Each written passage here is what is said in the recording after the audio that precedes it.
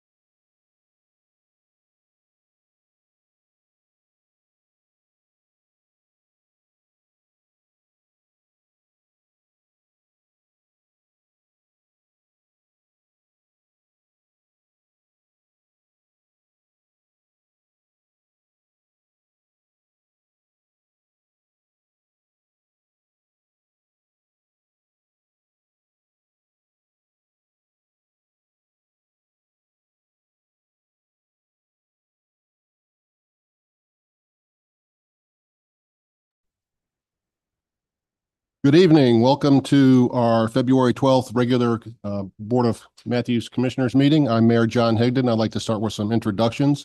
To my left and your right is our Assistant Town Manager, Malia James, Commissioner Renee Garner, Commissioner Ken McCool, Mayor Pro Tem Gina Hoover, our Town Manager Becky Hawk, our Town Attorney Charlie Buckley, Commissioner Mark Tefano, Commissioner Leon Threet, Commissioner John Urban, our Town Clerk Lori Canapino, our Planning Director Jay Camp, and our Communications Coordinator Maureen Ryan. I'd like to start today. Well, first of all, I'd like to say I'm really happy because we're sitting in new seats for a change. So this feels nice. Thank you, whoever ordered these. It's great. Appreciate it. Our old chairs were about a quarter century old, so these are nice. I'd like to start with the invocation, Mayor Pro Tem Hoover. Yes, in honor of Black History Month, I'd like to just give a little information on it, backstory. Black History Month began in 1915 and is an annual celebration of achievements by African Americans in a time of recognizing their central role in U.S. history. A Harvard-trained historian, Carter G. Woodson, and a prominent minister, Jesse E. Moreland, the founders of the Association for the Study of African American Life, chose the second week of February to coincide with the birthdays of Abraham Lincoln and Frederick Douglass. President General Gerald Ford officially recognized Black History Month in 1976, calling upon the public to, quote, seize the opportunity to honor the too often neglected accomplishments of Black Americans in every area of endeavor throughout our history, end quote.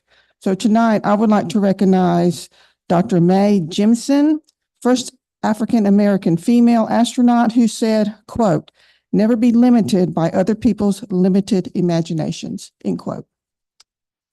Thank you, Mayor Pro Tem Hoover. Let's move on to the Pledge of Allegiance.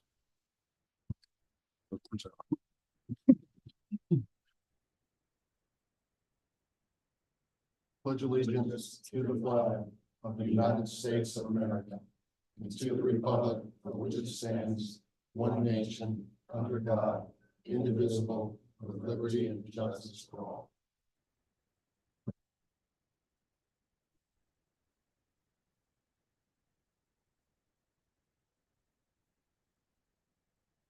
I'd like to ask the town manager if we have any additions, deletions, or movements within the agenda. No, Mr. Mayor. Okay, I would like to request that items J, K, and L, the proclamations, be moved off the consent agenda so we can read them into the record. And I don't know where we want to put that.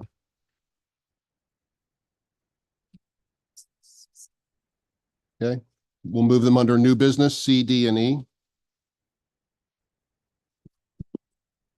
I'll make a motion to approve the agenda as set by the mayor. Okay, thank you, Commissioner McCool. Do you have a second? Second by Commissioner Urban. All in favor? Any opposed? That passes unanimously. Thank you. We'll move on to public comment. Agenda item number 5. Anyone who registered in advance will speak first, and after that, anyone in the audience who wishes to speak may do so. Speakers have 5 minutes. Anyone interested in speaking about one of the public hearing items should wait until that item comes up on the agenda. So we have one person that signed up, Craig Seibert.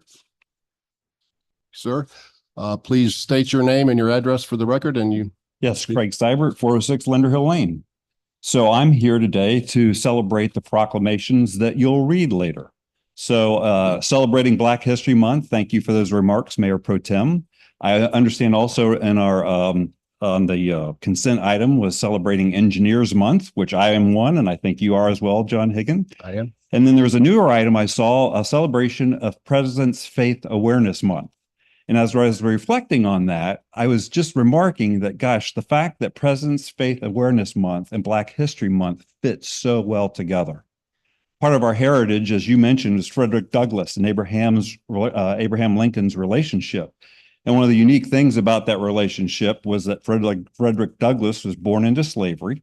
He escaped his slavery, became quite an orator, and fell in love with the Constitution of the United States of America. And he and Abraham Lincoln became friends and began working toward unity in our country.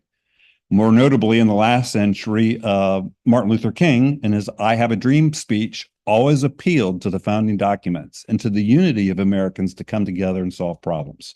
So I just wanted to make those brief remarks today in light of the fact that our country finds so many things to be divided over.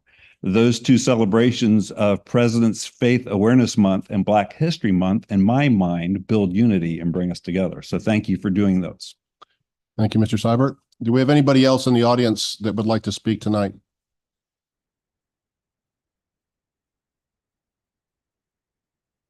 All right.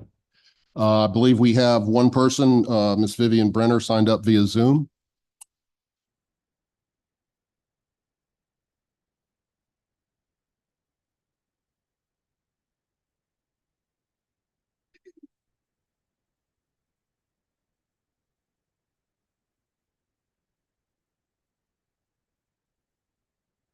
Can you all see me? We can see you and hear you, so go ahead. Okay, Vivian. good.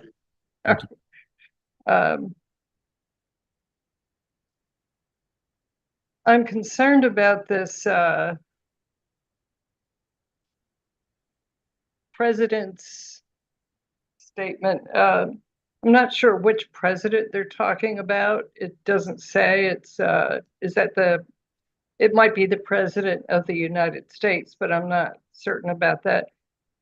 That set some alarms off for me, and I'd like to read some quotes from the American Civil Liberties Union. It was founded in 1920. 81% of Americans say the law should not let companies or other institutions like governments use religious beliefs to decide whether or not to offer a service to some people and not others. There are 3,500 different groups that make up the American religious landscape. The ACLU vigorously defends the rights of all Americans, from Christians to members of minority faiths, to practice their religion. From the Free Speech Center, the first clause in the Bill of Rights states that Congress shall make no law respecting an establishment of religion. Establishment clause of the First Amendment often is interpreted to require separation of church and state. And my last quote is, Thomas Jefferson declared that when the American people adopted the Establishment Clause, they built a wall of separation between church and state. Now, as an American Jew, I've grown up with the sense that my freedom of belief is always in jeopardy. All my life, people have tried to impose their personal religious beliefs on me and on my public schools as well. The U.S. Constitution provides that this is a government of laws and conscience. The Constitution does not allow for any religion to be the basis of law. All religions are treated equally. None are favored or disfavored. I implore each of you to carefully read the U.S. Constitution and the North Carolina Constitution, so that you may have a good understanding of how our laws are based. Declaring Matthews or any municipality a Christian state is pushing all of us apart, not together. It is judgmental, unnecessary, and potentially violent. If Matthews, as a town, continues to use these Christian statements to be part of our town government, I'll probably look into taking legal action, because that's my constitutional right. And I mean that very seriously. I feel threatened by this. Thank you for your patience and time. Thank you, Ms. Brenner. Do we have anybody else online, Maureen?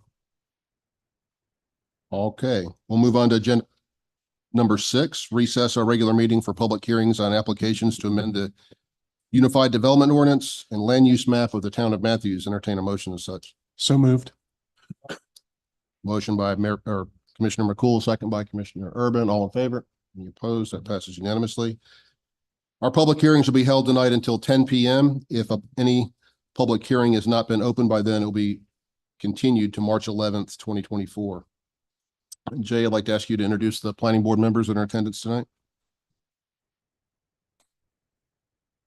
Thank you, Mr. Mayor. Good evening, everyone. From our planning board this evening, on our front row here, we have Lisa Sanchez, our newly appointed chair, Howie Labner, Tom Dorsey, and Chris Huzzar. And I also wanted to, while I've got the mic, I want to make a quick plug for everyone in the audience. Board of Commissioners, we've handed you a paper copy draft of our new proposed town comprehensive land use plan. We will be having a public hearing on that in 2 weeks. And if the public would like to take a look at that, just do a web search for Envision Matthews, and you can take a look at the online version of our comp plan, where we're really excited. Been working on this for about 12 months. Thank you. Thank you, Jay, and thank you to our planning board members. We appreciate all your work.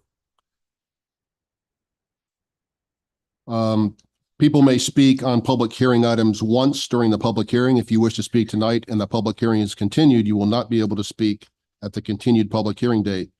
Those who spoke previously during any public hearing are asked to refrain from speaking again. We'll move on to item A, zoning application 2023-783, Oak Lore Capital Group to change the zoning classification from B1 and R15 to B1 on those certain parcels designated as 11120 Monroe Road, 11126 Monroe Road, and 617 Matthews Township Parkway, and being further designated as parcels 2130, 1207, 06. This was continued from January 8th. Mr. Will. Thank you, Mr. Mayor. Good evening. Good evening, members of the board. The applicant is here this evening and has also, I know this has been continued a number of times. And they have one more request for continuation, as they have hired a design firm and are redesigning the proposed plan and working with NCDOT based on the impacts of the project to widen the Monroe Road, Matthews Township Parkway intersection. Matt Simpkins with Oak Lore Distillery is here to give you all an update as to how much progress they've been making.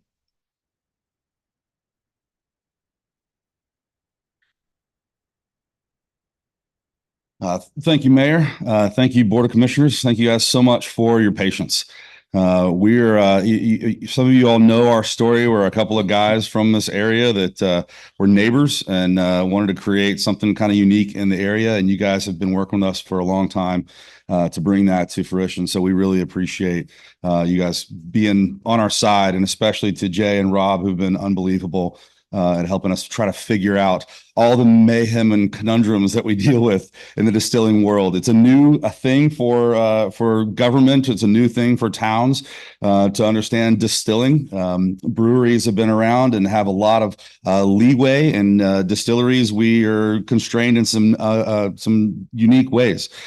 So we're trying to expand our property, make it a beautiful entrance into the town, have a great place for the community to come and be. And we received word from NCDOT that they absolutely have a fully funded project now, which will take a major chunk of our property.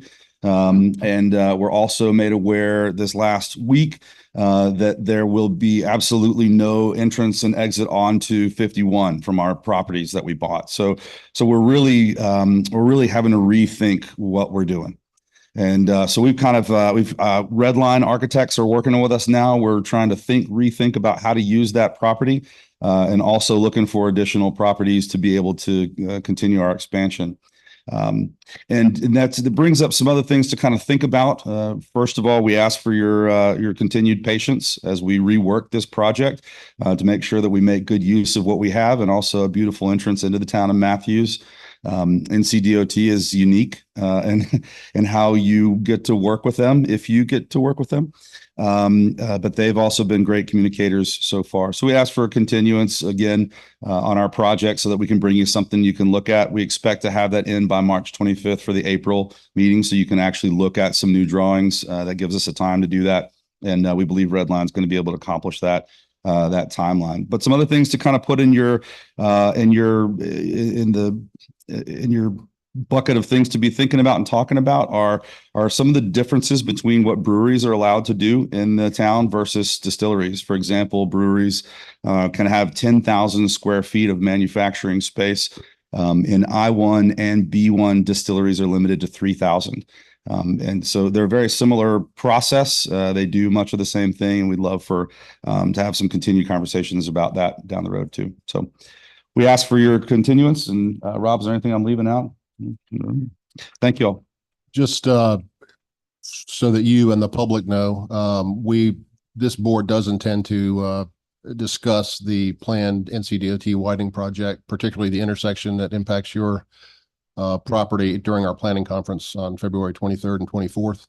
I'm still not convinced we need a 14-lane intersection in Matthews, so we are going to talk about it and certainly involve I see Susan smiling in the back. She's probably not real happy to hear that, but I for one am not convinced we need an intersection of that size, and I'm hoping we can get it pared down a little bit. I don't know if that's going to be possible. Commissioner Tufano. Yes. Excuse me. Are we on? Thank you. First of all, I want to thank you very much for all the hard work and not only effort, but funding that you're putting into this corner. It's a great gateway corner to the town, and I think you're going to make it into an actually beautiful piece of property. I just want to get my head around a couple of things. On the application, the site plan of the application, do you currently own all that land, or is there a contingent upon rezoning? No, we currently own all those parcels. Okay, and are you planning on doing anything with that strip mall or Yes. yeah. So we're working with Redline as well to reface that strip mall. We're in the process of turning it into sort of a storage building and processing place to support distribution, which we've just gone into the ABCs, and bars and restaurants are now able to get our main two products. Yeah, because it sure would be nice if that would meld into your we want to live here too. Yeah. Yeah. Very right nice. there with you. And thank you very much again. Absolutely. We're glad to be in Matthews. We're a Matthews story. We want to stay in Matthews. We're going to need your help to be able to do so. Very good. Thank you. Any other questions or comments for the applicant? Entertain a motion to continue this to April 8th. Second. All in favor? Any opposed? That passes unanimously. Commissioner McCool made the motion, second by Commissioner Urban. So thank you. All right, we'll move on to our next application, 2023-787 Matthews Animal Clinic, to change the zoning from R20 to B1 CD on that certain property designated as 10600 Monroe Road and further being designated as tax parcel 213-01238 to allow for veterinary clinic use. This was also continued from January 8th. Darren. Thank you, Mayor. Right, so this is a rezoning from an R20 property to the B1 CD district. Jay, can you click the next slide?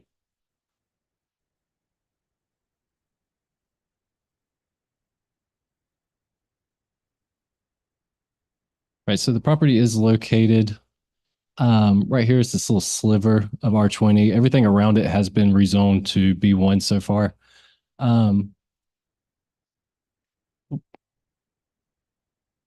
The property does neighbor a few different parcels that Mecklenburg County has been acquiring. That's an undeveloped park property that the Mecklenburg County Parks and Recreation is looking at putting in. Additionally, there is a daycare just to the south of the property. And then interestingly enough, so this is the same property owner for Matthews Animal Clinic. It's not the Matthews Animal Clinic site. We'll take a look at that in a second. We'll have something showcasing it, but it is a neighboring property. So they were looking to use it in conjunction with Matthews Animal Clinic.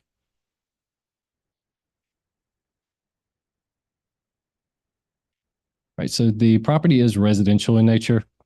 It's roughly 2 1/3 acres. The current site is residential. And again, it is adjacent to what Mecklenburg County is calling the Gander Cove Park. We do have a view from the right of way. it may have improperly been used for some type of commercial use in the past. But again, this property is zoned R20 and it is meant to be used for residential purposes. Right, so we have the site plan right here. And we'll have a few zoomed in showcases here in a minute. I just want to go over everything. So you'll see Monroe Road right along the frontage. Right here is the existing house that's on the site. The applicant is looking at doing upgrades to that, converting it over to a commercial use or for commercial purposes. And then additionally, this lot will act as overflow parking for Matthews Animal Clinic. So I guess the idea would be that staff will be able to park here, or anybody who's getting services done at the property, and then walk across back along Monroe Road on the sidewalk back over to Matthews Animal Clinic. Additionally, I've got a question. Is that lot in good shape? I didn't think so. I mean, it doesn't appear to be very usable in its current condition, but.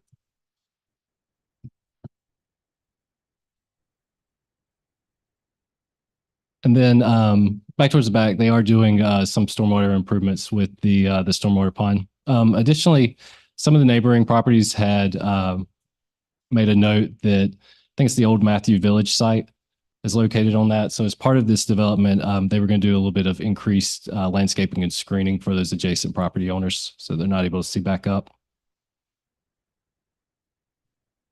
So our land use plan for this area does call for parking to be installed in the rear or the sides of the property.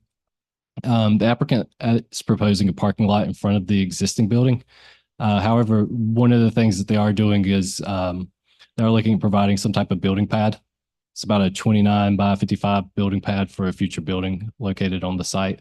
And they are accounting for that in their stormwater pond as well. So at any given point in the future, if the site's constructed, they would be able to just build out.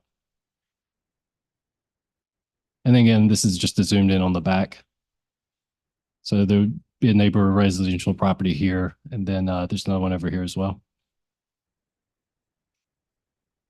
They did provide architectural elevations for the house. Additionally, our land use, the Monroe Road Small Area Plan did identify the rear of the site for some type of greenway access. The idea would be for it to come back down from the address apartments and I think what's now called the Cove. And so it would come back through that undeveloped site for the parking as well, and then kind of make its way back down towards 51.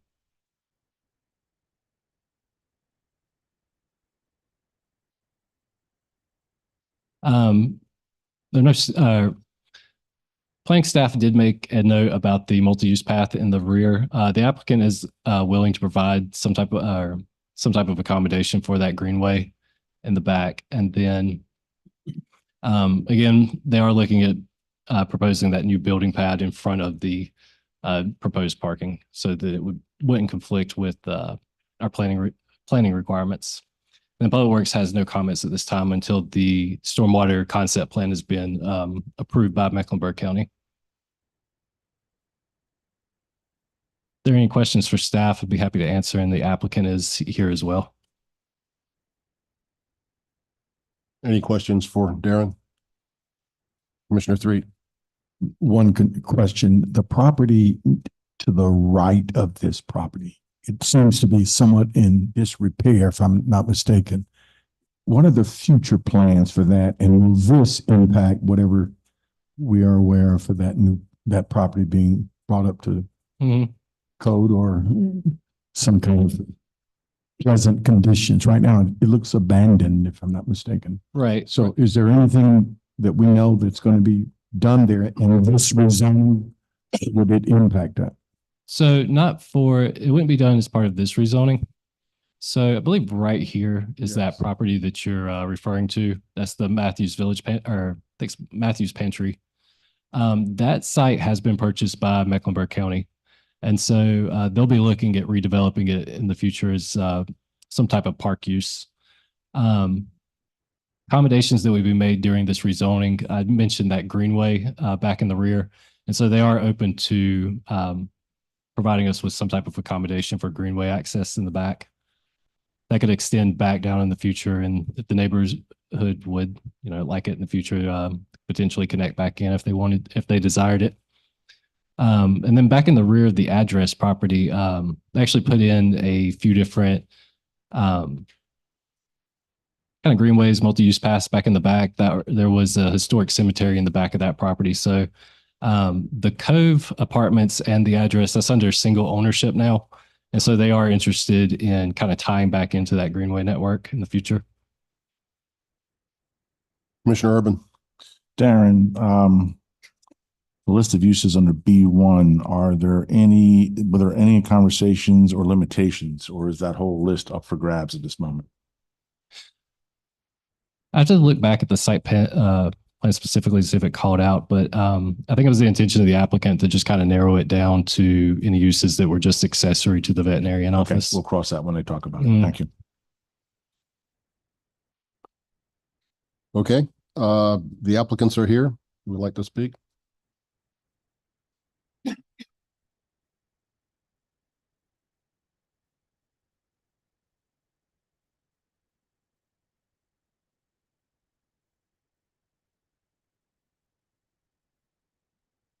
Good evening, Mayor and members of the board. My name is Michael Newman. I am with MDV Engineering here representing the owner of the property and also the owner for the Matthews Animal Clinic.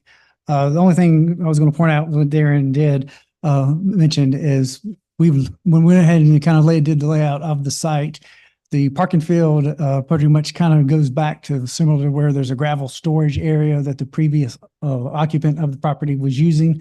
And so we tried to basically go ahead and kind of maintain that kind of existing developable area to there.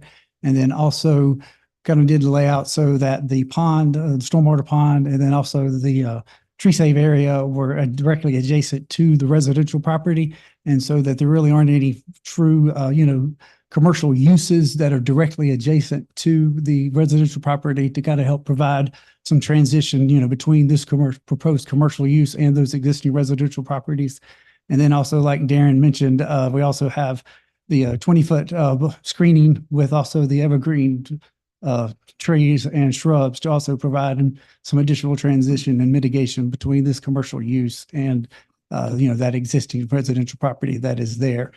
During the public meeting, obviously that resident did show up and, they did have some concerns about the commercial use being in there. They would ideally like for it to kind of, just stay in its natural condition. We've tried to do that as best as possible, realizing that, the property owner still has, rights to use the property, to develop it, as he can. So that's why, like I said, we tried to put the pond there just to try to help mitigate some of those. And then Darren had also mentioned just north of that pond is where we would kind of plan for some kind of provision if the town wanted for that in the small area plan for that multi-use trail that was potentially coming from the park headed back down towards 51. And that was kind of just a general brief overview that I just wanted to provide. And then if you want to, you can either go ahead and have these questions, or the owner also had some comments that he also wanted to make. Are any questions from the board for Mr. Newman? Commissioner Urban. Yeah, since you probably prepared the documents from this standpoint, let's start where I was talking to Darren. I'd like to go ahead and have you get a list of the uses under the B1 conditions you'd like to keep and strike out, as opposed to me going through the list. There's a lot of things in here, including multifamily, et cetera, under B1. So I'd like you to pare the list of uses down to what the bare minimum needs to be for your use from that aspect of it. And we'll compare notes. If you would get that to staff. Yes, sir. And we would go from there, because there's a lot of B1 uses here that people wouldn't necessarily think would be appropriate on that location. The second thing is some technical things. Your site analysis, building height. I can't tell if that's a question mark or you're saying the building height's 9 feet. So I'm assuming it's a question mark. Excuse me, Mr. Urban. Let me take a look and see. I would agree with you that it was probably just a typo with a question mark on my part. I would say it's definitely higher than 9 feet. Okay. All right. So you need to resolve that, the question mark. Obviously building code is going to limit you on what you can do anyway. And then came to my attention, just correcting some things because it's kind of a misnomer. It says required tree canopy is 15% of site. And you said, well, I only provided 10%. So technically you're inverted, but the numbers themselves are, so you have to fix that. I mean, I'm thinking that the required tree canopy is at probably 14,000 provided. It's probably 16, but it's not 10% of the site. So you've got there's some math, there's some technical issues there that aren't right. So we need to make sure the math is correct so we know what we're saving. So let's talk about that front building. Do we have any sense of the timing of that building? None at this time. I mean, initially they are just looking at using that existing building in its current condition, and there is no definitive, timetable for that. So since we don't know the timing of this aspect of this thing, and we've somehow managed to landscape the back of this site, which no one's really going to get to appreciate, I would like to see you, albeit make the wording the way you want to do it, and we'll review it. But I want that parking lot that you're going to be putting in there initially, I want screening up front, street trees, shrubbery, a berm, something of that nature. And that all can be, dug up and replanted someplace else. But if this building does not occur over the next 3 to 5 years, I don't want to be driving up and down Monroe Road with everybody making an effort to beautify that corridor and see your parking lot. So so I think you need to do a screening aspect of that thing. And maybe the note says until such time a permit is issued for the front building, it can be removed or what have you. Jay, would they be coming back in for that front building for any reason? Do we need to have elevation review, site plan review? Any suggestions there? Pleasure of the board. Well, the board this board member, one of 7, would like to see this structure come back before us again from an elevation standpoint. Okay. And do not take any clues from the existing architecture for the new building. Got it? Understood. All right, I'm done. Any further questions? Okay. All right. You have another. Yeah, I'm Chris Bradford. Is one of the owners who's going to go ahead and speak and give you some background as well. Hi, I'm Chris Brader. I'm one of the 3 owners of Matthews Animal Clinic, and we purchased this basically because I don't know if you all have ever been to Matthews Animal Clinic, but the parking is horrendous. It's absolutely horrible. We're trying to build on it, and the problem was, if we're going to increase in size even a little bit as I come before the board before, we were actually going to lose more parking. And so to increase in size and go down in parking was just absolutely ridiculous. Told my partners, unless we came up with a parking idea, I wasn't on board with it. That's when we knew the owners of that property. And so since it was adjacent, that's the whole reason why we purchased that property, was just to basically put the staff there so that all the parking can be for the clientele. Staff are on board with it. They love the idea too. And since there's a building on there, that's why we figured, well, we can make more room in the clinic to provide services for general veterinary clinic operating abilities. And then next door with that smaller parcel, basically the idea was just to have grooming there. Not trying to have boarding, still not doing boarding at the clinic, not doing boarding here. That's not anything I'm interested in whatsoever. It's solely just grooming so that we can have more space in the clinic where we're at. And I still can employ the 3 groomers that we have now in that smaller building. So that's realistically the only goal that I have in that building on this B1 rezoning. And mainly it's just parking for my staff and whoever is using the grooming facility. All right. Many years ago, my son went to the daycare right next door, and I recall even many years ago being very congested in that area. Any questions for Mr. Brader?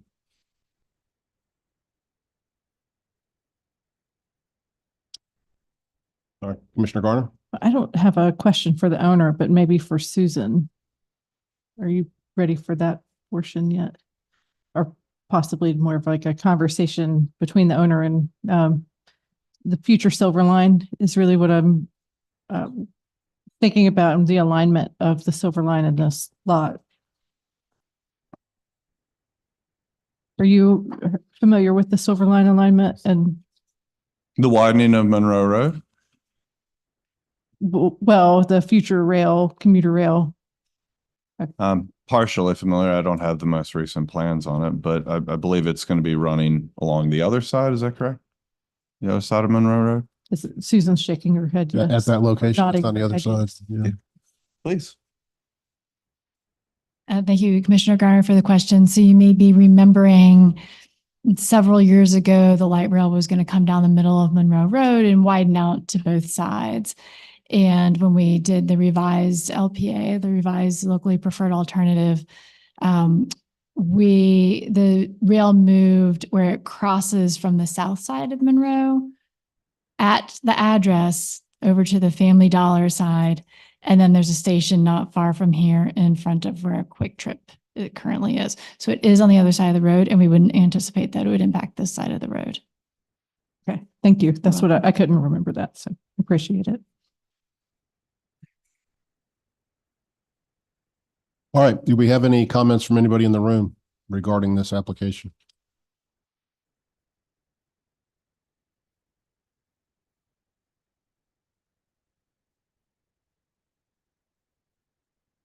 Please state your name and address and then go ahead and comment. I'm William Napier, and I live at 9822 Henson Drive, which runs parallel. My backyard runs parallel with the parcel. And my main concern is water. There's a lot of water comes down through there. And there's a fence that's encroached, and the water comes down and backs up, and then it comes across my yard. And I was just wondering if I could do anything about that, but something's got to be done with the water. There's a lot. I got videos. So, Jay, do you want to make a comment on that? I know that they can't do anything that would increase the runoff. Heard of their engineer. but I didn't know if they're only adding on like 5,000 feet. And I didn't know if that sand filter is just holding, or they're putting the sand filter in for the 5,000 feet, they got, because it's supposedly that land's grandfathered in somehow. I don't know. So. Mr. Newman, do you care to address that? Yeah. Not all of the gravel is grandfathered in because I went back and looked at the aerials and the year escapes me right off the top of my head. But essentially, it's the existing house and the driveway that comes down, and just back behind it is the part that is grandfathered. So I guess to give you an idea, probably 60% of that parking lot is still going to be sized, for the sand filter to mitigate, so that impervious area and that runoff is mitigated, reduced back down to the smaller area. And I've done the preliminary numbers and submitted the conceptual stormwater review into the county. It's currently being reviewed right now, and it's slightly oversized and slightly more than what the minimum, what the code requires now, just to help out with Mr. Napier's concern. And the biggest thing, like he's talked about, and I've talked to him about it before, is what happens is along those existing fences back there, there's a good amount of tree canopy that comes down through there. And so in the fall, the leaves come down through there, and those fences, actually one of them is a chain link fence and one of them is a split rail with some wire fencing behind it. And so it catches that leaf debris. And so it kind of ponds up there. And we were talking about it before. And so we're looking at potentially removing just a small little section of that fence so that that debris and everything can not get caught by the fence. And then also it would help, the ponding and any kind of standing water on his property, and then also the site's property as well. Yeah, many, many years ago, I lived in the Sardos Forest neighborhood, and I recall people on Henson talking about water runoff 25 years ago. Culvert down there that goes through there that it has the same thing. It gets limbs and everything gets caught up in it, and it's kind of requires some ongoing maintenance, as well during those rain events. I've been there 28 years, so I've seen it a lot. You may have been the one that told me about that. I don't know. I think so. It's getting worse over the years. All right. Thank you for that comment. Is anybody else in the room care to speak in favor or against this application?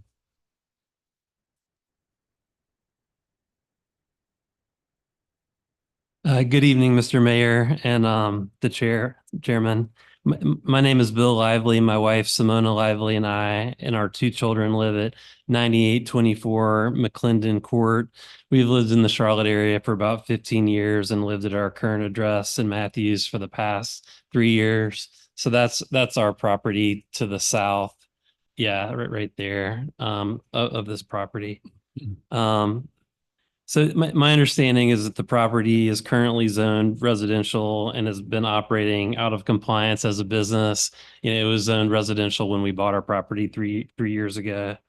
And then the property to the north of the property we're just discussing today has abandoned buildings that were once Matthews Village. People dump trash there. We've seen homeless people there. And the wooded area on this property kind of gives us a buffer from that. And if the trees in that area were cut down, we would have no buffer between that property. So as I understand it, the plan is to build a large parking lot and to add a sand pit to prevent water runoff. This will result in at least a half acre of trees being cut down. There's already a significant water problem in our neighborhood. So some of you may remember on January 9th, there was heavy rain and a severe weather in our neighborhood. The water runoff from Monroe Road flooded certain parts of our neighborhood and wiped out some bridges, in a creek in our neighborhood. And we think a lot of that came from the development of the Galleria apartment buildings on Monroe Road that was previously a wooded area. So we're concerned that taking out about a half acre of trees will only exacerbate our water runoff issues. It'll reduce the privacy in our neighborhood and will negatively impact our property values. So we oppose this rezoning. If it does go through, we would like to request a privacy fence between that property and our property to kind of mitigate the abandoned property. This is my wife. My name is Simona Lively. I'm Bell's wife. Yeah. My name is Simona Lively. I am grateful for you guys trying to beautify the area for the animal clinic, which makes sense. We would be probably better off. The only problem we just need your help with that, because the wooded land does at the bottom of it catches a lot of water and impacts our neighbors. There's a lot of water going through, and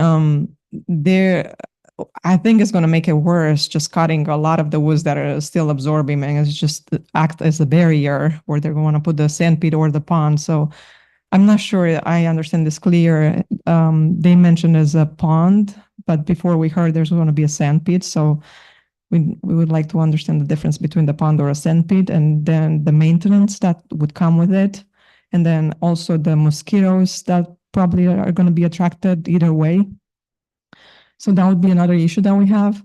And if it does develop, which is what we all want for that area to be developed, and keep as much trees as you can possibly keep, just from our property point of view, we have a lot of big windows that would like to have some privacy, visual privacy, and physical barrier and we have small children, and if you can help us with that.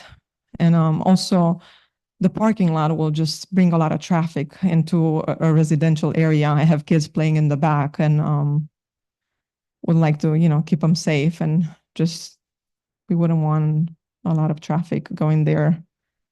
So these are kind of our main concerns. Is that entire bottom piece where the pond's shown currently wooded? Yes. Yeah. Yes, everything is wooded there, but it's still, we get runoff from the daycare where your child used to go. Right. And the neighborhood sounds like very well, Mr. Mayor. Yeah, I've heard people complaining about runoff. Yeah. Yeah. 25 plus years ago. So. But then on the same time, like, I mean, I don't know if it's just building a lake or a pond would make sense to attract a lot of mosquitoes. That right now the neighborhood is very pleasant. You can spend outside and walk outside without mosquito. We moved, especially from another neighborhood. We were in Sherwood Forest where we lived right in the intersection where there was like a pond, and we couldn't be outside for more than a few minutes without getting bitten by mosquitoes. So we left the neighborhood for this reason, and building a pond for mosquito attraction is not something that anybody in the neighborhood would want. Mr. Newman, do you care to address these concerns that were brought up? Sure. I guess first of all, is this pond normally wet, or is it a catch basin only, or? Yeah, just to clarify, it's both a sand filter and a pond. It's only during a pond. During a rain event, during a non-rain event, it will be dry. It'll drain, just required to drain within, 48 to 72 hours to help prevent what Mrs. Lively was talking about as far as mosquitoes or any kind of insects breeding, and providing a habitat for that. There is a concern, like she said, I've done ponds when you do them dry, and sometimes they do, don't always function as well. In my experience, a sand filter is better at, staying dry, during those dry times and non-rain event, because it doesn't provide the chance, like a small little or if it's getting clogged and having water, sit in there for days and days and have the soil stay saturated and providing, more of a habitat for those insects. So in my experience, the sand filter is a better facility stormwater control measure to address those concerns. Okay, thank you. You have another comment? Yeah, another suggestion, if I may make. You guys had better pictures before, but like the pond is where the pond is situated right now on the map. It's right in front of our house, right in front of our backyard master, and a lot of the water that accumulates is on the bottom, or the green areas on south of the on the corner left of the bottom of the map. So I don't know if it's possible for the pond to be moved closer on the bottom area where the water accumulates, because there's lower level of the area. It's actually closer to our neighbors where the water accumulates. So I'm only trying to explain this.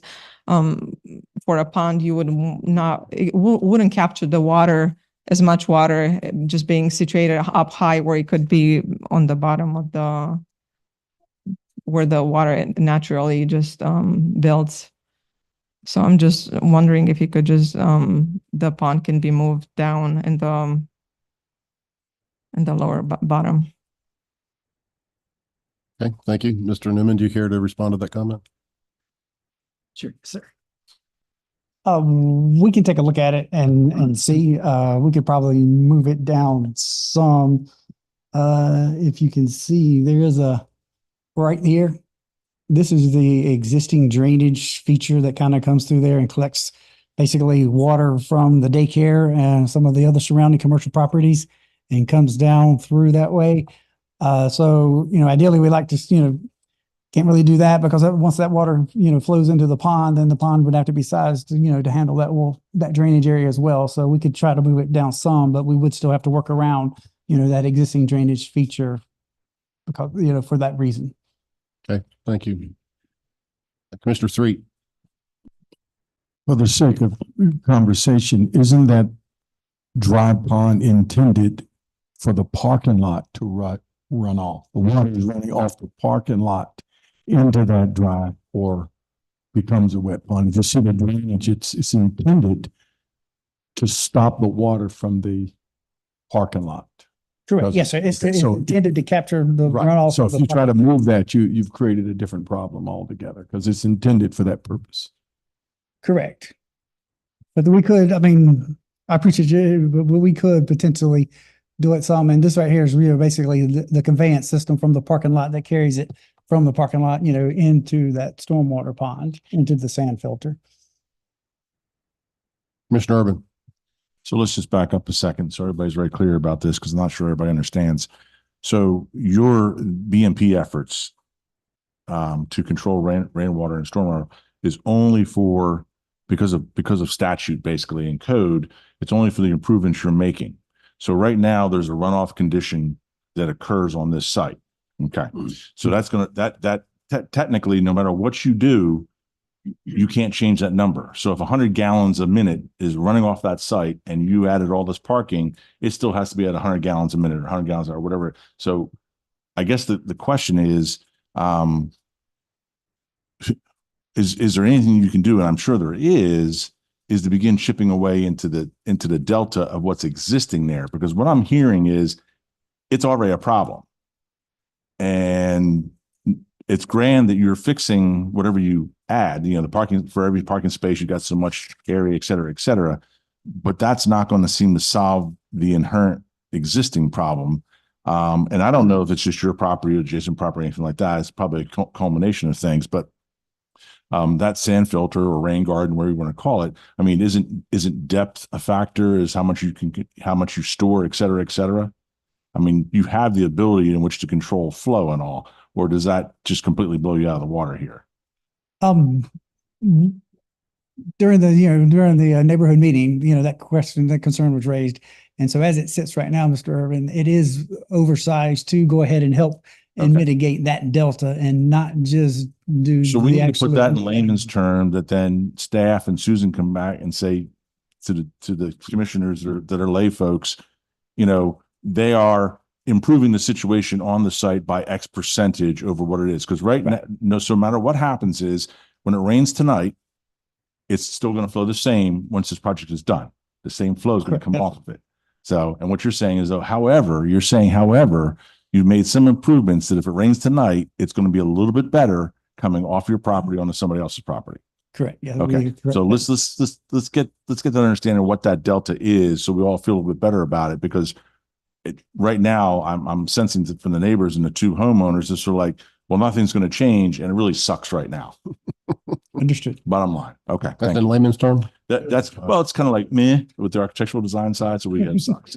Yeah, it would be helpful to quantify that, like how much I can do that. Larger are you than required? That would be helpful for me to understand. Sure.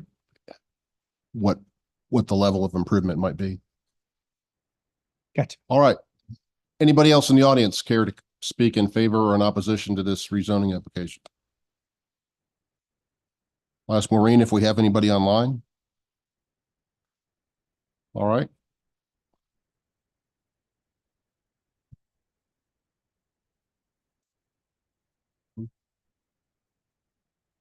This item will go to the planning board on February 20th.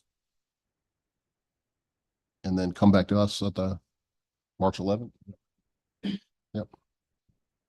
All right, everybody good with that? All right, thank you very much. Appreciate it. Appreciate everybody's input. All right, we're going to move on to the next item, zoning application 2024-792, text amendment for Matthews Social House to change the text in the UDO, section 155. I did skip one? Oh, sorry. I skipped one. Too many checks on my paper here. Let's go one above this. Zoning application 2023-791, text amendment, Gracie, to change the text in the UDO section 155.506.1 to allow 2 non-resident employees to work in the home-based business. This is continued from January 8th. Mr. Will. Thank you, Mr. Mayor. Yes, the applicants, Michael and Diane Gracie, have requested a text amendment to the Matthews UDO, section 155.506.1 B6. Currently, we allow home-based businesses in all residential zoning districts. However, the current code reads only residents of that dwelling may be engaged in this home-based business. The proposed language from the applicants is, in addition to residents of the dwelling, 2 employees may be engaged in the home-based business. So as you mentioned, Mr. Mayor, this is an addition of 2 non-residents to the home to be employed for home-based businesses. In a quick survey of surrounding communities and municipalities, staff found that 3 towns allow up to one non-resident to be an employee of a home-based business. And the three communities restrict home-based businesses to employ only residents of that building, of the dwelling, excuse me. None of the surrounding communities allow more than one non-resident to be employed in the home-based business. And that pretty much concludes the staff report on this item. I'd be happy to answer any questions that you have for staff at this time. Commissioner Tufano. Yes, I have a number of questions about vehicles with that business.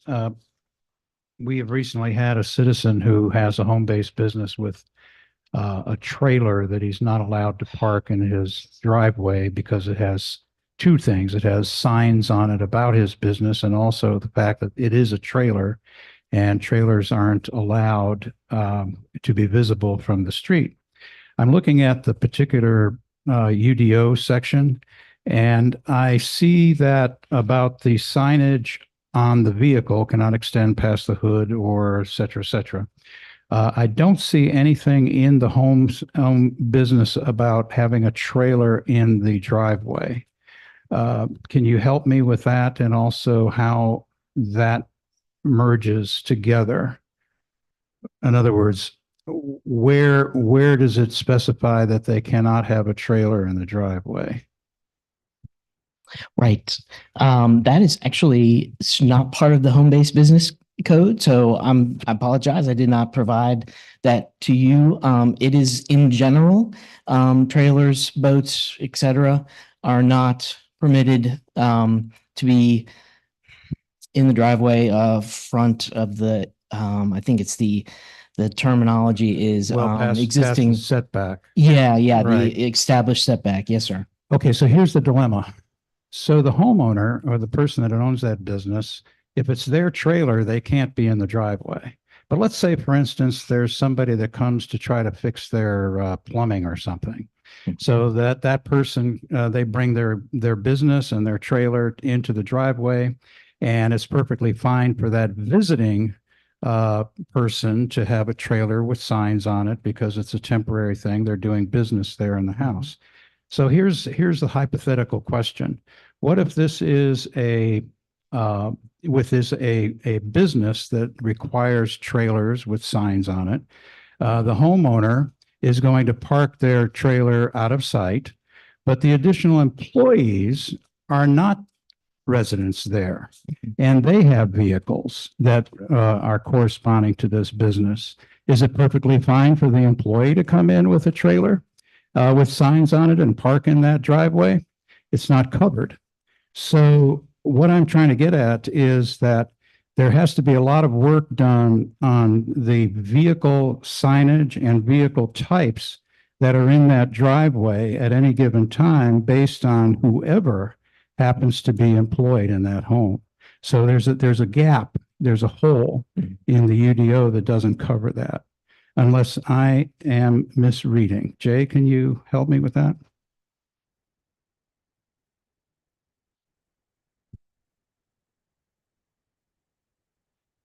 So two separate issues, as Rob said, our ordinance does not allow boats, RVs, trailers to be stored in the front setback. We got that. You're specifically concerned about a potential employee reporting to work here having signage on their vehicle? Yes. I mean, the code change that we made, but you're saying could they in theory A bring trailer, not a vehicle, a trailer. So in other words, right now, it's not allowed for a trailer to exist in a driveway of the person that owns that home if it's a home-owned business. They have to have it out of sight if it has signage on it, and also the fact that it's a trailer.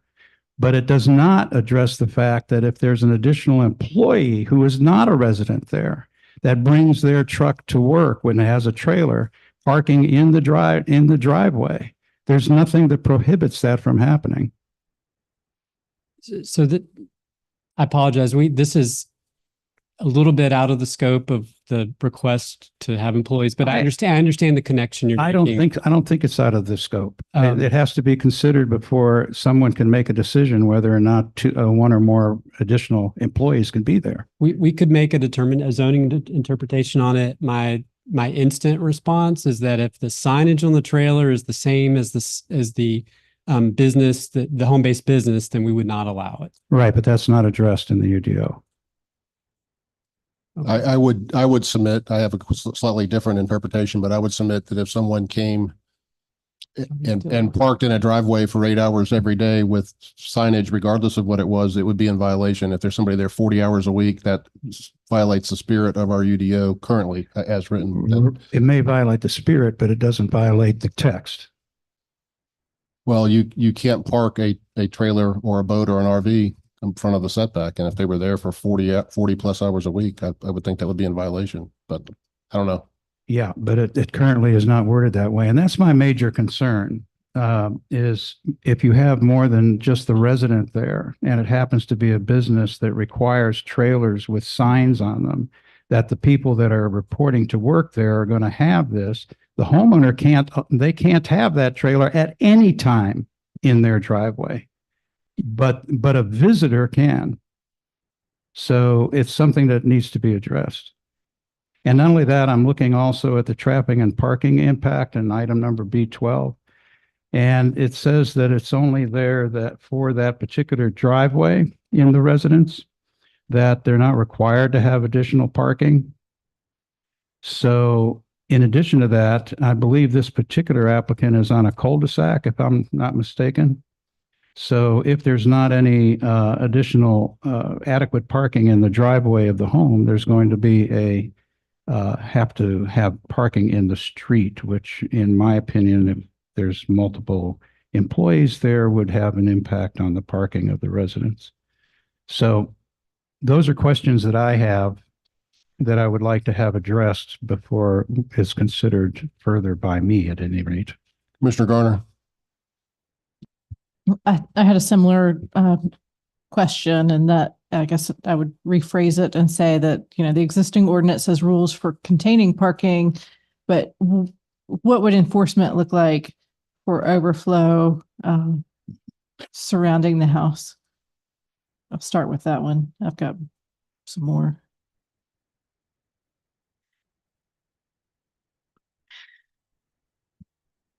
So I think that there are certain questions that are not addressed in this iteration of the proposed text amendment. That's why I wanted to bring it to public hearing so I can hear and then maybe go back, work with the applicant to further amend or address what sort of issues we hear this evening. Commissioner Urban. So Rob, if I said no, would the discussion about the trailers go away? Because you already have it in fact that the homeowner has a trailer, they can't have a sign on it, can't be in the right way. So there's no employees, so there's no possibility of a trailer showing up, except in the event that you spring a leak or the landscapers come in to cut the yard. We're status quo. Yeah, that sounds, yeah, that's, So no- yeah, status quo. Thank no you. status Yeah, quo. Status quo, yeah. Thank you. Commissioner Threet, the one employee standard we've been holding to for some time, the purpose of that was to restrict business dealings in residential places. And we're following that trend with the other towns doing something very So similar. we're currently at 0, correct? We're at 0. We don't even allow 1. So to go to 2, what has changed in Matthews to make us go to 2? What is so egregious that we would move to such a place, in your opinion? In my opinion, this is an applicant requested text amendment, is not town requested, unlike some of the other ones that we have later on this evening. So I think nothing has really changed from the town's perspective. Commissioner McCool. Yeah, I guess maybe my perspective on it, maybe like if we're talking about the broad of what has changed, a lot of people have more home-based businesses because of COVID and things like that. But yeah, I guess I'm a little confused on, where we're going to move forward with the whole trailer conversation. I think that's kind of derailed some of my thought on it. But yeah, I think like the overall what has changed. I think more people have home-based businesses now than in years past. All right, any further questions for Mr. Will? Commissioner Garner? I don't know if it's for Mr. Will or just for the sort of consideration of the board, but I think the real question is, where is that point where a home-based business becomes something that needs to move into an office because it changes the nature of the residence or the residential setting. And so that's really what we're considering. And then, then move on to, I do have the questions about the parking, and then, at some point, maybe we could consider the trailers, but like, let's start with this sort of philosophical question of what, how big does a business need to be that it needs to move outside of the home? Yes, I'm certainly willing to listen to the applicants, but I live in a neighborhood already that doesn't have many, if any, home-based businesses, and there's already so many cars parked on the road, it's probably a safety hazard. So on the face of it, I would not be in the favor of allowing 2 additional employees. I don't think that's fair to the surrounding residents to put that burden of having so many cars parked on and around their houses continually. So on the face of it, I would not be in favor of this. Commissioner Garner? Oh, I would like to ask the fire chief if he would come and speak to the nature of having the more cars on the curb and what that does to emergency response. Don't look too excited. Honor your question.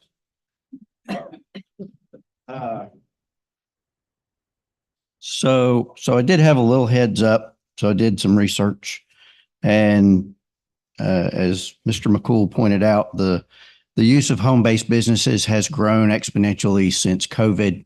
More people working from home. I don't know the specifics, but I think this is somebody who wants to teach music lessons in their house. From a code perspective, the code looks at R3 single-family residences just like they look at businesses with an occupancy less than 50. So no major change has to happen to the property to allow it to be used as a business. And you have to look at the preponderance of what the property is used for. So 24 hours in a day, 8 hours a day, you're doing music lessons, maybe it's a house.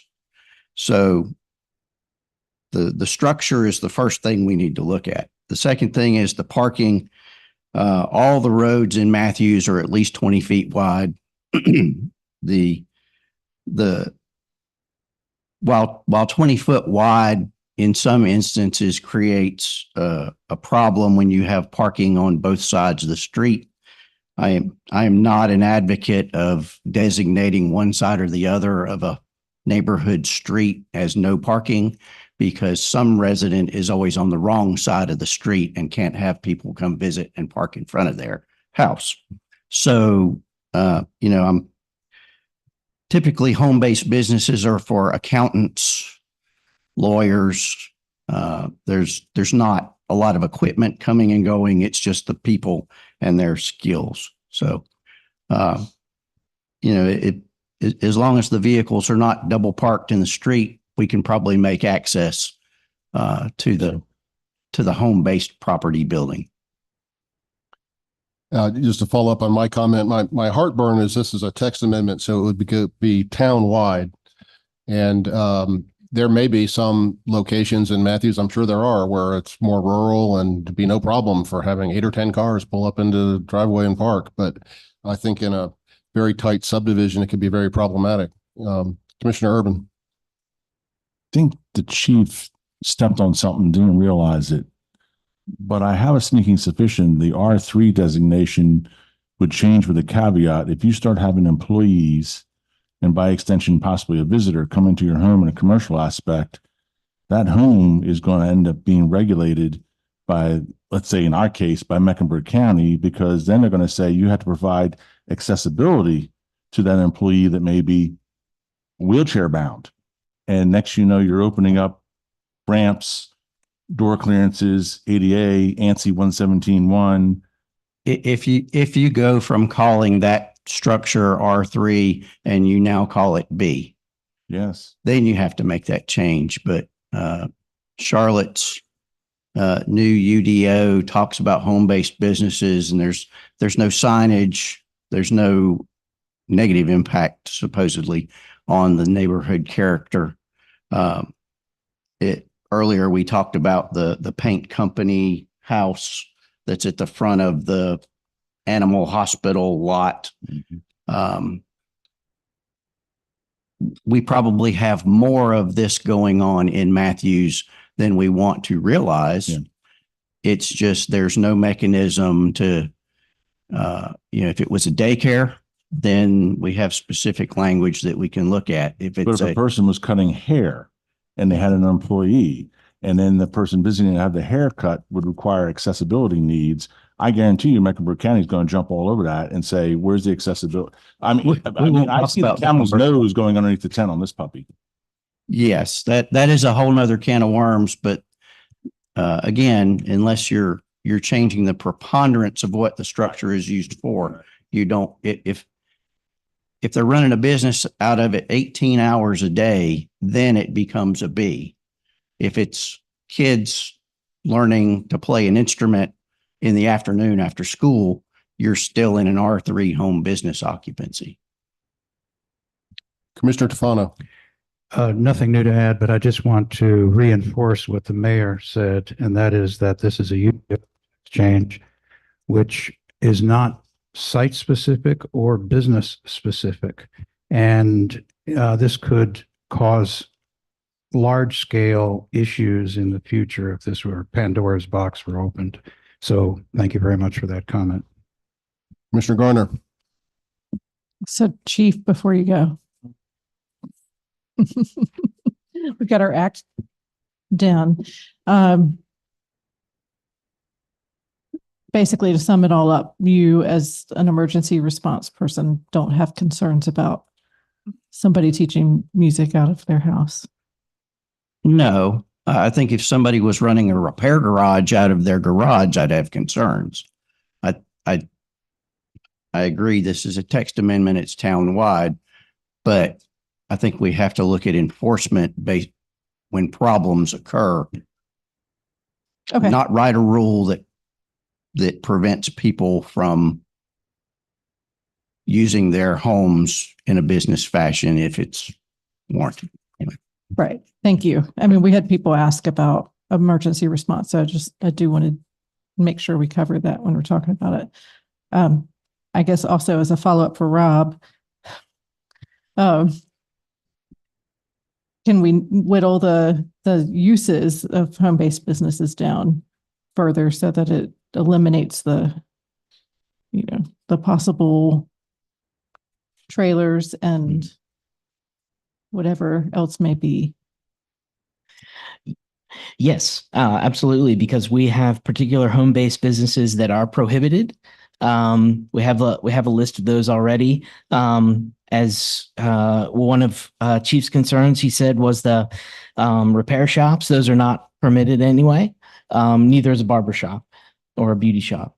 But so I think we could definitely look at adding to the prohibited uses for home-based businesses. Town manager. Conversely, though, if the request, I guess I want to clarify, Commissioner Garner, is that in order to be able to feel potentially more comfortable approving the text amendment? I guess at this point, I'm just exploring all options and getting them out there. I mean, and this makes it maybe a little fuzzier for me because is it defined in the index, like what an antique shop is? If somebody's selling antiques on eBay, is that a home-based business? And I mean, not to make it even more confusing. But. So that may be a separate issue, but I guess what I wanted to just caution was if the intent is to add to this list in order to be comfortable with multiple employees working out of a home, you could have the inadvertent effect of eliminating somebody's ability to be a sole proprietor out of their house, where right now they're in compliance with our existing code, but they ended up out of compliance because we added to the uses. So I just wanted to lift that up before we went too far down that road. That's a great point. Thank you. Commissioner Tefano. Yes, if I can make a suggestion, this list is getting quite unwieldy, and it might be just as a suggestion to do the converse, and that is to put the businesses that are allowed instead of all of them that aren't. And just a thought. Thank you. Any further questions or comments for Rob? Understand the applicants are here. Would you like to speak? Please. While you're walking up, does anybody in the planning board have a question for Rob?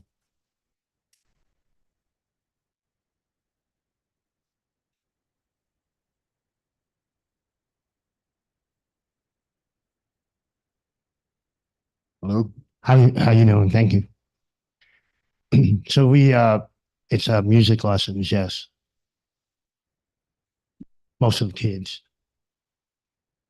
These two employees that you want to add, they would be there how many hours per week? Generally part-time. We generally go from like 3 to like 8, 3 to 8, but we don't always. See, my husband teaches, but I don't teach. So, and sometimes he's not there. So if we were able to have 2 people, then it would just allow the business to continue to run if he's not there. And he doesn't teach all the instruments. I'm a drum teacher. So we have somebody that teaches piano, somebody that teaches guitar. I'm sorry, what did you say you are, sir? I'm a drum teacher. Drum teacher, okay.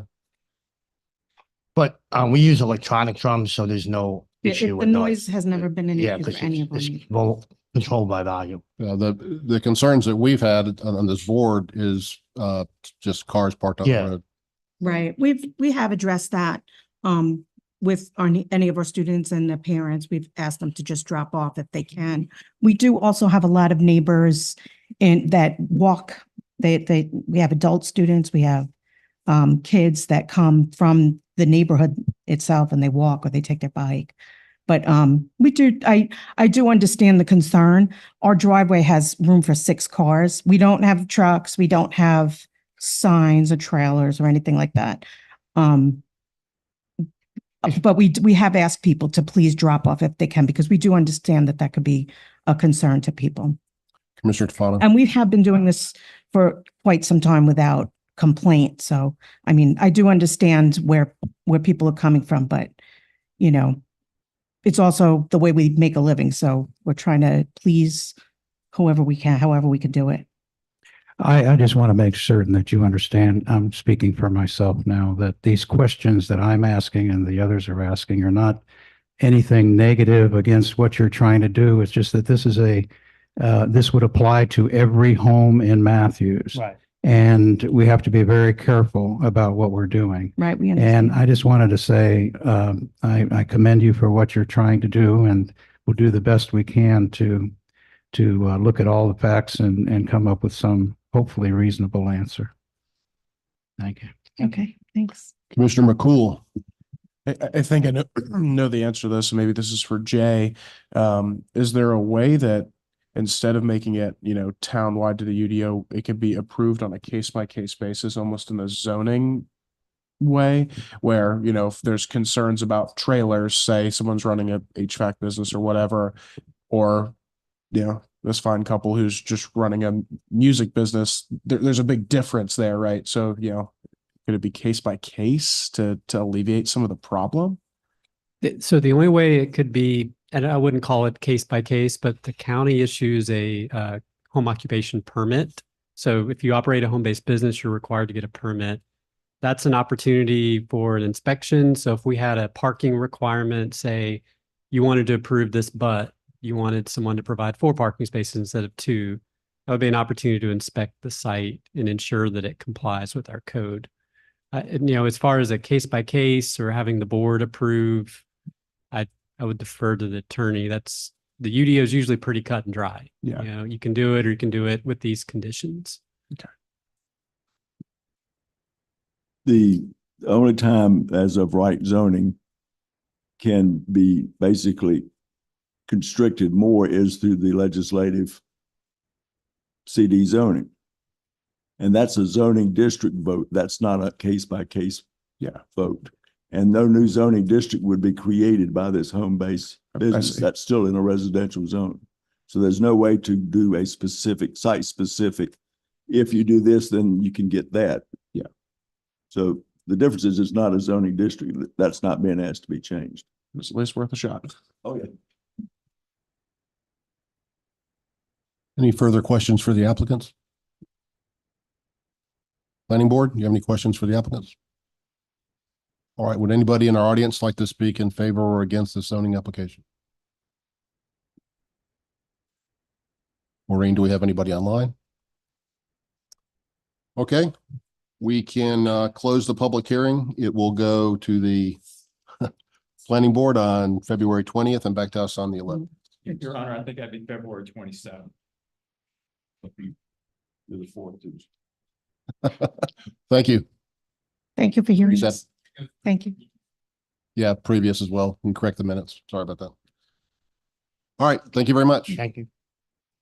Now we'll move on to the one that I read prematurely here. Zoning application 2024-792.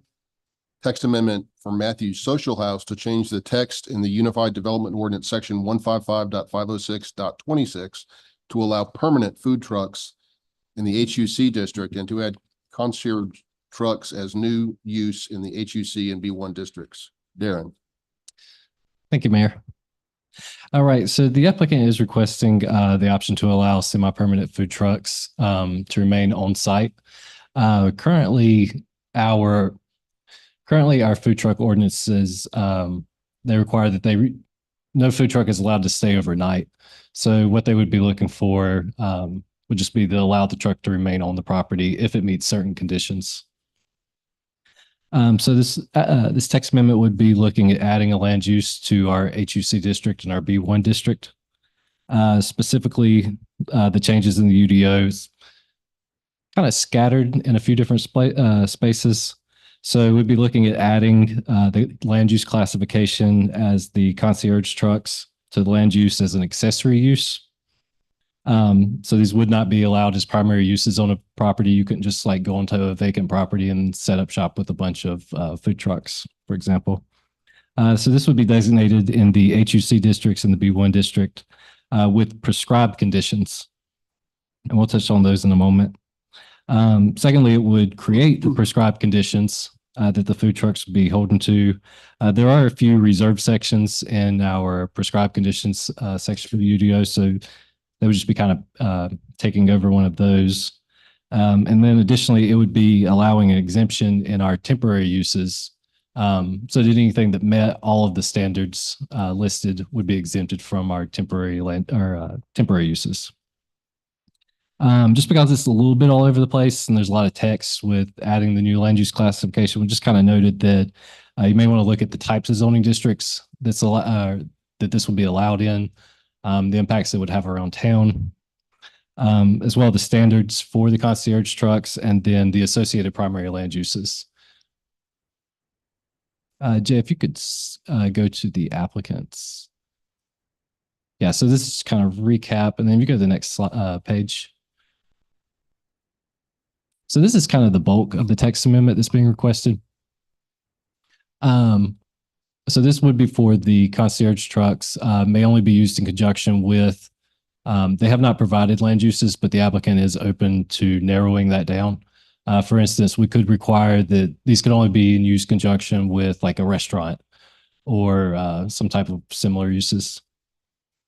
Additionally, they would not be able to be located between a primary building and the major roads. Must be operated accessory business and associated with the primary.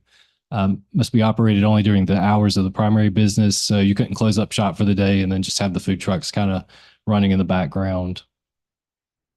There's a requirement for the food trucks to use an inverted generator or a permanent power service hookup. That way there's not some type of generator on site kind of causing noise for the surrounding area. There is a requirement in here to obscure the wheels from view. I guess since these are on a more like semi-permanent situation, maybe you want to kind of enhance the character of them a little bit. And then as well as a few other different things. And then Jeff, you'll scroll on down. Right, so this would just be, again, just noting somewhere in the land use table would create this and then reference back to those prescribed conditions. So it would be in the HUC and the B1, and then scroll down. We did highlight where that would be located in the UDO, and scroll down. Right, and so this is our existing food truck regulations. So we wouldn't actually be changing anything in here other than adding an exemption for those concierge trucks. So anything that met all of the requirements that would be listed in the prescribed conditions, those would be exempt as a temporary use standard. Otherwise, it would be still classified as a temporary use. If you scroll down to the next page. So we did go ahead and provide the board with kind of a general zoning map of the town, just kind of highlighting where some of the HUC and the mainly the B1 districts are around town. So we've got kind of downtown, like primarily HUC, and then kind of like north end back up towards 51, and then to the south along John Street, and then back up. You do see some B1. Back up John Street and Monroe Road, there is a little bit of scattered B1 in the area. A lot of the B1 that we see is back along 74, along that corridor. So we've got Samuel and 74. A lot of this is back up on Windsor Square. Just for reference, Chick-fil-A would be down here. So this would be everything back up to 74, or excuse me, Samuel Road. And then we do have some existing B1 back along Matthews Mint Hill Road. I'm a little bit scattered back on the 51 corridor around 74. And then a few locations around the 485 interchange, like back down on John Street, there's some existing B1. Lidl is considered the B1 zoning classification. And then Idlewild 485, there's a B1 zoning district, and Idlewild in 51. That concludes the update. If there's any questions for staff, I'd be happy to answer it. And then the applicant is here as well. So is the applicant currently not in compliance with UDO? Right. So this text amendment did come about. The social house is out of compliance. They do have a food truck located on the property that they've been using for some time now. And so this really came out roundabout because they were looking at, or they would like the food truck to stay on the site. And similar to one of the last zoning applications we looked at, how does this compare to our neighboring towns? Do they allow these sorts of things? So we haven't dug deep into what some of the other, I guess, towns have done. I know in Charlotte, like back up along Plaza Midwood, there's a few that have permanent food trucks on site. Like I think Resident Culture, they've got a Dumplings Lady food truck that sits on the site permanently. There's a few other instances, but we can look at the surrounding towns to see if there's any comparables, like with Pineville or Mint Hill. Yeah, just as a general comment, I'm a little concerned about how varied and how great of quantity of B1 sites we have. I would hate to see food trucks all over town, everywhere. I mean, this seems like a lot to allow all these different places. Commissioner Tufano. Yes, in your own words, can you define what a concierge truck is? Right. So the concierge truck, by definition of the UDO, would just be whatever standards are provided. Again, so it's really only creating that exemption for the temporary uses for everything that meets the definition. So right, but you're about to write the definition. That's why you're going to use the reserved space. Right, or well, it would be anything that meets those standards. So for practical purposes, it's the same thing as a food truck. It's just whether or not it meets a more restrictive standard. And that's what I'm trying to get at is what is that restricted standard? We have not thought about that yet. In other words, you're coming to us to ask about a concierge truck and we don't even know what that is. So, yeah. So the other thing too is by permanently placing it, is there a difference in how the Mecklenburg Board of Health is going to look at this item? In other words, they have different standards for food truck versus permanent establishment in terms of health standards. Is once it becomes a permanent item, does it have to comply as with the permanent structure food ordinances for the health department? Going to defer to the applicant. Okay, thanks. Hi, Gary couldn't be here today. Just to answer the health thing, Mecklenburg Health do inspect it themselves on site. It does have a health rating, which was 99.5. You have to be within reach or associated with another business, and that's how these other places do it. Like you said, several have them on site, like Resident Culture, etc. So you still have to provide clean water sources, storage from a commissary kitchen. So it goes through a complete Mecklenburg Health. We have a full health license and check on it for those reasons. Right, but personally knowing the requirements of mobile food trucks in terms of the health department, very different from a permanent restaurant establishment. So what the point I was getting to is if that is permanently in place, would it be considered part of the main facility, or is it still comply with the food truck standards as far as Mecklenburg is concerned? It still has to comply for its current uses. If you're using it for X, it will have to have a free bin sink and everything else. You can't use the business's free bin sink depending on what use and what you're providing. It has to stand alone and meet its own standards. It also has to be like every other food truck in Charlotte, supported by a commissary kitchen for supplies, where you have cold storage. Correct. So it is governed on its own, and the commissary kitchen also has to have a health standard. So they're pretty strict on it if you play by the rules. So is your main facility going to be the commissary for the food truck? The commissary kitchen currently for that truck is the Portrait Gallery kitchen, which has to have its own coolers, also has to have a secondary health check, which it has, and they check both when they sign off on it. Okay. So absolutely certainly then what you're saying in terms of the health requirements for the permanent food truck are covered. Yes, it's as strict as any other health inspection on any other kitchen or food establishment. Okay. Yeah, they come and give us an exact same check and health score as everywhere else. Thank you. There is no difference. That's the only thing. If that helps. Right. Any questions for staff or the applicant from the board, Commissioner Urban? I guess just general comments. Darren, you in your draft, you prescribe the conditions for the concierge trucks. So you've outlined how you define concierge trucks. And a lot of this is very parallel to Austin, Texas, which I consider almost the harbinger of food trucks. I mean, they've created food trucks parks. Food trucks are actually fixed there permanently. And that's what you're talking about. It's really not a food truck. It's a fixed restaurant. I mean, it's a micro restaurant, really, when it comes down to it, the way you're prescribing it. I'm a little troubled just by the overall conversation about food trucks in general, because some days I feel like we're over our skis, and other days I feel like really behind the horse. I mean, I'm really a mess. And so I think we're still grasping with the temporary nature of food trucks.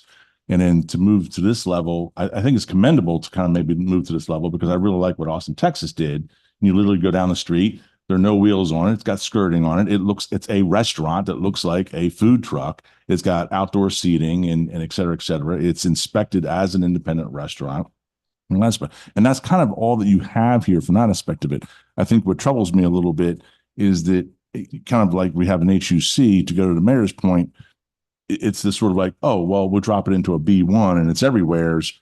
I think in this particular case, just like they have, what's the name of that new zone, special district? What's that? Social district. Social district. There's a food truck district. And so it's like, okay, only here. And then, the minimum property has to be 400 square feet, and it's got to be anchored, and it's got to provide this and provide that. And I would feel more comfortable having that conversation with a special district than, again, these global text amendments. And next, we've got, a food truck sitting over in Sycamore Commons parking lot and things like that. I'm just not ready for that. I'm ready for downtown talking about it. And I think most businesses and most restaurateurs would say, well, Well, when the food truck's really, really busy and there's a line, they come over to my place. Competition breeds competition, and it's a good thing. So I'm not sure it's a dangerous thing. I just think that we need a much deeper dive here and in a much more constricted definition of where these things go. Commissioner McCool. Yeah, I kind of I hear what you're saying, but it's also like practically, if they have to have a commissary kitchen, why would Qdoba and Sycamore Commons have a competing business other than themselves? I think really what we need to look at is these are usually affixed to somewhere that's, mostly a bar or a brewery or a distillery where you can go have a drink, go outside, get a burger, sit outside, enjoy your drink and your burger. I think maybe it's being overthought a little bit, and you got to think of practicality. Like, why would someone do that intent? I'm advocating for this. I think this is a good thing. They do it in Charlotte. They do it in Savannah, Georgia as well, and it's incredibly popular. Also, you think about it, can bring different types of food to Matthews. Brings a diversity of food when you have food trucks, because it's not as much of a startup cost to create a standalone restaurant. So I think. Yeah, I'm completely in favor of this. I hear what you're saying with we'll go into Matthews Festival, but I think you have to look at the intent of it. Would it make business sense for another place to do this? So I'm unsure about that. I think it could. I think a Starbucks might want a donut food truck out front, et cetera. So I mean, I'm concerned about it being an all B1. I don't mind it in the downtown area. Commissioner Tofano. Yes, I want to talk about the taxation aspect of it. If it's currently food trucks, mobile food trucks are not, if I'm not mistaken, are not taxed as far as Matthews property tax is concerned. If it's a permanent structure and attached to a permanent facility, does it qualify for Matthews taxation? Yeah, to answer that, that's the nice bit about this. After the whole previous out-of-towners coming with a food truck from Gastonia, no insurance, no health check, earning money for the night, leaving. That was, why we went down the road we're now going down. I know Oaklaw's looking at a similar thing. Brakeman's at the back of theirs. This is attached to the business. It's attached to the business license and pays Matthews taxes accordingly. It all has to go, hence the Mecklenburg Health Inspection. It's on the address. It goes through the same company. Everything's paid, insured, licensed, taxes paid, health checked, it's safe. And as you said before, you just want to enhance the current downtown businesses. This does exactly that without any of the risk attached to it from just having outside vendors coming and parking on commons or doing anything else, and supplies exactly what we were looking to supply and pays all the downtown taxes as needed. Okay, so it's a fair level playing field. You'd have no issue with it being appraised and taxed accordingly? It's exactly what we do now. We pay tax on every single burger sold like I do with every pizza and everything else. Okay. And the extra taxes to Matthews Town. So Thank you. It's a win-win. Thank you. Keep that under control. I guess I thought we were talking about this as being B1 in HUC zoning. Oh, I know, but the map showed differently, but when I read it, the memo, I thought that the and was an and not and or. So I want to clarify and make sure we're talking about,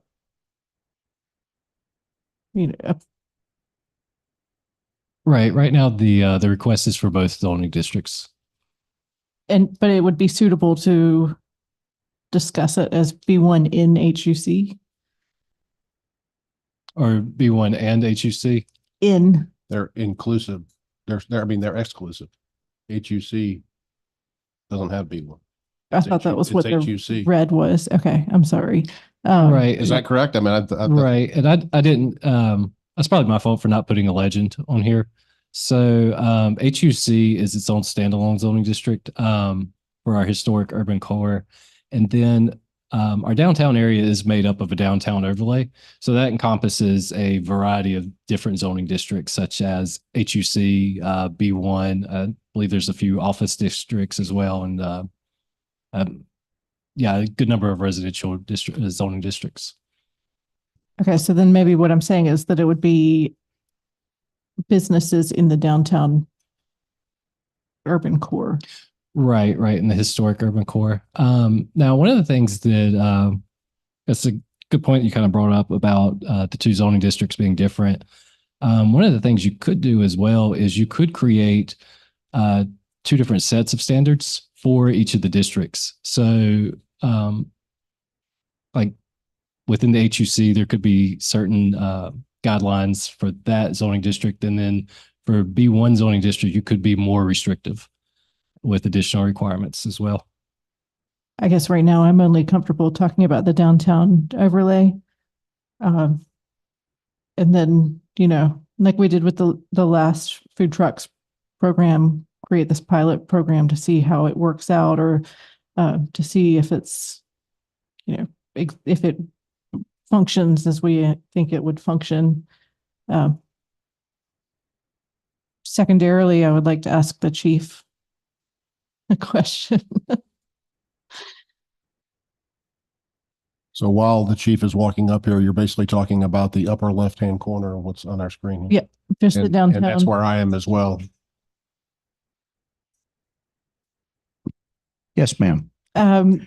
This is not in an email that we got, but I have heard concerns about the proximity of the food truck to the building. If the building is not, I don't know, whatever, how the building is built in the food truck. Food trucks are like home-based businesses. They are new to the code. There is virtually no mention of food trucks in the current North Carolina building or fire code. There will be in the 24 code, which goes into effect in 2025. In addition to the health inspections, the food truck would be required to have an operational permit and be subject to inspections by the fire marshal, just like the building itself.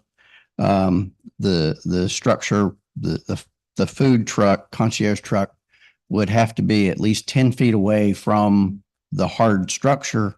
It could not impede any of the egress from the structure. It would require Duke Power to set what we call a saw service to power it, unless it's plugged directly into, in this case, the social house. So most of the information we have about food trucks comes from the NFPA. There are some concerns with food trucks. Most of them are powered by compressed natural gas or compressed or LP propane.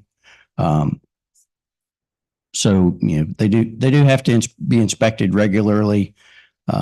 Heretofore, anything that had wheels on it is pretty much out of play for the fire code official. But again, we're heading into new area. So if we, you know, make this change, in 2025, any food trucks that are sort of graced in with this action will have to comply with this 10-foot sort of space between. Correct. You don't get graced in, get to put your truck wherever.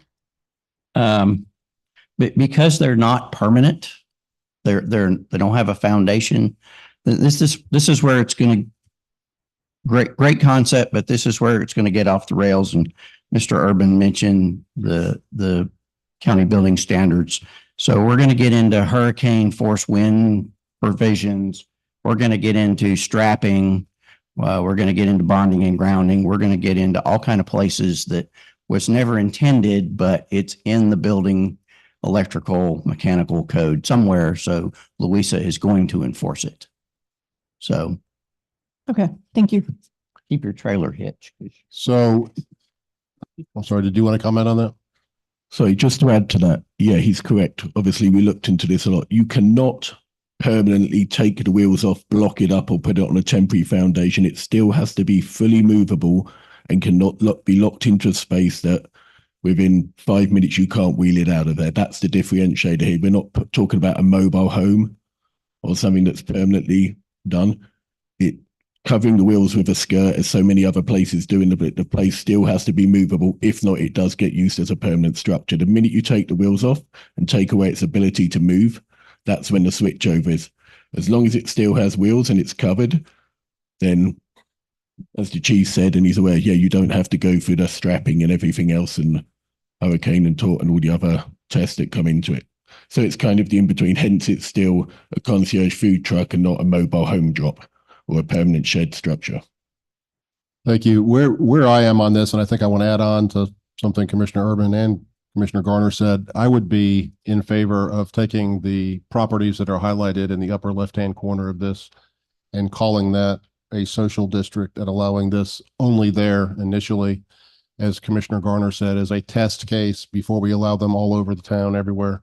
I would be comfortable with just that upper left-hand corner. I don't think I can support this if it's going to be all B1 districts all over the whole town. Mr. Tufano. Will this structure have to meet all of the setback codes of the facility with which it's attached? Okay. I didn't see that in the requirements, and I just wanted to make sure. Right. Yeah, there wasn't a note about that in the requirements. I think additionally there was a note about and the type of requirements, like it couldn't be located in between the primary structure and primary street. So in addition to the setbacks, there's a few other requirements as well. Thank you.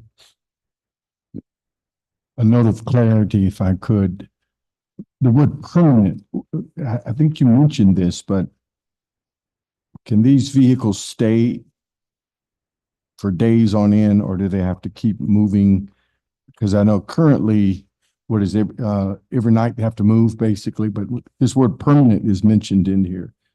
Define that permanency, if you could, for clarity. Right. I was just going to mention, I was going to touch on what the applicant said about, I think once you get into a permanent classification, like that's what he was talking about with removing the wheels, modifying the actual truck so that it's located there permanently, blocking it in so that it can't move or be easily moved within 5 minutes, I believe what I said or what he said. But then I also wanted to point out that kind of in the staff memo, we'd pointed out that we were looking for more of a or I guess we were looking at these as more of a semi-permanent basis. So yeah, I could see where we'd want to limit them and where they wouldn't or possibly wouldn't be able to remove those the wheelbases. That way, like these trucks could be moved on site if they needed to be. Then I'll let the But we would not require them to move it on a regular basis. In other words, I mean, you could literally have your truck there parked indefinitely and serve there and never move it. When you have air in the tires, it would still be within code. Is that what we want? Permanently parked next to a business? Correct. So what you just said was true, that right now there's no requirement for them to move. And then right now, like we said, we're in the public hearing phase. So if it's the will of the board, we can work with the applicant to see if there's like some type of time frame that maybe the board would like to see, like trucks rotating out on maybe like a monthly or annual basis or something. I don't want to put words in your mouth. Oh, that's fine. Yeah, when I say semi-permanently, like I said, this has to be able to be moved at will and quickly for several reasons, including if you need to fix something or maintain something.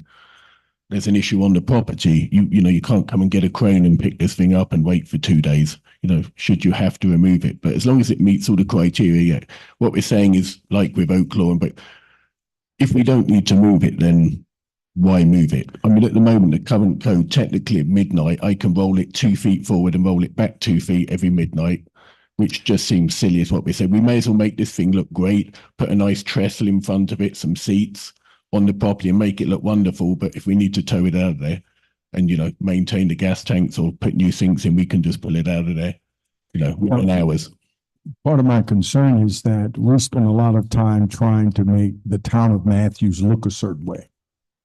And by having permanent food trucks parked in places throughout the community, whether it's in the downtown area or in just B1, I mean, we are changing the face of the community. Now, 1 or 2 trucks wouldn't matter, but if it goes really well, you have several trucks. Now you've changed the whole face.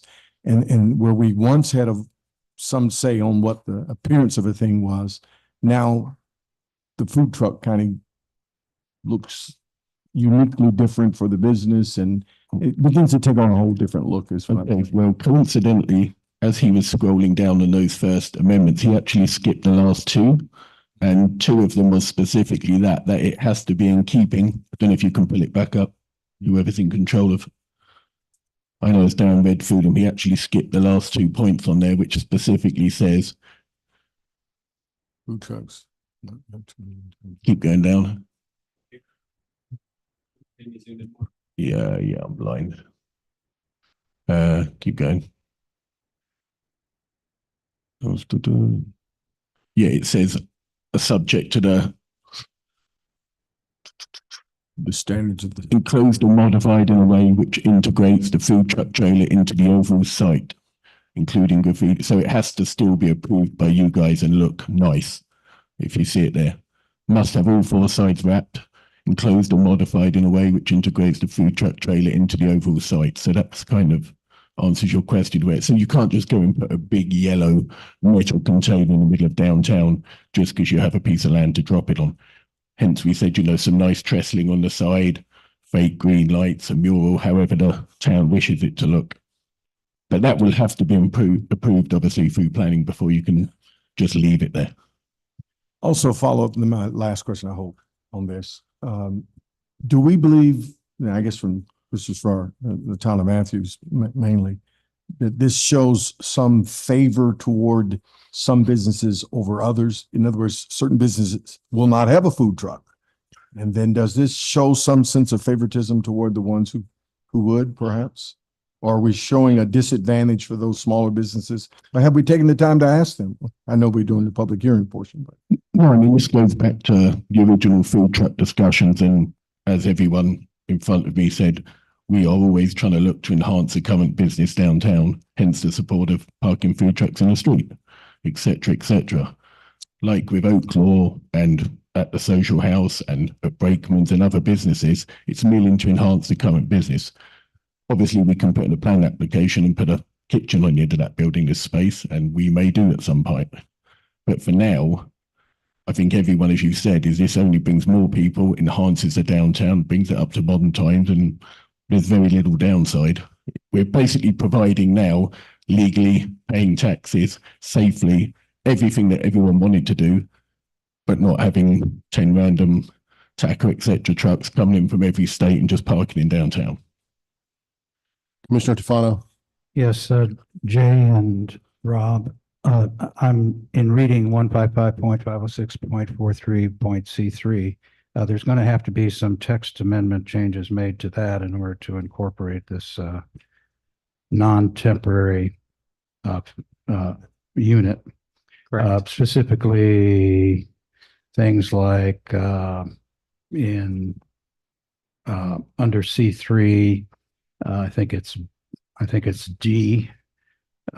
Cannot be there only between the hours of 8 a.m. and 9 p.m. That type of thing. So that whole ordinance is going to need to be addressed as well. Yeah, so there's it's part of this proposal, as Darren shared earlier, there would be a distinction between our traditional mobile food trucks and these, you can call it an accessory concession trailer, concierge trailer, whatever you want to call it. That's part of the ordinance. Right, but it states that it'll comply with C3, and C3's got some issues. Correct. Okay, so thank you. There's, and I hope you understand, there's a lot of pieces of the ordinance we would have to modify, but we wanted to hear your feedback before we went back to work with the applicant on solutions. Commissioner Garner. I want to lift up how popular the social house food truck is.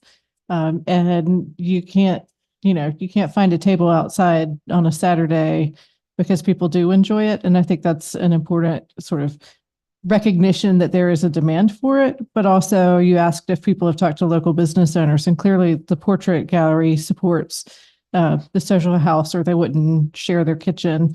I have talked to Sante. I've talked to Temple's Edge, the Beer Temple, Stumptown Station. The businesses support this idea and appreciate the draw of, or the attraction of having a food truck like that to give a diverse selection of meals to people. And then, not everybody wants to go sit in a restaurant. Some people want to grab something a little quicker. And so I have seen a lot of support for it.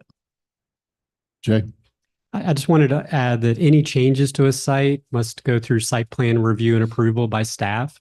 So if we do establish standards such as wraps, art, murals, required outdoor seating, a minimum square footage of outdoor seating, any of those standards we decide to embed into the UDO would then become part of our review process to ensure that this has the desired outcome. Let me ask the elected officials if there's any consensus to go along with my suggestion to have a social district and not do this townwide. Is there any? So I'm seeing some heads nod. We could always expand it later if it's something that's really great, but this would certainly not, it would accomplish what the applicant wants. And when you say social district, are you talking about maybe just restricted to the HUC or to the overlay area? The downtown overlay area, including the HUC. Right, because the social district is a totally different animal. It has nothing to. Well, I don't know what you're going to call it. I know. Food truck, truck district. Yeah, not a social district where you walk around with alcohol. That's not what I mean. I mean a food truck district. But currently, that is an option you have on a petition like this when it's asking for 2 zoning districts. You can allow it in only one, so you don't have to go back and rephrase the petition. Yeah, I would be happy to have it if you can go back to the drawing of the maps. Upper left-hand corner, all that encapsulates, that includes Oaklawn. Two different zoning districts. So maybe you combine all of that in the upper left-hand corner into the food truck district and allow them only in those locations, at least to start again. So Oaklawn is not in the downtown district. It's not on there. Yeah. Okay. Yeah, maybe included. That is it on the other side of 51, right? That's what I thought. He's talking about only in the diagrams of downtown. Oh. Yeah, I mean, it's right on the corner of 51 and John, right? Right. Oaklawn is No, located right here. I'm looking at the downtown one. So Yeah. it would be located right here on the downtown. Oh, I'm sorry. I thought John's, I'm disoriented. Yeah. I thought it was Yeah. included as well. Yep. When I That's said that. Trade Street going up and down. Yeah, right. got it. Okay, thank you. Anyway, I mean, I hope that's some good feedback for staff and the applicant to take back. Any questions from the planning board for the applicant or for staff? Howie, you need a mic. Howie. Thank you. If you create a food truck district, and don't we have the option of adding other buildings or parcels to it over time? Oaklawn, for example, may not be in the initial, but if they come back and they want to do it, couldn't that be made part of the food truck district and we cover that problem? I would think so. Staff Becky, do you have a comment? I was just gonna say, I think part of this application is to also immediately bring Oaklawn into compliance, right? I'm seeing a head nod. So I think they would like that to be part of the initial. Yes, we've been talking with Oaklawn and they obviously would like to be, they had one on site, would like to be part of the initial run as well. And they're the same as us. They're talking to me, asking anything they need to do this correctly. We're as far as even the health, they've made us buy food grade hoses. Big ones, everything. So we want to do this properly and they definitely want to follow along and do it exactly how it is and look great for the town as well. But I think staff understands the desire and can lay out some mapping as And far as obviously what also would be gives you the included. option of other B1 parcels being added and certain ones not, because the concern is we don't want to make every B1 property the ability to put a food truck in. Exactly. Okay, thank you. So there's no requirement, I mean, even looking at the upper left-hand corner, that the parcels be contiguous or immediately adjacent. You could just, or is there? What we call the downtown overlay district is contiguous. So to Those do are all- it, it doesn't appear that a couple of those parcels are touching, but are you saying that's not part of the downtown overlay? yeah, overlay is an entire, we don't have the overlay map up there. But could we designate non-contiguous parcels as part of the food truck district? That's an entirely new concept. Hey, man, we're thinking out of the box. You know? Yeah. Okay. Anybody in the audience want to speak in favor or opposition to this zoning application? Do we have anybody online that wants to speak in favor or opposition? Okay. Read in. There's a written comment there. I'm sorry. There's a written comment. Okay, written comment, Lori? We have a written comment from Lindsay Fishbach, who writes, "Good afternoon. I am writing to express our support and excitement for allowing permanent food trucks in downtown Matthews, assuming they meet historical visual requirements. These food trucks provide an atmosphere of fun while delivering delicious products for residents and visitors to enjoy. Thank you for your consideration. Lindsay Fishbach, resident, homeowner, and mom based in Matthews." All right, great. Thank you. So this will, we go to the planning board on the 27th, right, Howie? And come back to us on the 11th. So thank you. Or Mayor, I think, yeah. After kind of talking with Jay and the applicant, we were going to say maybe we could do a continuation on this just because we had so many different like ideas and feedback coming from the board, continue it to next month to just kind of continue discussion around the direction we'd head with it before going to planning board. I'll make a motion that we continue this to March 11th. Commissioner Urban. Second. All in favor? Any opposed? Thank you. So what are the dates on that? Somebody tell me. March 11th, right? 25th. No, actually, you want to do in April. You're looking for more time, right, Darren? I want another month. You want another month. So what's it in April? April the 8th. Would you amend your? Just continue public hearing on March 11th. Just keep on. Continuing the public hearing to March 11th. Is that what we're doing? Okay. All right, cool. Okay. I'm done. Perfect. Go home? No, can't go home yet. A lot of miles to go before we sleep. All right, let's go on to item E, application 2023-789 text amendment to amend 155-608.8F to amend the construction signage requirements. Nadine Bennett from. This one at least should give you a little bit of a breather. It should go quickly. A little palate cleanser. This goes back to 2021 when we adopted a whole slew. We did a lot of text changes that were related to a reorganization of the planning legislation of state statute related to planning. And there are a lot of things in that in those changes that we made, and we knew that there would be some things that we missed. This just happens to be one of the things that we missed. And it relates to the fence wraps on construction. You can probably picture them. I mean, it literally has the construction company on it probably, and it just covers the fence. And it's something that we can't regulate. And the language that I took for it, if you want to bring up the language, you probably don't have to. That came straight from the statutes. So keep going. It's at the end of it. It comes straight from the statutes about how long it's exempt from those regulations. And we already had a definition of fence wrap. But again, this is just something that we missed a couple of years ago that needs to be done. And once again, an example of the legislature dipping their hand in our cookie jar and telling us what we can and can't do. So these are not particularly attractive. I mean, I wouldn't mind if they have just their name on it, but we don't need 2 years of commercial for a construction company in our town. That's unfortunate, but I understand that it is what it is. So any questions, Commissioner Urban? Well, so it's kind of like the irrigation system. You got to have an irrigation system. Code doesn't say you have to turn it on. Is there anything that we can do to add to this to say that it needs to be maintained? Because what happens is after month 2 or 3, it rips and tears, and next thing you know, it's just as bad at looking at it as the rest of the job site. So I know you have the statute here, but can we not add to that? That it has to be. I don't think that we can. I think it says it can't be regulated. Yes. Can we put Matthews is great on top of it? We can. I believe that's in the state statute that we can. We can't. We need to track that down because most of these fence wraps don't last. But I know they last a couple of weeks. Yeah. All right, Mr. Buckley. I was just going to say that I have noticed that the fence wraps, as I go up 115 every day, they seem to be much sturdier when they have the construction company's name on them. So they last a lot longer than they used to. All right. Any questions? Elected officials, planning board, have any questions for Nadine? We don't really, we're having a hearing, but we really don't have a choice, right? You don't really have a choice. So I mean, what is? You can say whatever you want. Palate cleanser. Does anybody in the audience have any comments on this? We can't do anything about it. That's right. Not seeing anybody raise their hand. Is anybody online?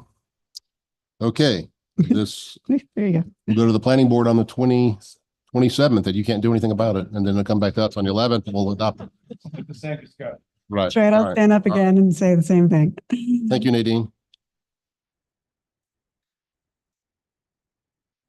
All right, we'll move to the last public hearing item for this evening, zoning application 2023-790, text amendment to amend 155-608F to allow payment in lieu of constructing a required sidewalk. This was continued from January 8th, and Nadine, you're up again.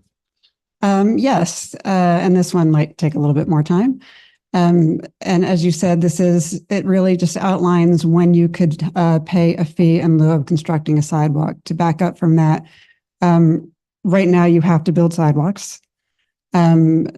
People will come maybe a couple times a year to request a public improvement variance for that. Also, we have already adopted an amount, a fee in lieu, for constructing a sidewalk. We just didn't have anything kind of related to that. They talked about when you could do it and how you would do it. So the fee in lieu of constructing a sidewalk is $507 per linear foot. That is correct. Sound right? Where this language came from was I did some research around the state, so it comes from North Carolina. I outlined something, sent it to Public Works, got their comments back on it, went to the TAC as well and got their comments back on it, went to Charlie and got his comments back on it. And if you have any questions, Susan knows this is coming. If you have any questions specifically about when this might be allowed and why they might be, they might not have to build sidewalks, Susan can answer your questions a lot better than I can.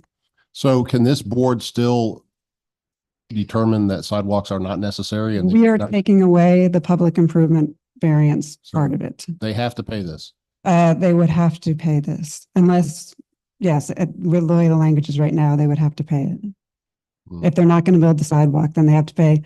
My understanding is what we have done in the past with public improvement variance is it's usually like a 5-year delay on it, and they're going to be paying for it eventually anyway. At least the few that I look back on, that's what it was. But there have been occasions where this board has determined we don't care if they build a sidewalk or not, or we allow them not to build a sidewalk. And this language would force them to pay $507 per linear foot, even if our board didn't think a sidewalk was needed. At this point, the way the language is proposed, you wouldn't be making the decision. It's already outlined in here when they would not be building a sidewalk. Yeah, I'm not in favor of that. Mr. McCool. Well, it also, I guess maybe I think of like the churches that have come to us. This would $500 a foot, a mile long or half a mile long sidewalk is going to be over $1 million. I mean, it's a ton of money. I don't know. I don't like this. I mean, it's the exact same cost. I guess it would prohibit. Maybe like if they're going to pay the money anyway, might as well build the sidewalk. But there's some circumstances where it just isn't necessary. And also, just one more thing about the language here. We understand that it probably doesn't cover all situations where it wouldn't make sense for them not to build a sidewalk. And that's something that we could certainly change. We could add things to this. Commissioner Garner, and then I'll get you, Commissioner Tufano. Thank you.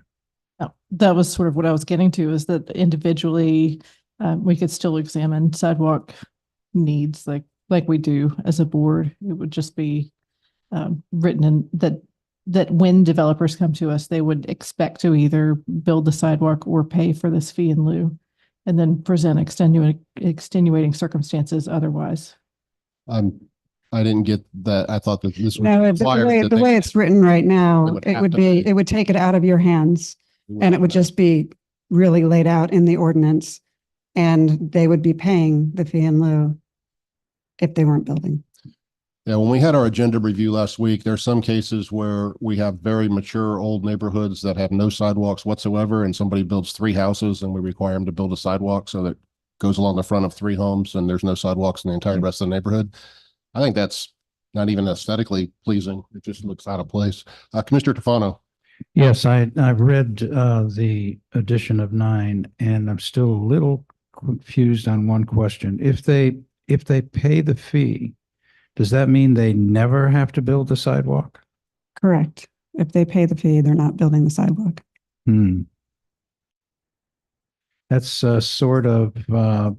Would you like some examples of where this would be appropriate? I know that I know that you've had a few of them. I know that Susan and everyone in the team is very adamant about having contiguous sidewalks throughout town, and especially the, if we can, the 10-foot wide multi-use paths, et cetera, et cetera.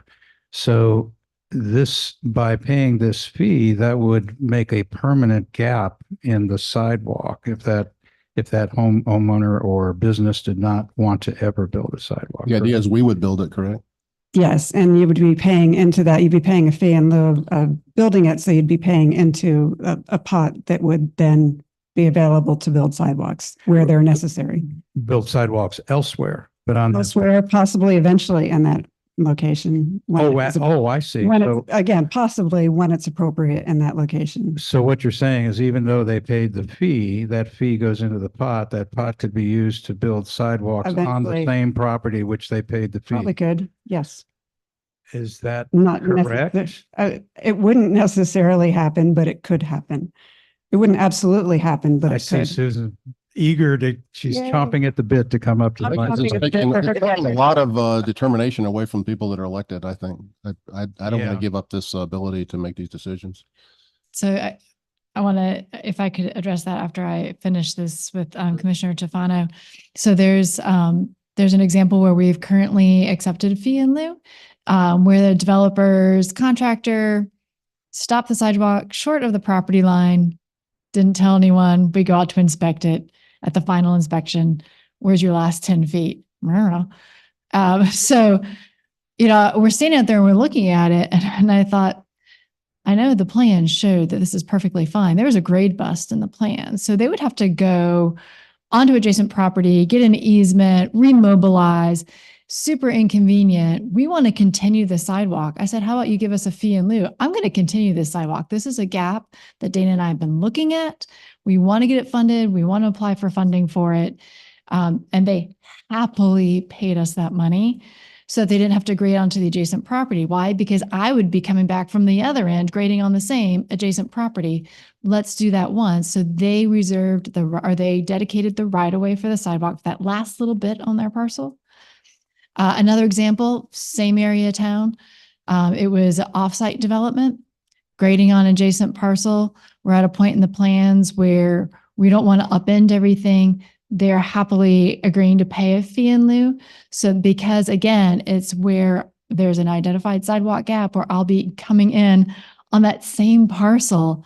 We don't want to go to that person twice where the developer gets an easement and then we go back and we get an easement to fill that. We'll just do it one time. So that's where this would be most applicable, is where it's maybe an offsite improvement where we have a connecting project and we just want to consolidate that. But yeah, I would envision that that we have a vision to be walkable and bikeable. What does that mean to you? Does it mean no sidewalks? Does it mean we piecemeal the sidewalks and eventually get a continuous sidewalk? That's something you all have to decide. But as far as the engineering division, we want to build sidewalks on both sides of every street in the town so that we're a walkable community. Yeah, I don't agree with the amount and the idea of paying a fee in lieu. Again, where I have heartburn is the example I cited where we've got a mature neighborhood that's 100 years old. The whole neighborhood doesn't have sidewalks, and we're going to require somebody to put a 90-foot sidewalk in front of their house. I don't think we should do that. I don't think we should require somebody to build a 90-foot sidewalk to nowhere. That just seems kind of ridiculous. Currently, we have 2 tiers. We have sidewalk and side path, and those are based on real numbers of projects that we are building. But we are realizing through this process that there's maybe a 3rd tier where it's the shorter sections on town streets that are actually much, much easier and cost effective to build. So maybe it's not going to be 507. Maybe there's other data I need to collect for those shorter segments. I don't have a problem with it all. I just don't like the fact that it's being taken totally out of the hand of the Board of Commissioners. Commissioner McCool. I just wanted to point out like a very large flaw in all of this is if we're collecting the $500 and we wait 10 years and it costs more than $500 a foot, then we're forced to pay that delta. This is like, to me, just like outrageously and a terrible idea, to be frank. I mean, it's like, why would we, it's on the developer. If we think we have to have a sidewalk there, make the developer build it. Why do we have to have them, even give them the option. That's my major concern. Should be us to pay the delta. Sure. I'd like to offer up perhaps two edits to this that may address some of the concerns that we're hearing. The first would be to add that a variance request could still be applied for by somebody who would otherwise be required to either build the sidewalk or pay the fee in lieu, which allows this board to consider those that you currently are for those smaller requests where it doesn't make sense. And then related to the fee in lieu itself is right now, the way that I read it, it does sound like it's up to the developer to make the choice of either building the sidewalk or paying into the fund. It sounds like the board might be more interested in it if that is something that is brought to the board, and then it's a board decision to either say, no, we're going to mandate that you build the sidewalk as part of your development, or if circumstances make sense, you would allow them to have this fee in lieu instead, but that's ultimately part of the rezoning request for that property. So then the board can be looking at the pros and cons as opposed to it just being the developer saying, well, I'd rather pay into a fee and be done with it.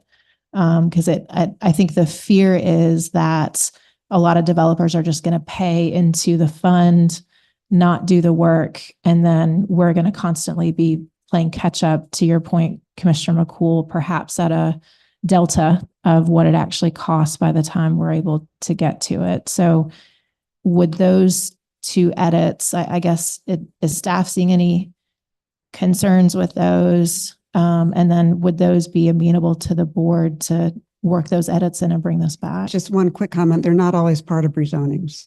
So it's not always something that you could handle in a rezoning. Probably usually is, but not always.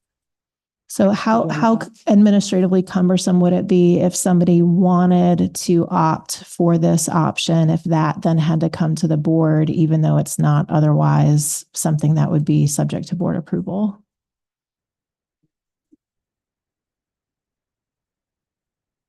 Yeah, I think we'd have to think that one through. Okay. All right. We'll talk a little bit more offline about it.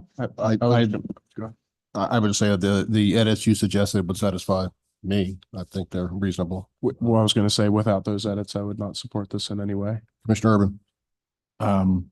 Just to sort of piggyback on some of this conversation. I mean, if you sticks and carrots kind of debate here, I would perceive that you would word it in such a way that sidewalks cost X at that point in time you're talking about it, and that cost is good for 90 days or something like that. But in my mind, as an incentive for them to do it, the fee in lieu of is the cost of the sidewalk plus 25%. Yep. At that specific point in Make time. it painful. I don't want to be painful, but I mean, that we want it done. And I frankly, I would take that money and turn around and build a sidewalk where they pay the fee in lieu of, from that aspect of it. But I think we need to do something to that effect. And just like all construction budgets or invoices that you get, most contractors today say, hey, our price is good for 30 days, and this way if they wait a year, to Ken's point, the $500 is now $575. We're not eating anything. So it's the price within a certain time frame. Plus, it says 25% surcharge. You take the 25%, put it in your little sidewalk kitty, and you go and build that sidewalk where it's supposed to be. But I think we're getting closer to the end result. So that would have to be on the fee schedule, right? That it's adopted. I mean, developers going to hate me, but I mean, that's, I mean, we're trying to, we're behind on building sidewalks. We all know that. And I know the rub about, doing the 90 feet, but that little extra credit, now we go back and start building in past that 90 feet and finish it off, because people in downtown Matthews should be able to get to downtown living within a quarter mile. That's without a doubt. So. Yeah, I support sidewalks. I just think when you say always, we're always going to follow this, that seems too rigid. I mean, there's going to be occasional exceptions, and I think this board should have the ability to determine that. Can I just make one more point? Sure. Commissioner Urban brought up, it goes into the kitty and then you build it. I think that's the idea, is once we start building it up enough, we would immediately start building sidewalks. Maybe it's not in that one location because maybe there's not a gap there yet, but we would start working on filling those gaps where we currently have. And this would be one way to help us fund sidewalk gaps in town that are important to us. Jay? It would function very similar to our Parks and Rec fee in lieu, where if you're building a subdivision, you elect to pay the fee instead of providing the park space. We don't always build a park there or even a quarter mile away, but you're going to increase our parks generally in the town. Well, I made the comment to the town manager a few weeks ago. I said, I rarely question what Susan says because she's always right and I'm usually wrong. But in this case, I'd like to see some of these edits made. So you'll probably prove that why that's not a good idea. But for now, I think on my reading of it, I would like to see it changed a little bit. I like it. It's been several years, so I'm glad you finally disagree with me. One more thing I did want to say in response to Commissioner Urbans, remember our prices are already like triple what developers are paying, right? So they are already looking at our numbers like, what? Because remember, we had one, we suggested at John Street, where there's the John Street widening project, that they do a fee in lieu. They took one look at our numbers, were like, no, we will build it. So just bear that in mind too. Okay, any further questions or comments about the planning board? Anybody in the audience care to speak in favor or against sidewalks or funding thereof? Okay, this will go to the planning board on the 27th, back to us on the 11th. Thank you. Now, I'd entertain a motion to reconvene our regular meeting. So moved. Entertain a motion to close our public hearing. So moved. Second. All in favor? Entertain a motion to reconvene our regular meeting. So moved. Go ahead, Renee. Go on. Second.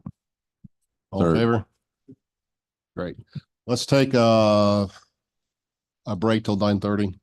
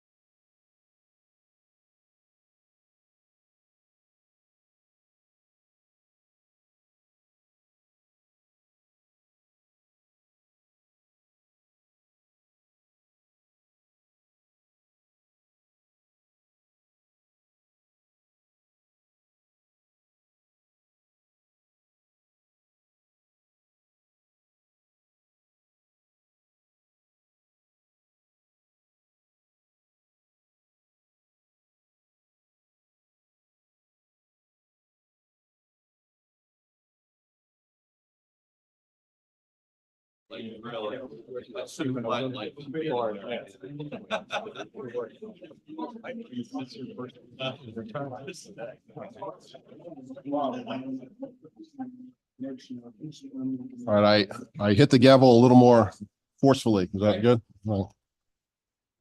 All right, we're going to move on to planning and development business.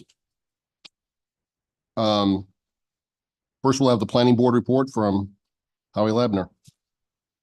Yes, thank you, Your Honor. Town council members, staff, at the January 23rd meeting, we dealt with 3 items for your consideration. I'll go through them as best I can. The first is zoning application 2022-770 Crown Point Commons to change the zoning from O conditional district to MUD conditional district on that certain property located on the corner of Sam Newell and Clare Road, north of Rice Road, east of East Independence, and being further designated as tax parcel 193-19-109, public improvement variance for Reed Harkey Properties.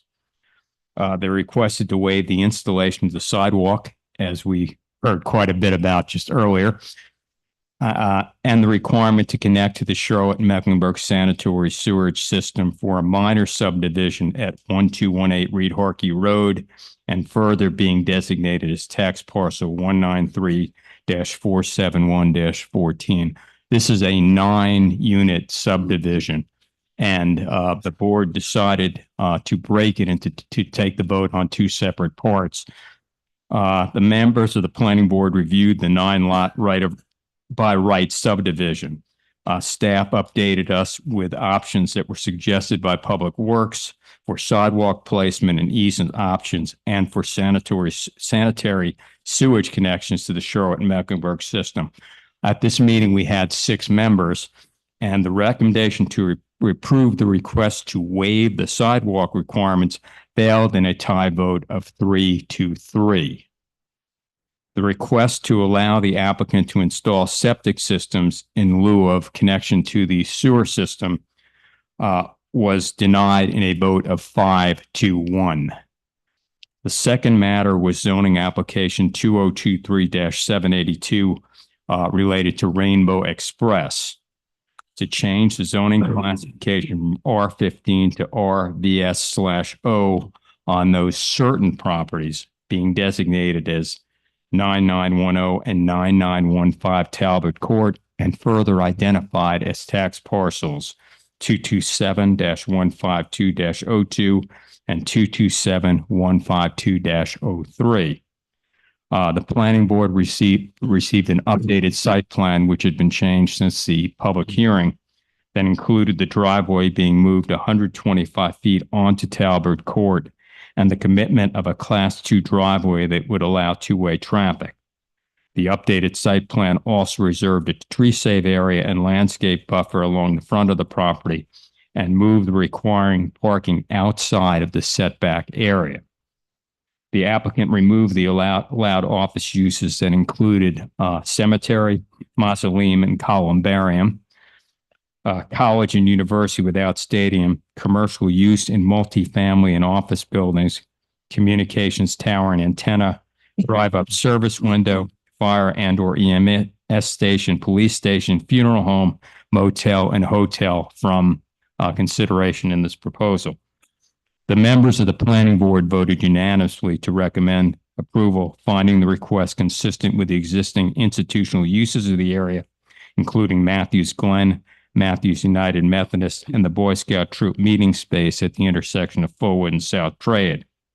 The rezoning was found to be reasonable because it allows a low-impact office institutional use to be located along an arterial street.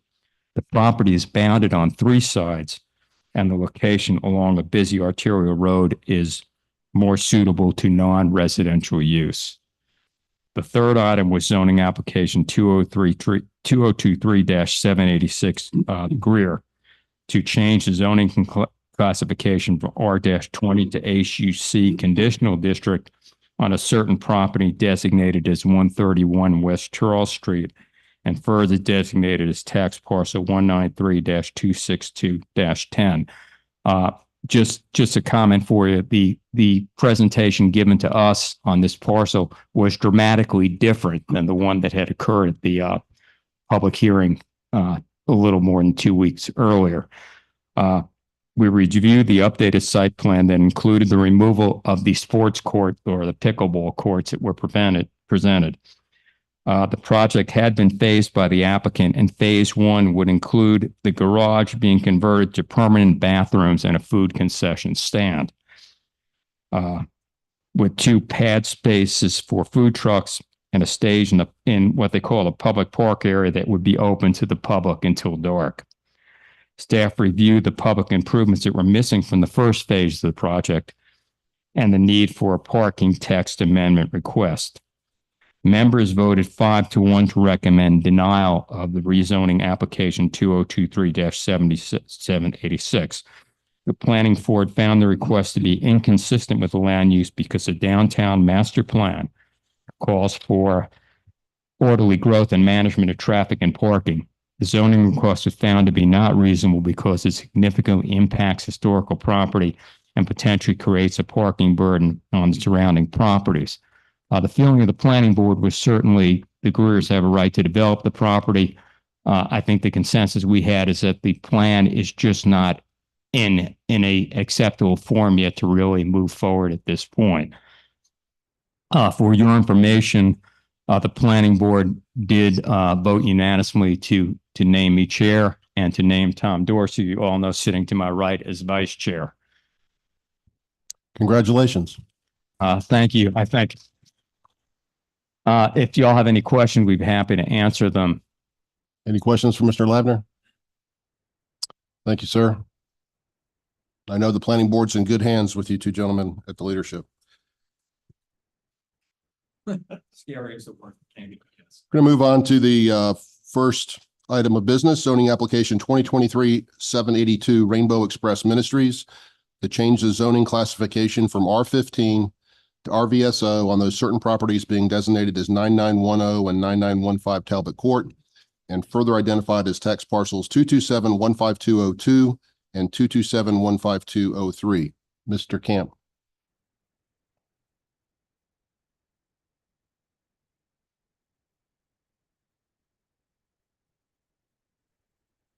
All right, good evening again. Yes, we have the decision for Rainbow Express before us this evening. As our planning board chair just mentioned, we had a positive recommendation from the planning board.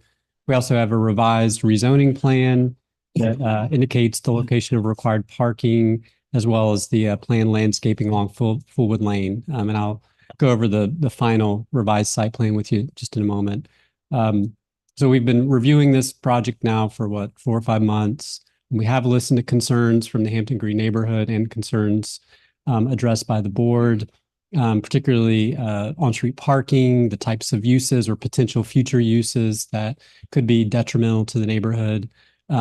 Just wanted to point out that although we cannot discuss the parking item as a part of the conditional zoning, there is an agenda item later in this agenda for the board to consider an ordinance restricting on-street parking on Talbot Court. So that's separate from the rezoning case, but we think that will alleviate some of the concerns on safety on Talbot Court.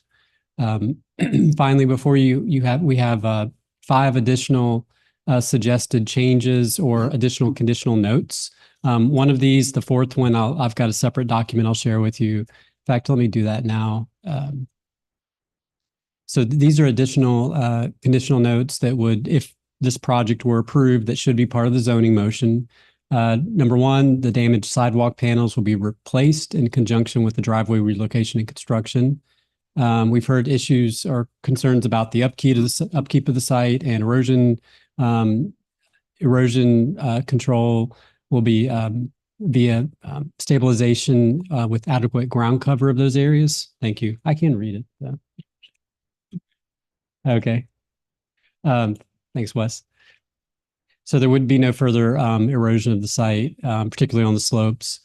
Parking only allowed on paved surfaces. We've heard that there's concern that cars are parking all over the front lawn. We don't want to see that. Finally, the permitted use. So this is probably the most important one here. The use would be, we're essentially eliminating 99%, maybe 99.5% of all potential allowed uses here. So we're restricting it to general and professional offices, further restricted to office and meeting space for nonprofits, community ministries, charitable organizations serving children and adults. And I'll throw out just as an example, we heard clinics for substance abuse recovery. That would be considered a medical clinic, or medical office use would not be allowed. That would not be allowed if this restriction is placed on the property. Finally, just an architectural note that says the building will always be residential in character. Should it ever be damaged, by fire, flood, act of God, something of that nature, that it would be rebuilt with a substantially similar appearance. So the applicant has consented to these additional conditions that would be placed on the rezoning. Going back, let's see if we had a copy of the site plan here.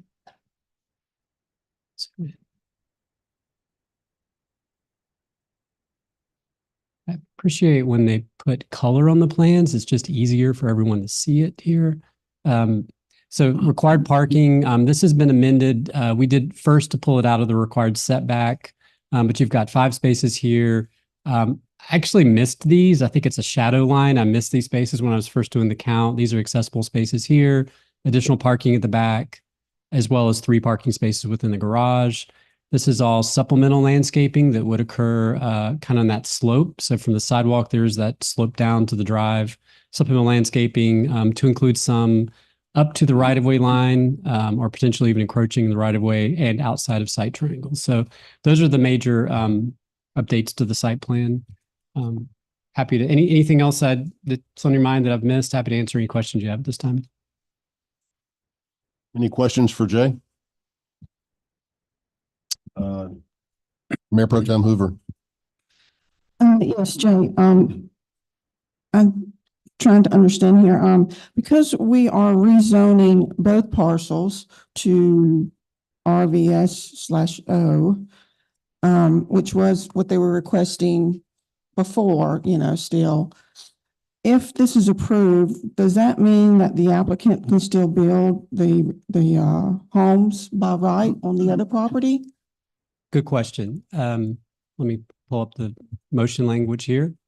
So when the applicant and the board approved this several months ago, when they removed the other parcel where the homes were planned, that removed that parcel from the rezoning request. It's no longer subject to it. So what you see on the website, it still says RVSO. That was the original request. It's on the application, but the board did grant them the allowance to strictly focus on the R15 to Office CD, OCD would be the proposed zoning classification. That's what's indicated right here. Actually, top of the memo, R15 to OCD.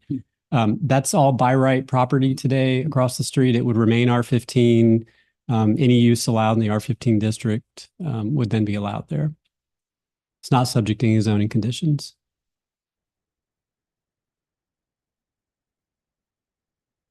Mr. Garner. So it's probably helpful, excuse me, to revisit like what we are considering is this one lot where the White House is. We're not considering the lot across the street. I'm just going to, because I think it's still confusing to some people. Those lots remain zoned as they are. Mm-hmm. And in summary, they can be developed by right, which I guess I would defer to your definition of by right. I mean, some people don't know that. So absolutely. Yeah, we can clarify. And I know for folks watching online, I'll just use the cursor and you can't see the laser pointer online. This parcel was originally also part of the request. It's since been removed. This is where the houses were proposed. There was much discussion about that's since been removed from the rezoning request. So it's only the parcel where everything is outlined in color. When we refer to by right, we mean that any use that is allowed in the Unified Development Ordinance in the R15 district would be allowed. So as long as it meets the zoning requirements, for instance, if single family homes were built here, they would have to meet our minimum lot size of 15,000 square feet, a front setback of 40 feet, a rear yard of 55 feet, side yard of 10 feet, and so on and so forth for all of the requirements in the UDO. As far as uses, parks, playgrounds, schools, if the property is the right size, churches, or churches under, I think, 50 capacity can be located. You can have a church in a residential street if it meets the requirements. So there's a few uses that are allowed by right in our ordinance. And if they build houses, what are the sort of parameters on who can live there? And so houses, there's no review from the town side on building permits. So the owner of the property or whoever owns it in the future could obtain a building permit. Room renting, that's the only real oversight the town has, restricting the number of unrelated individuals. But otherwise, we would be looking at some legal issues if we were to further restrict who could live in a single family house anywhere in the town of Matthews. well, I think really the main point emphasizes for fewer unrelated individuals. And then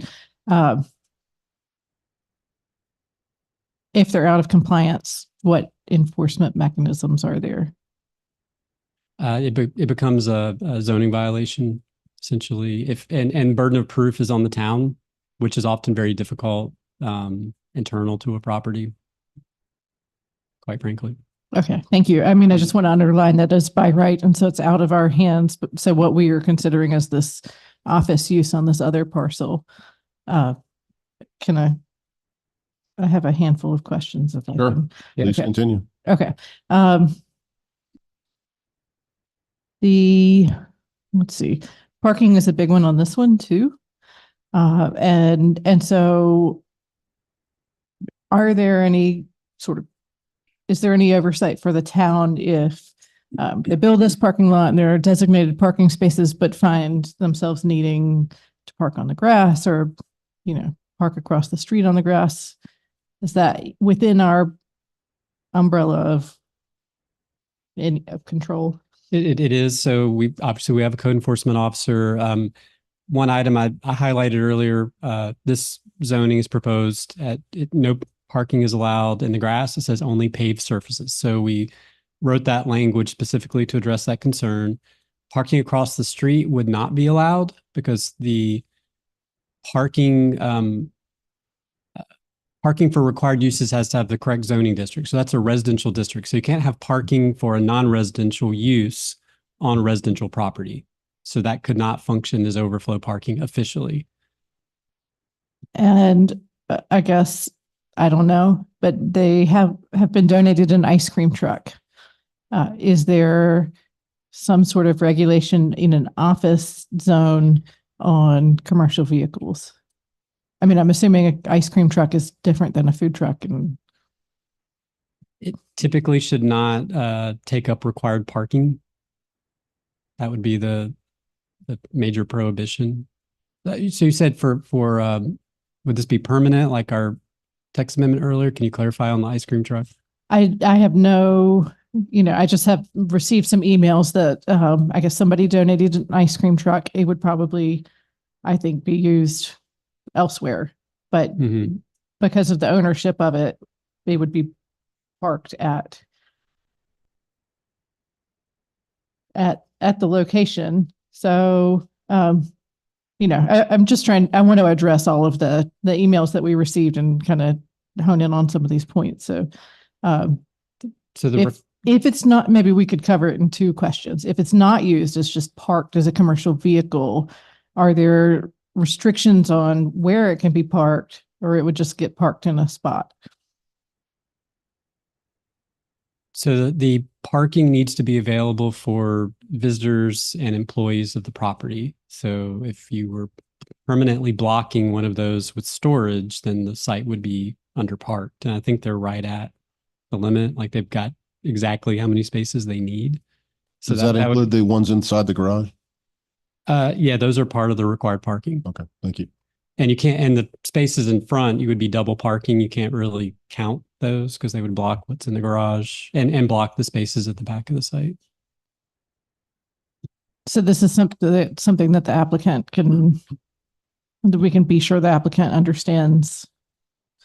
And then if it's not for just commercial park, like not for office parking, but is a functional ice cream truck that would be considered a concierge use, then does it fall under this food truck?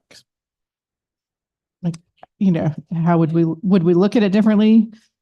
The only districts being considered right now are B1 and HUC for the concierge food trucks. I would really only picture trucks coming here for like an event, maybe, but like permanent storage of a vehicle, I would. This might be better to ask the applicant. Yeah. I didn't prepare that. I didn't realize we were going to talk about ice cream trucks. I'm sorry. I sent questions to the fire chief ahead of time, but I wanted to throw some curveballs. That's okay. Keep me on my toes. Anybody else have other questions? I can go through my notes while. I don't have a question, but I do want to reiterate a comment that, Jay, that you made, so everybody understands. Later in tonight's meeting, and some of you may not be here, very late into our agenda, we're going to vote to totally eliminate allowed parking on Talbot Court. And I think, I don't know for certain, but I feel pretty strongly that's going to pass. That means if somebody parks anywhere along Talbot Court along the road, they'll get a ticket from our police department. And if they continue to do it, they'll be towed. So that is something that's upcoming that I hope will alleviate the concerns of any parking. So we will start enforcing and ticketing parking along that section. So Commissioner Threet. I do want to make or ask the question, can they add parking to this lot? Because what did we come up with? A total of 15, maybe 12 parking spaces? I think it's 14 total. So is there room for more parking, and can they do more parking? It's good question. It's easier with the laser pointer. If you've been out to the site, there's a lot of slope right here. So it would be very, very difficult. There is some kind of flat area at the back. I mean, circulation's kind of difficult. I mean, it's already dead end parking, which is not great, where cars don't have a way to loop around. They have to back up. This is undisturbed open space. So that's platted space that's supposed to remain green. Like you're not supposed to pave over it. So there's limited opportunities to add additional parking. Well, part of my concern is that it seems like that we have really boxed this ministry in and put a lot of restrictions. And that concerns me, because this is a property owner who's doing a service to the community in a lot of ways. And I'm a little concerned that we have created unnecessary barriers. I mean, I'm just a little concerned that some things may seem a little oppressive from our side. And I didn't want to see that, and I think we've gone to great lengths to make sure that we got community input, but it seems like we're adding more and more barriers, and I'm a little concerned about that. I'd like to hear the property owner to address that, because I want to hear if she feels like that as well. And is this parking going to be a real challenge? Mr. Urban. So, I mean, this is a conditional thing, and so they can volunteer things up. And so Jay's prescriptive pieces of 5 they've agreed to, from what I understand. But and we may be reiterating some things here, but I think it's appropriate to do that. So Jay, I want to talk about across the street really quickly before Charlie overrules me. But Charlie, you wrote a very nice summary today, put it in an email format, and to Renee's point about the property, it's by right, but there are uses under R15. There's a lot of uses under R15 that could be on that property, but they have to have what's known as a prescribed condition. And so it's criteria in the ordinance. It says you will paint it pink and count to 10 and stand on your head, and you do these things, and you get to use that use. And Charlie, you outlined that from the standpoint of the certain residential care facilities, group homes, and things like that, they're heavily regulated. They are in the prescribed conditions section of the R15, but there's criteria we have, which basically are distances, 800 feet, 1,000 feet, stuff like that. So a lot of those uses of, but the problem is if it doesn't become O, it goes back to R15. And people are saying, well, they're mixing the White House with those properties, but we have what I would call a fail safes in place under prescribed conditions to help with those by right conditions. And so we have those things covered. If they violate it, it's a code enforcement issue, et cetera, et cetera. So I think that's what Renee has been sort of prodding at is what's going on with that property over there. We really shouldn't be talking about it, but I think we have all the conditions and elements in play that we're protected. The thing that I've been getting from most of the emails from folks is there's 4 or 5 main issues. One is there's an aesthetic issue, a maintenance issue, a safety issue, an erosion issue, and the uses issues. Okay. The petitioner may think that they're all covered, and they may be, but the general public in Hampton Green feels that they're not addressed. But as it stands right now, if we take aesthetic, one of your criteria was the maintaining of that building, and if you were adding on to it or whatever, it would continue to have that feel and vibe of the existing structure, if you want to call it farmhouse vernacular or something like that. So in my honest opinion, we sort of check that box. And I would, think that the folks in Hampton Green would say, okay, we have it codified. I don't know how to codify maintenance. Unless we somehow ask the petitioner that you will properly maintain and make sure your gutters are unclogged and things like that. But that's the one odd spot. Erosion, you've gotten a commitment in the writing that they will do things to prevent the erosion. I guess the question is, and you answer this when I'm done, is how do we enforce that? Should all of a sudden, the floods open up from that standpoint? But I think that box is partially checked. The safety aspect of it probably would need Susan's help a little bit, but I'm not so sure.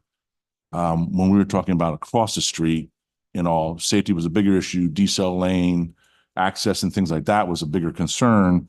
And I'm wondering still in the end game, I think the safety concern is more of a global conversation, and it's not because of this property. It's been an ongoing issue with Hampton Green and Fullwood and NCDOT and those things. And I like to make sure that I think at some point we're talking about a swap with DOT is how do we make sure that we don't lose that conversation about that. It may not be something we can deal with tonight, but safety is always raised. And then the uses, I want to come back to, you have told me, or in the writing, you said general office uses, which is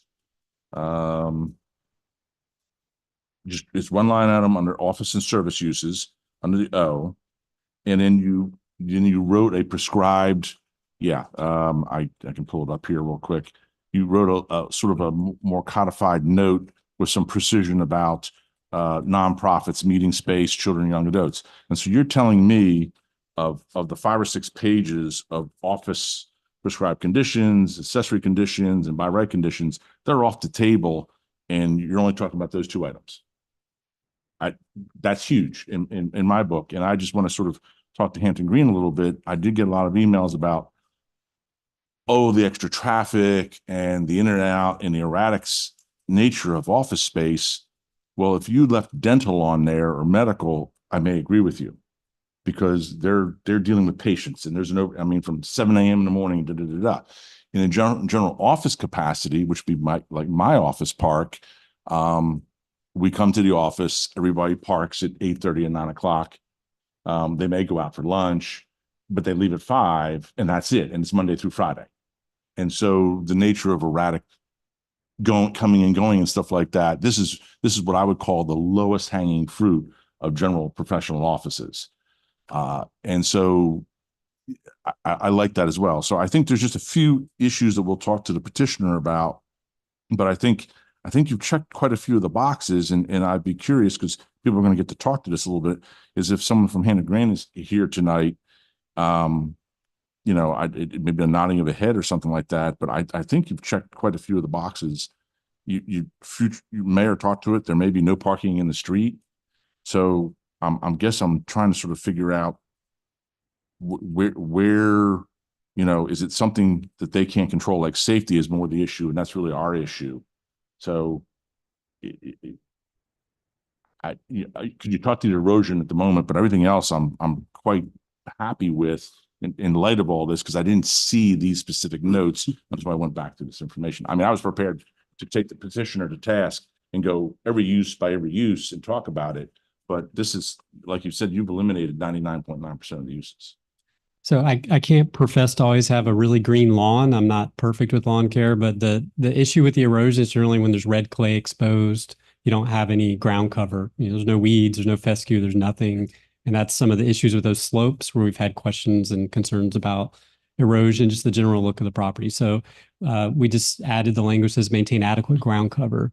And whether that means they have to prep the soil, do some work to get something established, I think that's the general intent of that note. Okay. Even if it's really well manicured weeds, as long as it's green or it collects and can hold the soil back so it doesn't. And it could be more complicated than that, but that's the intent. I don't want to belabor it, but I mean, I think that we talk about it. I want to make sure it's codified and such that code enforcement or somebody could go knock on the door and say, "Hey guys, you said you were going to maintain it. I see red mud in the street," that kind of thing, and it's and they're willing to address it. That's all I'm trying to get, because they're just, in my mind, of the 30 or 40 emails I've gotten over the last 6 months, they all sort of boil down to these 5 or 6 items, and I think they've all been addressed fairly well. I think the bigger problem is that somehow we've been mixing the properties across the street with this conversation, and we can't go there. But I'm also comfortable that we've talked about it, and I think we have that covered, though. If we found that it appeared to be in violation, like you said, there's red mud washing into the street, I think the town would ask for a stabilization plan to correct that issue. All right. Thank you. Commissioner McCool. I've got a few questions as well. This is maybe for Becky or Jay. Because they're a ministry, do they pay property taxes, or are they exempt? I was just curious about that. They're nonprofit, they're exempt. So they're exempt. Yeah, I had heard from someone who was frustrated. They're like, they've been out of compliance for months. They don't pay property taxes. So I just wanted to address that there's some frustration there. And then the second thing I wanted to talk about was the sidewalk. You said they should replace the damaged panels, but aren't they going to build their driveway there anyway? So wouldn't it make more sense to just have the driveway go over it instead of having a separate panels? Because aren't they just going to crack anyway? So I'm looking at Google Maps. So. I'll try to get this right, and if I start to mess up, Susan will just come steal the mic. But the driveway that's in place now was not. No, yeah. So that it's not the type of concrete. It wasn't poured. It's not a proper driveway. So when the driveway is relocated, that will obviously be permitted, built to standard. The previous panels, when it will be repoured and so they'll be brought up to holding a car standard, basically. Because I imagine if they're made the same way, they'll just crack again. It's that whole apron is designed when it crosses over so that the cars don't crack it. Okay, yeah. That was a concern. And then the other part of the erosion, if you drive past there, there's always mud on the ground, and it's not aesthetically pleasing at all. So I think that's like, I don't know how much we can enforce the parking in the red clay, but it's just not like a great look in the entrance of the Hampton Green with a ton of mud tracks. It looks like a construction site. So make sure that we enforce that. Thank you. Now, I will say we have a very robust code enforcement department these days. So I believe that it will be noted if it's not in compliance. Any further questions? Mayor Pro Tem? I just have a concern with the parking.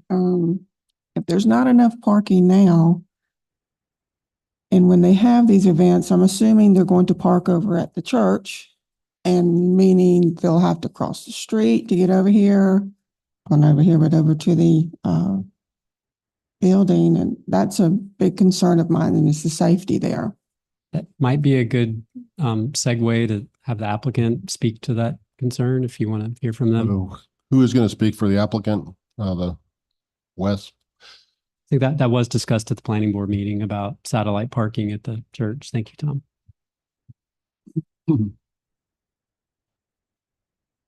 And I would like the opportunity to ask Ms. Little a couple questions at some point as well.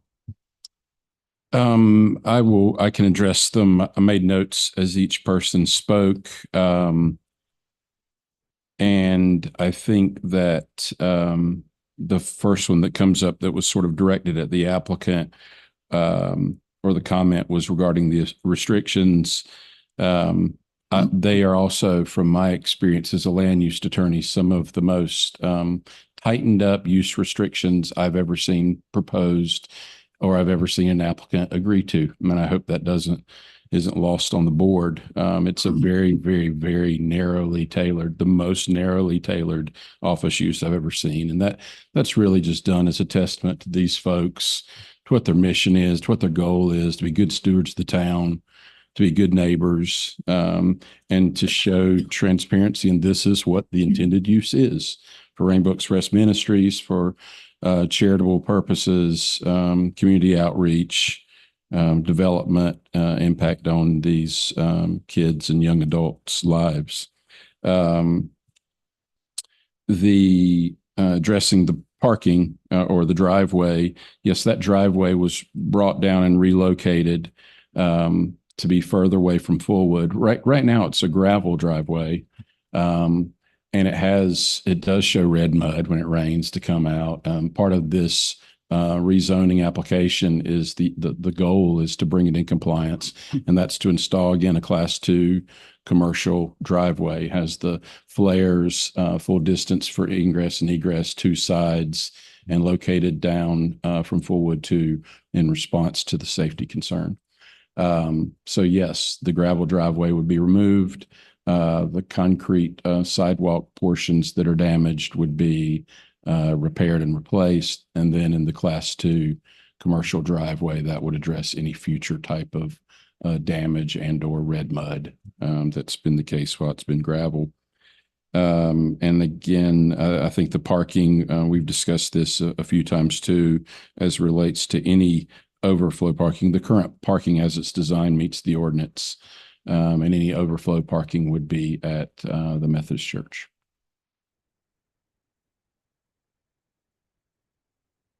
Okay, thank you. Any questions for Mr. Henson?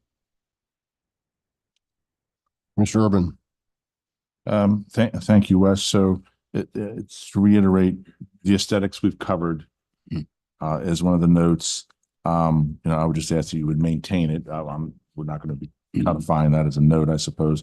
The safety aspect, maybe it's more of a conversation between you yourselves, the town, DOT, and things like that. It's not something I don't think you readily can address. When we were across the street, it may have been a little bit different issue because it really impacted that decel lane, so to speak. You talked to the erosion, the uses. I can't reiterate again. I would agree with you that I've never seen. Paul Bailey was the king of uses for all the years he sat on this board, and he would take and you know this, Charlie, he would rattle through these things. I don't think he's ever gotten a petitioner to take it down to 2. And so I'm very comfortable from the standpoint that you've agreed to the light general office professional uses, and then the other one, which is codified specifically to you about the youth use of this thing. So there's a little bit of stuff. There's a little bit of conversation hanging around. Commissioner or Renee Garner talked about this. It's the ice cream truck. Can you talk a little bit about that? I mean, when it comes, where are you going to put it? That kind of thing. I think this is, I don't know why we're talking about an ice cream truck, but anyway, we are, and we're here. I can speak to that. It will not be parked as a van, and it will not be parked at the White House. Okay. So it comes during special events and things like that. Yeah. And it'll probably just be other people asking us to do a birthday party. Okay. Okay. Yeah. It'll come sometimes to the White House, but it won't be located there. John, it's a truck that was donated for the youth of Rainbow Express to participate in being the servers of the ice cream at certain events around town. Okay. So it hasn't really been put into use presently, but it's not again, that's exactly what it is. It's to provide an outlet for social development. If you had something at your architecture business and you want to do an ice cream social and have, they can come on out. Yeah, and extend that part of the ministry to your business, then we would do something like that. But it's sort of one-offs for that opportunity. I know Mayor Pro Tem made the question about safety and concerns, and it's hard to tell anybody where to walk or what to do, but is there any opportunity to use, I think they have a Jiffy bus or something like that at the Right, church, yeah, that's what I was is to thinking be as able well. to transport people to and fro, just so there's an option from that aspect of it. Otherwise, you are walking from point A to point B. That's right. Okay. Right. And I can say, we have a 15-passenger van. We've used that many times to go to the back of the church parking lot and back. So we need to do that. So. Okay. All right. I don't have any more questions. Thank you. Commissioner Threet. Mrs. Little, could you speak more of this process and what do you sense from the town and the community? Do you feel restricted? Do you feel like that we put you through quite a bit, and also respect of the opinions and beliefs of the Hampton Green community? But tell us what your sense is, because you're an essential part of that community and this entire community. What's one of your takeaways from all of this? I've learned a lot. That's the first thing I'll say. I was not prepared in my mind and heart exactly for what the process was. But we know, we are so confident in what we're doing. And we know it's going to be such a blessing to the community. It's been a hard place to get there. But we pray for approval tonight. But we know it will be a blessing to the community and be such a welcoming thing. We were hoping for more positivity from the neighborhood, I would say, and have tried to reach out in several different ways. But we know that we'll be really good neighbors, and we know that that will be a blessing to the entire town of Matthews. So our hope is that we will be really embraced. I totally know there's a process and people have to ask questions and we have to get things right. But we have from the very beginning tried very hard to comply and tried to figure out what we needed to do. We've been in conversation since the very beginning with Jay and other people on these committees, trying very hard to do that. So we feel like we put our due diligence in, and we also want to be very respectful of Hampton Green because we want to be neighbors for a long time. But it's challenging, but we're getting there. So I appreciate the question. I really do. So if I just add a few comments, I received everyone's emails from Hampton Green and surrounding communities where they had their concerns. I didn't respond to every one of them, but I read every one of them. I wrote down what the concerns were, and I talked to Ms. Little several times on the phone about the concerns that you guys had. And as Commissioner Urban ticked through the boxes there, I think you've addressed nearly all the concerns that the community had. I mean, the parking along the street was the number one concern that I got from emails about. And I thought hopefully we can eliminate that. But the one that I'm not totally certain about, and I want to get that has come up and maybe hasn't been adequately addressed to my satisfaction, is the maintenance of the property. Can you commit tonight that you will keep the grass mowed and keep the ground cover, et cetera, et cetera, et cetera, and the house painted, and it's not going to fall into disrepair? That's something we haven't, implicitly addressed, I think. And I think you mentioned that, Commissioner Urban, as well. I can definitely commit to that.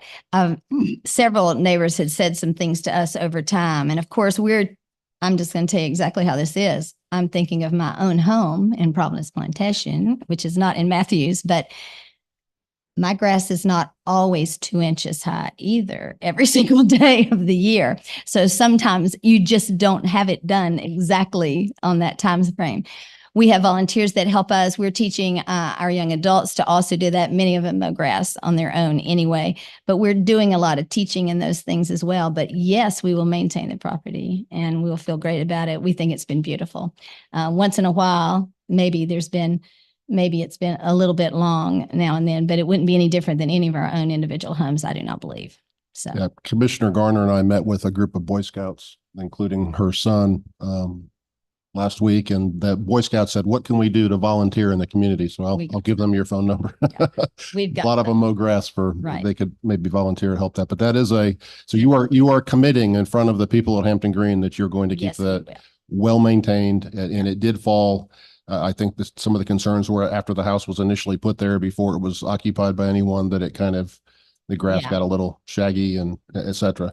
And you are committing to address the runoff issues and make sure that there's not red mud running down Talbot Court. Yeah, and I will just say this as a clarification, and I think I'm correct. I think I'm right on this, is at the beginning, there was red mud running down, and we found out later, I guess Axe came and planted things. It was their responsibility. We kept trying to do some things, but we were trying to handle a lot of things that were going on there at the time. But then Axe came and said they were supposed to be responsible for planting that hill. So then they did, and it's been fine ever since. So, And I don't know if you're the proper one to ask this, but do you have an idea of what type of ground cover you're intending on planting? Are you going to be planting ivy or grass, or you haven't? that is such a good question, Mayor. I think it's making a concern. Some of the folks But I have will green hats. say, They're going to look we've nice. done a lot of talking on that actually, about doing wildflowers and then ground cover and those kind of things. And what's there now is working well as well. So, yeah. That's one of the big things we do with our guys is we're also helping to teach gardening and doing all kind of things so that they can learn as we go. But yeah, we will take care of that. Commissioner Garner. Mayor, don't suggest that they plant English ivy or Hawk is going to come after you.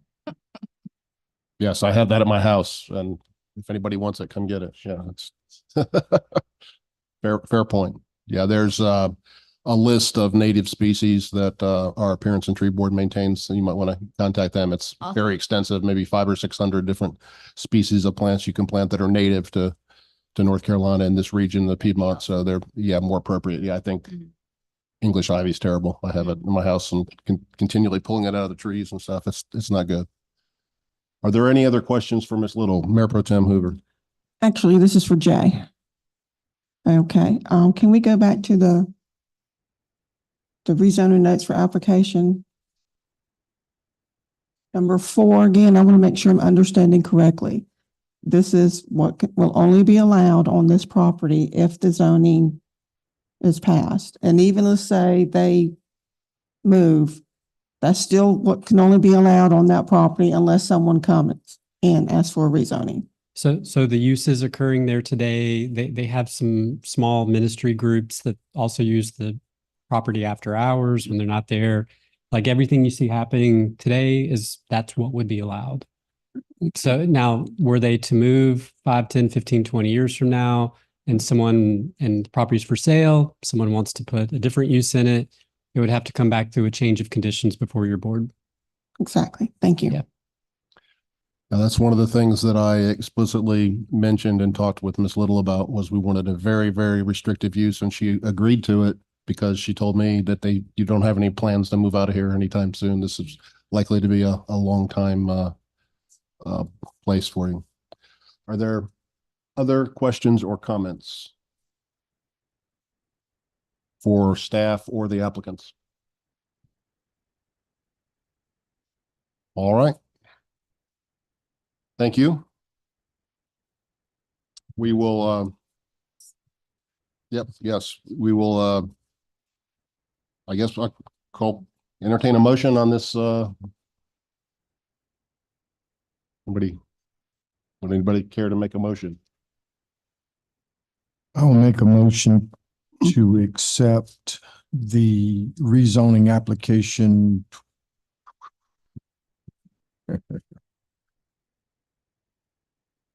The rezoning is consistent. Well, no. Rezoning action. Got number there.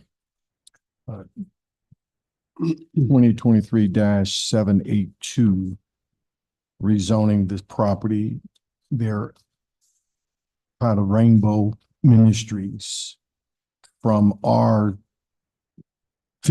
to conditional office. And you need to. There we go. Requesting rezoning action as most currently amended to recommend it for approval and has been found it to be consistent with, is that what you're referring to? With the Matthews land use plan and or consistent as follows. The whole port. Consistent to the rezoning is consistent with existing institutions use in the areas including Matthews, Glenn, Matthews United Methodist, and the Boy Scouts troops meeting space at the intersection of Fullwood and South Trade.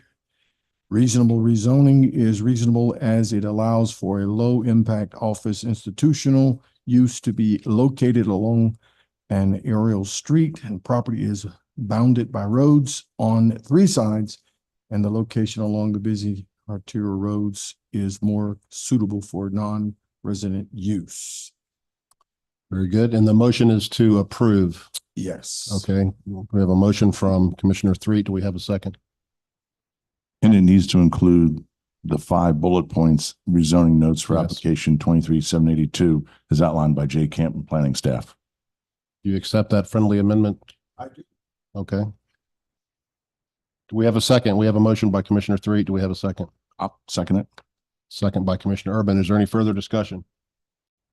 All in favor? All opposed? Okay, that passes 6-1 with Commissioner Tofano in opposition. All right, we'll move on to the next zoning application 2023-786, Greer, to change the zoning classification from R20 to HUC-CDs on that certain property designated as 131 West Charles Street and further designated as tax parcel 193-262-10.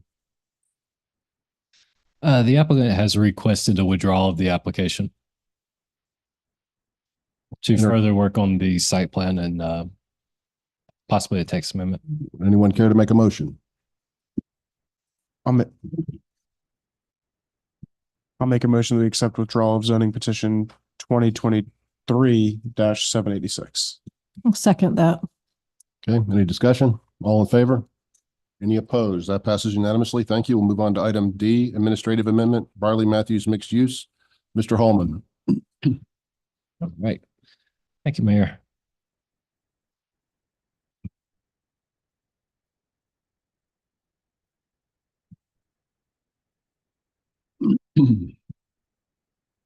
Right. So this administrative amendment, this is for Matthews mixed use.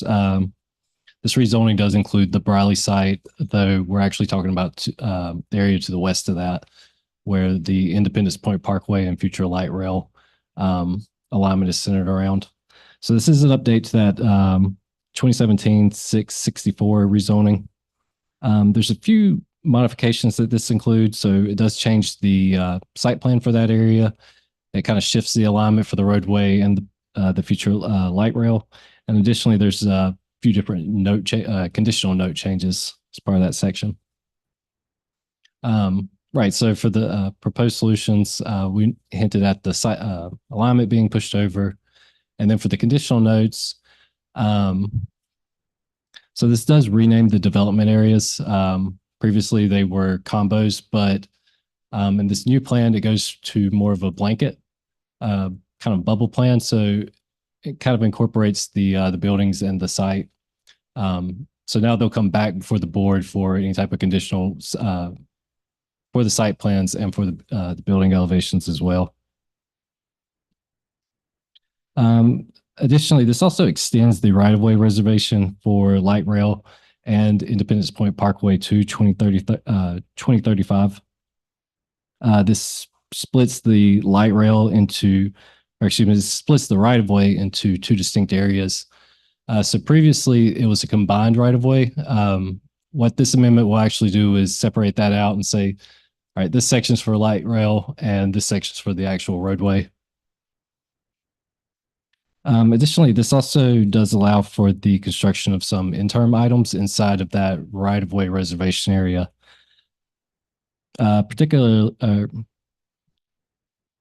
Specifically, the expansion or enlargement of existing stormwater ponds and related stormwater management systems located on the site, new interim ponds approved by the town of Mecklenburg County, private streets, private drives, curb cuts, and related improvements and utilities.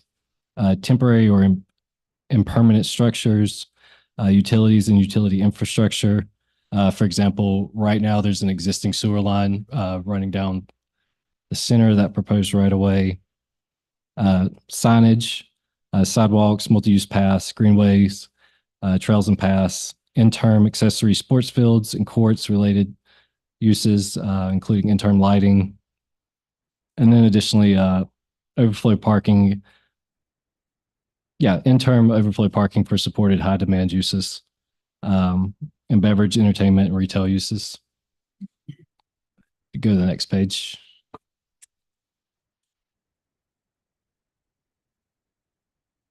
So this application came in probably, I think it was June, July of last year. So we've been working with the applicant over the last few months.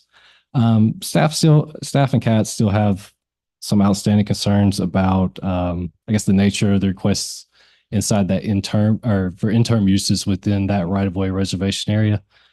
Specifically, any of the stormwater provisions. So when that alignment shifts over, it will go into an existing pond. And within that new right-of-way reservation area, we'd really like to prohibit the expansion or enlargement of that pond within the right-of-way reservation area. So anything outside of that, that's fine. Like there's still a lot of land around the sides, but actually inside of that reservation area, we'd seek to prohibit that.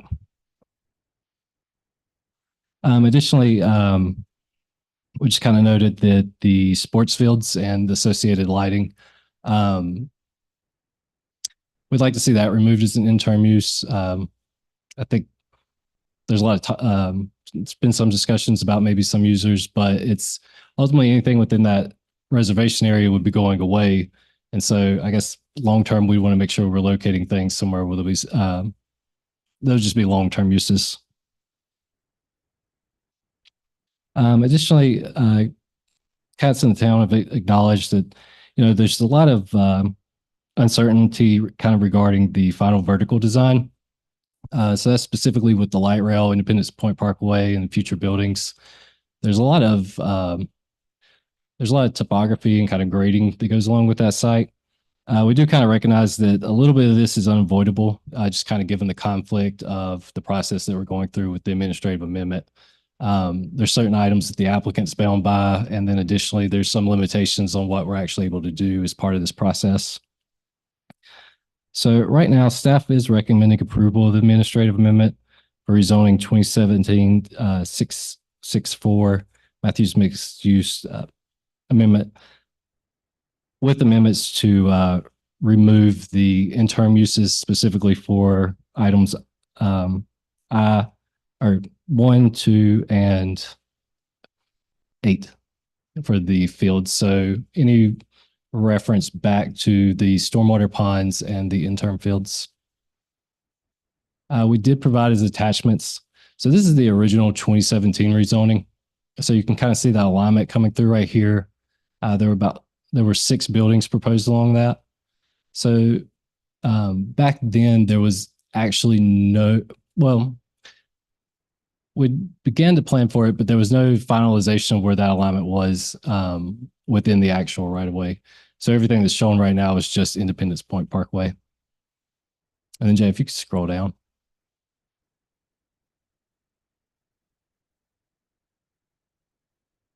So this is the new site plan. So this is the conversion back over to the bubble plans. You notice the buildings they have disappeared. So they would be required to come back before the board for site plan approval and building elevation approvals. The main reason is up here towards the top, this new alignment, it did intersect with one of the proposed buildings. And then additionally, down here, this is where some of the interim stormwater ponds are. So this is really where we're talking about, like, we don't want those expanding or enlarging within the proposed right-of-way. Jay, if you could scroll down. These are the provided conditional notes, and I think I would need to add the vision insurance to my benefits to be able to read that. But the applicants also worked with CATS to kind of develop a cross section as well. So these would govern the development of, at least in that right of way, and then kind of sets the tone nature for how everything will move through the site. That concludes the staff update. If there's any questions, I'd be happy to answer it. And the applicant's here as well. I'm a little concerned about your report that says there are vertical uncertainties. What exactly does that mean? Right. So as that grading kind of goes through, there's certain marks that CATS has to hit for the station. So Jay, if you could scroll back up to the new site plan. Yeah. So there's a steep fall off as we kind of go back this way. So what Katz has kind of mentioned with the grading is they need to be able to ensure that one, the platform's flat. If they don't get certain heights dedicated, it could require certain things like perhaps like an elevated station, like with a bridge or some type of structure like that coming in. And then of course that has like downwind consequences, like we currently have a rezoning. So what's that look like for the new east-west road? You could run into situations where like the light rail is just elevated above IPP. You could end up with situations where Independence Point Parkway's elevated or dropped down compared to where the buildings are. It's just kind of mixed bag. It's just a little bit of uncertainty. So we wouldn't really know. Katz has not informed the developer what their grading expectations are? So Katz has notified the developer, but there's been no commitment from the developer to include that as part of the administrative amendment. Mr. Tufano? Yes, I'm perfectly fine with the realignment. I think it makes sense. It's the right thing to do to get the rail and the street together. But the fact that all of the commercial buildings, I believe they're commercial buildings that were on both sides, have at least temporarily disappeared. And I don't feel comfortable about that because that was the only, practically the only commercial buildings in the entire entertainment district. And I just want to know what the intention is in the future and how we're going to have control over those development areas. So in other words, the A, B, A1, area C, D, and G, et cetera. So I think these are questions for the applicant, if I may. Yeah, the applicant can answer those, but while they're on their way up there, I was just going to mention this does pull up land uses that were kind of designated in that original rezoning. So, just for instance, in this area C, I believe there was some office building, and then I know at least the hotel was located here, so that was designated. Area A, that was designated for commercial use, mixed use as well. And then the areas D2 and G2, they were kind of split. They were able to provide for commercial, but in the event that certain requirements weren't met, then they would be able to put in townhomes on those.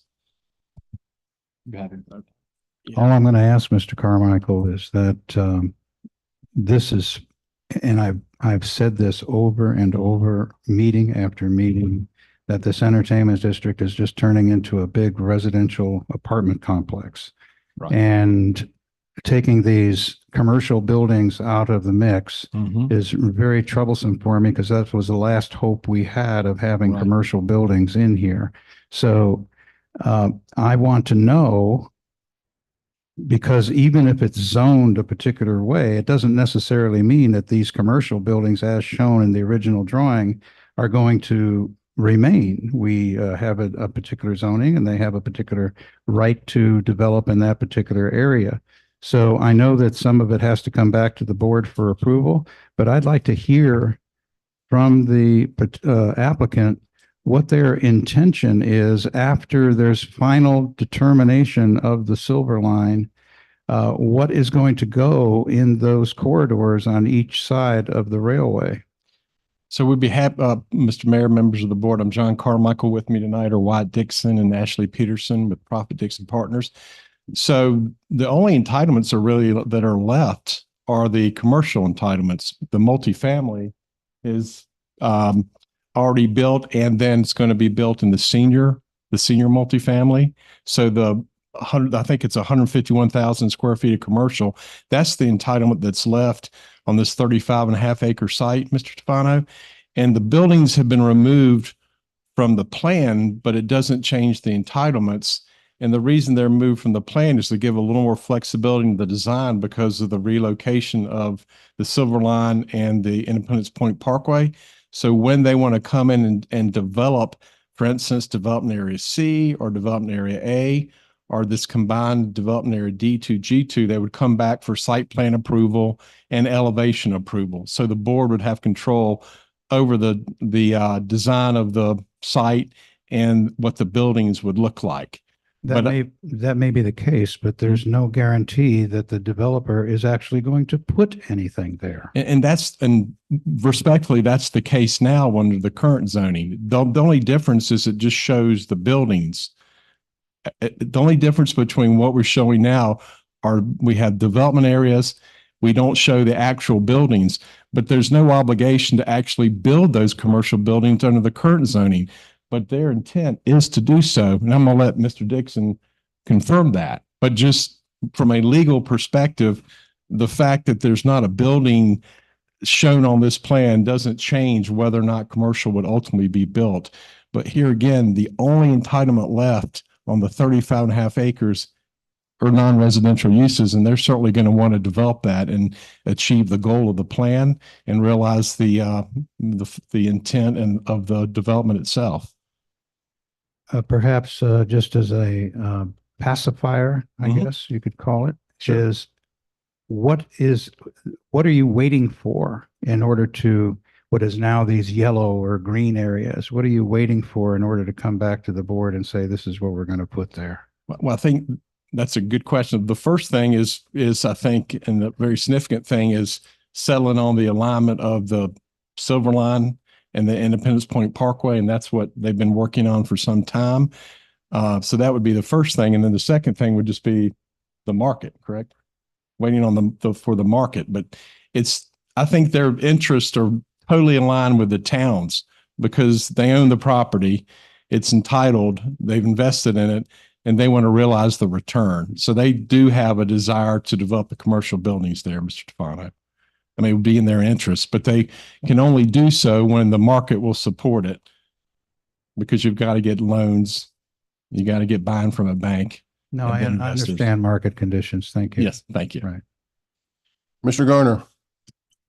I think that what, Mark, or Commissioner Tefano, what you're bringing up is what we discussed and voted on in September of 2022. Is that correct? When we looked at the Independence Point Parkway alignment, and then, I mean, I think it's something that we've already voted on, and so this is sort of a different sort of right. So issue at hand. Are you talking about with the NRP rezoning and their text amendments, or?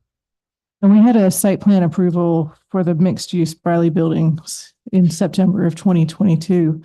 We Right. discussed the use of commercial property and the alignment of the alignment of the Silver Line. Mm. So I'm saying that because that's something we've already voted on, and it's a different question at hand. So the purpose of this site plan amendment is just to align the approved plan with the alignment that's been worked out with the town and then CATS so that they join. And actually that's a great segue. So if you look at the screen, this is the approved plan. Okay. And then I'll show you what these lines represents. The red line, so this is the alignment on the currently approved plan for IPP and the Silver Line. The Silver Line was going to go down the center of Independence Point Parkway. I guess in the last 12 months or so, Wyatt and Ashley became aware that CATS was seeking to change the alignment of the Silver Line so that it would follow the route that's depicted in green. This would have a very significant adverse impact on the Matthews mixed-use development, as you can see here. And so working with CATS and land design, they were able to come to this alignment, which is outlined in blue here. This is the new alignment of the Silver Line, and then this is the alignment, the realigned Independence Point Parkway in red. And these are the alignments that are on the administrative amendment site plan. So the primary purpose of this request is to align the plan with the alignments of the Silver Line and Independence Point Parkway so that they are together. And once that's done, and speaking to Mr. Fano's question, then that will enable them to hopefully get some interest in the commercial component. And I understand the concern about the commercial, but the primary purpose of this is to align the rezoning plan with the alignments of the Silver Line and the Independence and and Independence Point Parkway. Once again, these are the new development areas as a result of the realignment, and you would come back for site plan and elevation approval. They're not seeking to add density or change the uses, so all the allowed uses under the current plan would remain in force. And then another thing that it does is it does extend the right-of-way reservation from 2027 to 2035. It provides the cross sections that Darren shared with you that the Prophet Dixon design team worked with CADS on. And that does speak to items that can be located on an interim basis in the right-of-way, the key term, I think, being interim. And I think Darren had, and the staff had concerns about a couple of those. One was the expansion and enlargements of the existing stormwater ponds within the right-of-way. The new interim stormwater ponds could only be located in these reservation areas upon the approval of the town and the county. So I don't think that would be an issue. So as I understand it, the concerns are the expansions, enlargements of the existing stormwater ponds, the interim accessory sports fields and courts and related uses, including lighting, but that would be on an interim basis only. So we would like those to remain as we currently propose those, as uses allowed on an interim basis until such time that the Silver Line's developed. And then finally, Mayor, in terms of the vertical components. You're just showing me 2D. I want to see 3D. Yeah, well, so I'm going to let Wyatt speak to that. Mr. Mayor, Commissioners, Wyatt Dixon, thank you for the opportunity to speak with you this evening. Obviously, you spend a lot of time looking at the light rail. I serve the town of Matthews on the Silver Line Task Force and did my first transit-oriented development in Charlotte right after before 9/11. There's nobody here that has more experience from a timeline in doing transit-oriented development than me. And one of the things that seems to be confusing about the 2D versus 3D is this is not an established rail line. It's not like South End where you had an existing rail bed that just was adopted to mix with the existing neighborhood. The Silver Line will be very much like the extension of the Blue Line going north to University City, which has a lot of grade variation. We have approximately 60 feet of fall, if not greater, between Matthews Mint Hill Road and the southern property line of the Brigmans abutting the Sportsplex. And so we very much understand the importance of certain connections being aligned, such as the station and things like that. But the implications of saying that everything has to be aligned all the way for 29 miles of light rail for Silver Line is just, it's not grounded in reality. And so we fully expect to have to coordinate with CATS, but also we fully expect that we would not be asked, nor would we ever agree to spending millions of dollars of additional site work to accommodate a rail that's not even funded. We will work with it to make sure the light rail can happen, but it is something that this whole road alignment hit and the lack of funding, which was pulled from DOT or by DOT, excuse me, has really created hardship for us to be able to move forward on the commercial. And so we are very much aligned in wanting to deliver this, very much so. And so I don't know that I've answered your question rather than just speak to you, but I'll tell you my concern, and you said I've served on the MTC for a long time and have been around CARTPO and NCDOT and CATS. And my concern is if there's 60 foot of unmitigated fall off and you have to put bridges in there, that when they start doing their value engineering, they're going to say, let's just cut this whole end off of Matthews because it's cost too much. And we're not going to build it because it's going to cost millions and millions of dollars to build all these bridges to go over Independence Point Parkway, et cetera. That's my concern. I think it's a real likelihood. You know, if this topography is so dramatic on this site that they have to build, you know, it has to be totally done with bridges and who knows what else. It's just going to be so ridiculously expensive. I'm concerned they're not going to build it. And this is at the end of the line, right? So this is where they're going to cut. They're going to cut at the ends, not in the middle. So they're going to cut Matthews or. No, I understand that concern. And not that this is, hopefully this is responsive. I don't know if it is, but under the current plan, we've got a right-of-way reservation area. It's 2D basically. The current plan doesn't contemplate vertical elements either. I think this is an improvement because it does cause the plan to conform to what we know now to be the alignment. So, and I do appreciate Darren in his report saying net, this is a positive as compared to the 2017 plan. But I just don't know, even if this doesn't happen, I don't know any way to alleviate the concerns you express in terms of the vertical components and the grade. And I don't know, that's beyond something I think that we have the capability of solving as cut and fill petitioner. Right. But I don't know that you would know to what degree, right? Sure. This exercise is something that we have gone through. That blue line is drawn by cats. And there will be bridges.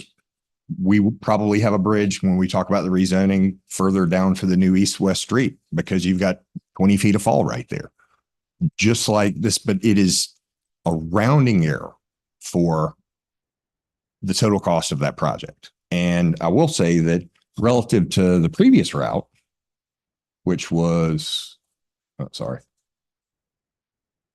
previous LPA, which is shown in green, would very much argue that that route right there would be substantially more expensive than even building a bridge on what you see, because you had had a 8-figure takings lawsuit by TIA, who owns Briley, because you're destroying the parking associated with those buildings. And the town wouldn't be a party to that. So. I don't disagree. I have a concern that I'd like to know more about how much the vertical, I mean, just saying that there's vertical uncertainties doesn't give me a warm, fuzzy feeling to. There are things we're going to absolutely have to coordinate. And there was a lot of other language in the amendment that we had put there regarding working in good faith and doing things along those lines. And we're 100% aligned in wanting to make the light rail a possibility. And I'm under no illusions that you and I may ever see a light rail, to be totally honest. Fair enough. I think it's going to be a while. I'm not sure that going to the year 35 is long enough.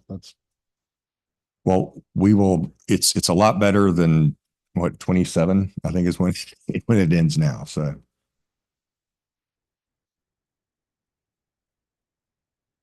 Yeah. I think I'd like to hear what Katz has to say about this before rendering a decision.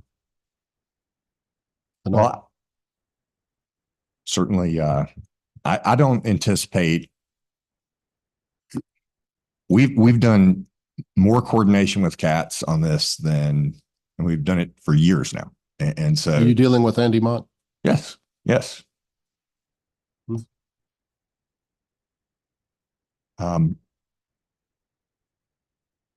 Commissioner Tufano, do you have a question? Yes. This is the sensible thing to do. It's the right thing to do. I mean, it just makes great sense.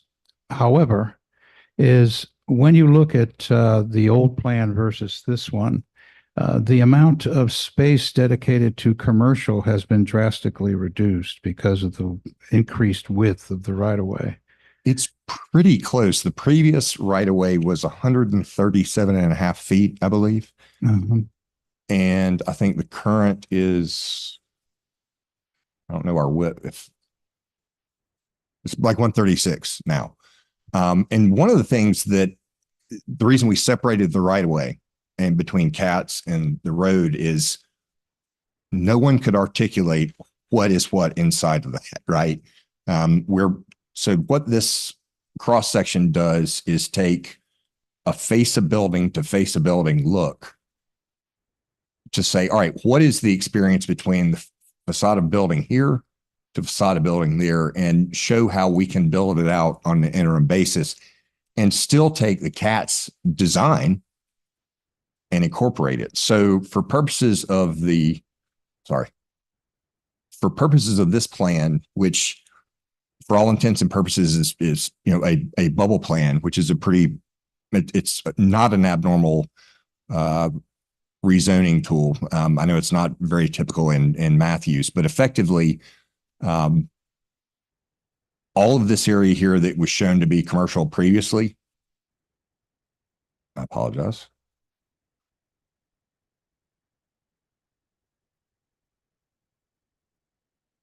Oh, that one. That. So if you look and see, what you see is that parcel still there. Right, but we've lost a building there because the rail goes through it with the new route. But that building, let's see, let me get there. Well, it looks like 2 8s actually, and then 10 on the other side and 11 on the other side. These? Yeah. Okay, Yeah, so it looks to me, if you were superimpose the old plan, that we've lost 20 feet of commercial space there. Those are the buildings that were shown to be vertical mixed use. And you're right, those parcels, by the time we went from zoning to engineering with the approved plan for Briley and this route, that area has shrunk. And so that will be a little bit tighter, but in terms of making something happen there, we are confident that there's enough space for us to be able to do something that will be meaningful to those locations. And the importance of the width on the west side of Independence Point Parkway and the rail is being able to make sure that we preserve enough distance between the Duke easement and effectively what the setback line is to allow room for commercial development to occur on both sides of the street. And that's a critical component as well. And it also is going to be on the station side of the light rail and things like that. So I agree that distance is narrower. However, this is probably the best thing to see. You can see what is overlaid here. So there are those buildings from the original site plan, right? Okay. Now, I just want to be certain that the only thing we're voting on tonight is the alignment of putting the light rail along with Independence Point and making that one contiguous right of way. Is that what we're voting on tonight? Only? The amendment is also the interim uses, Mr. Tufano? Interim uses on both sides of the right of way? No, within the right of way. Within the right Yes, sir. of way. The reservation area. Yes, sir. What other interim uses would there be besides Independence Point and the Silver Line? Well, those won't come till later. So it would be the things that Darren mentioned and that I mentioned. It would be enlargements of the existing stormwater ponds that are there, new interim stormwater ponds if they were approved and only if they were approved by the town and the county, private streets, temporary or permanent structures, utilities, some of which are already there, signage, sidewalks, interim parking, things just so that you could use the right of way until such time in the future the right of way is acquired for the Silver Line. And then interim accessory sports fields and courts, those things, those interim uses that Darren had mentioned that could go in the reservation area and remain in place until such time that down the road when the Silver Line comes into play. You mean permanent structures that would actually be demolished if the Silver Line came through? You have to move and if there's any lighting on the sports fields, that would have to be removed, but there wouldn't be buildings or anything like that. Yeah. This is why when I was reading this, I read it over and over again, and I got really confused about what the interim uses were and what the reserve space was. The gist of the interim use is if we are to build, or NCDOT is to build this road, which we're going to end up building portions of it to make all this happen. What do we do with this area in blue while there's no light rail? And the intent there is, well, we want it to look good and be able to do something if there's not light rail. And we want it to be large enough to be able to accommodate light rail. And so the interim uses and the staff's concern with the interim uses was kind of news to us this morning, based on what we saw in the staff report. But effectively, the things that are in question are about, right now we have a pond that's right there.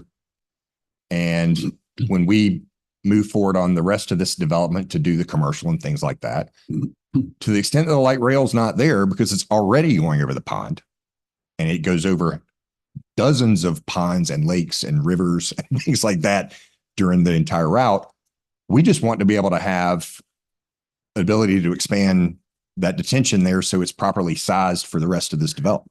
Okay, thank you both, everyone, for the explanation. I think I understand now.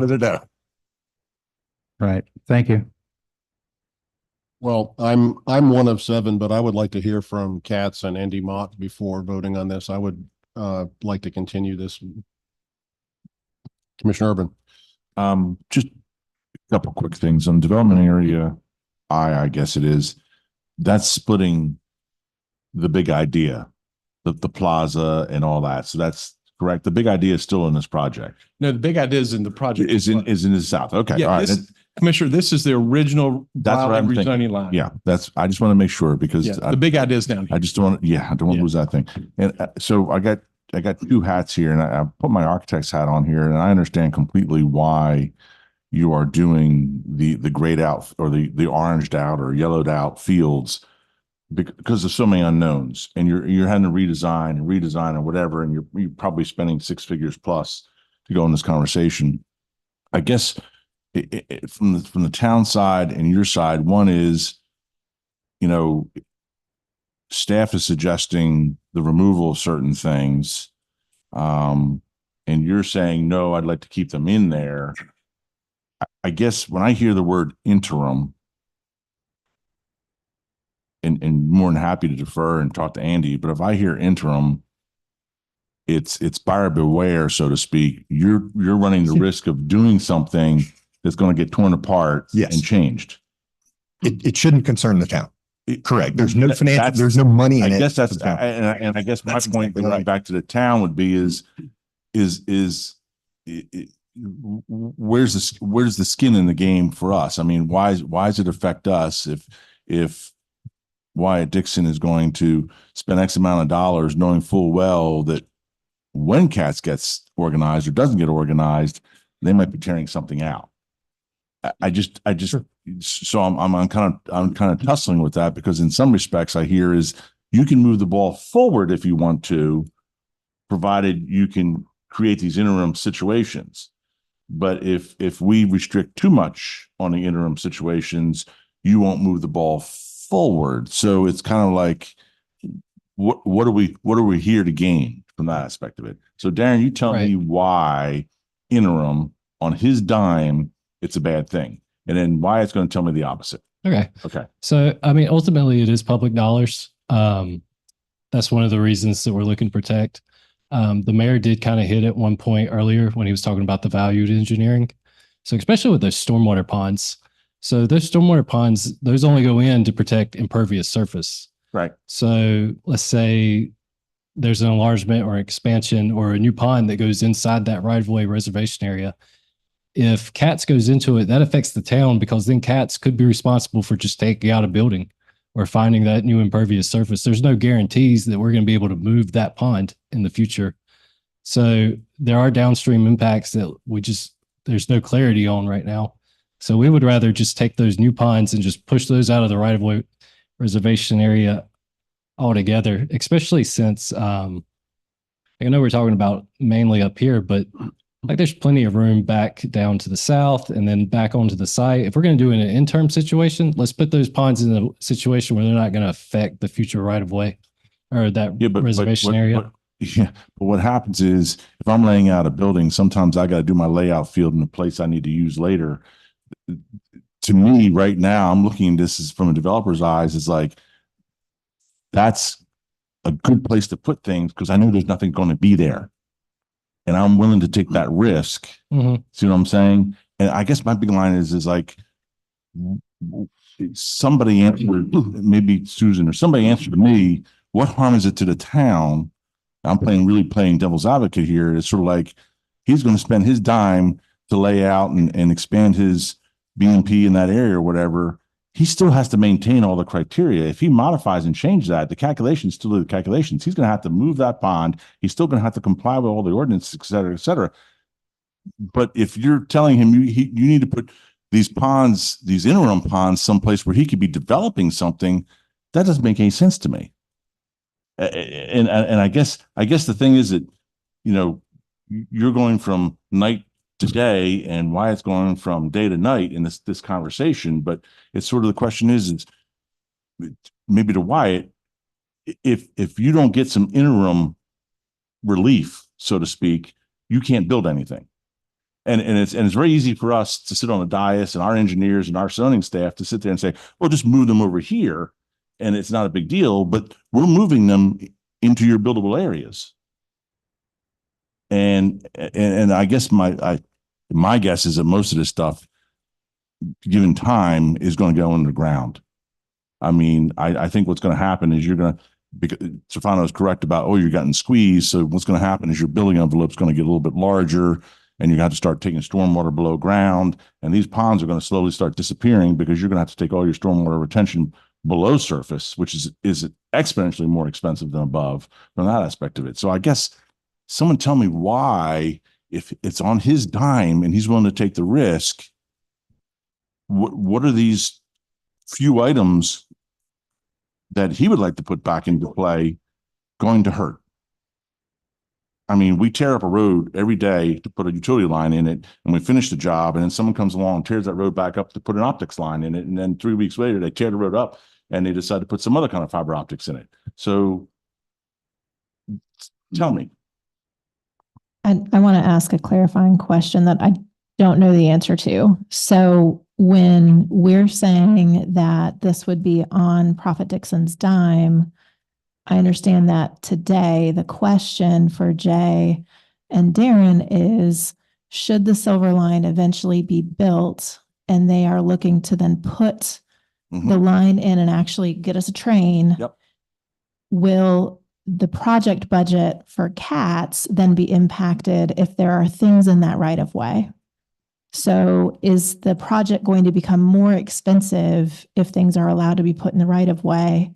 Or if Prophet Dixon is saying, we're willing to take the risk and we understand that if the project were to come through, we won't be looking for compensation for our losses by things coming through where we built them, then I think that's a different conversation. And I think that's a legitimate one because they're using the word interim. And I guess so I guess that's the question is what does interim mean? If interim means that there won't then be compensation from CATS for these things later, then I hear your point, but that's the part that would need to be defined. Otherwise, staff is saying, don't put things in the right of way that are going to cost the project more later.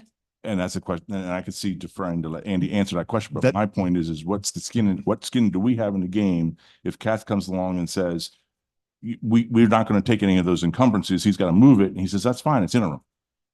So what I would say is we've gone through this before with NCDOT, with all sorts of, there is a standard right-of-way acquisition process that is statutory in the state of North Carolina. That's what it's going to follow. There'll be an appraisal. There'll be all these other things. CAT's going to be making thousands and tens of thousands of modifications of things along that rail. And to assume that even if it's $50 or $50,000, more to spend right there because they have to move all. It's a rounding error. And in $1 trillion project, I think the example I can point to is obviously the town went through a lot of machinations to get the new fire department planned and budgeted and things like that. Imagine that times a million.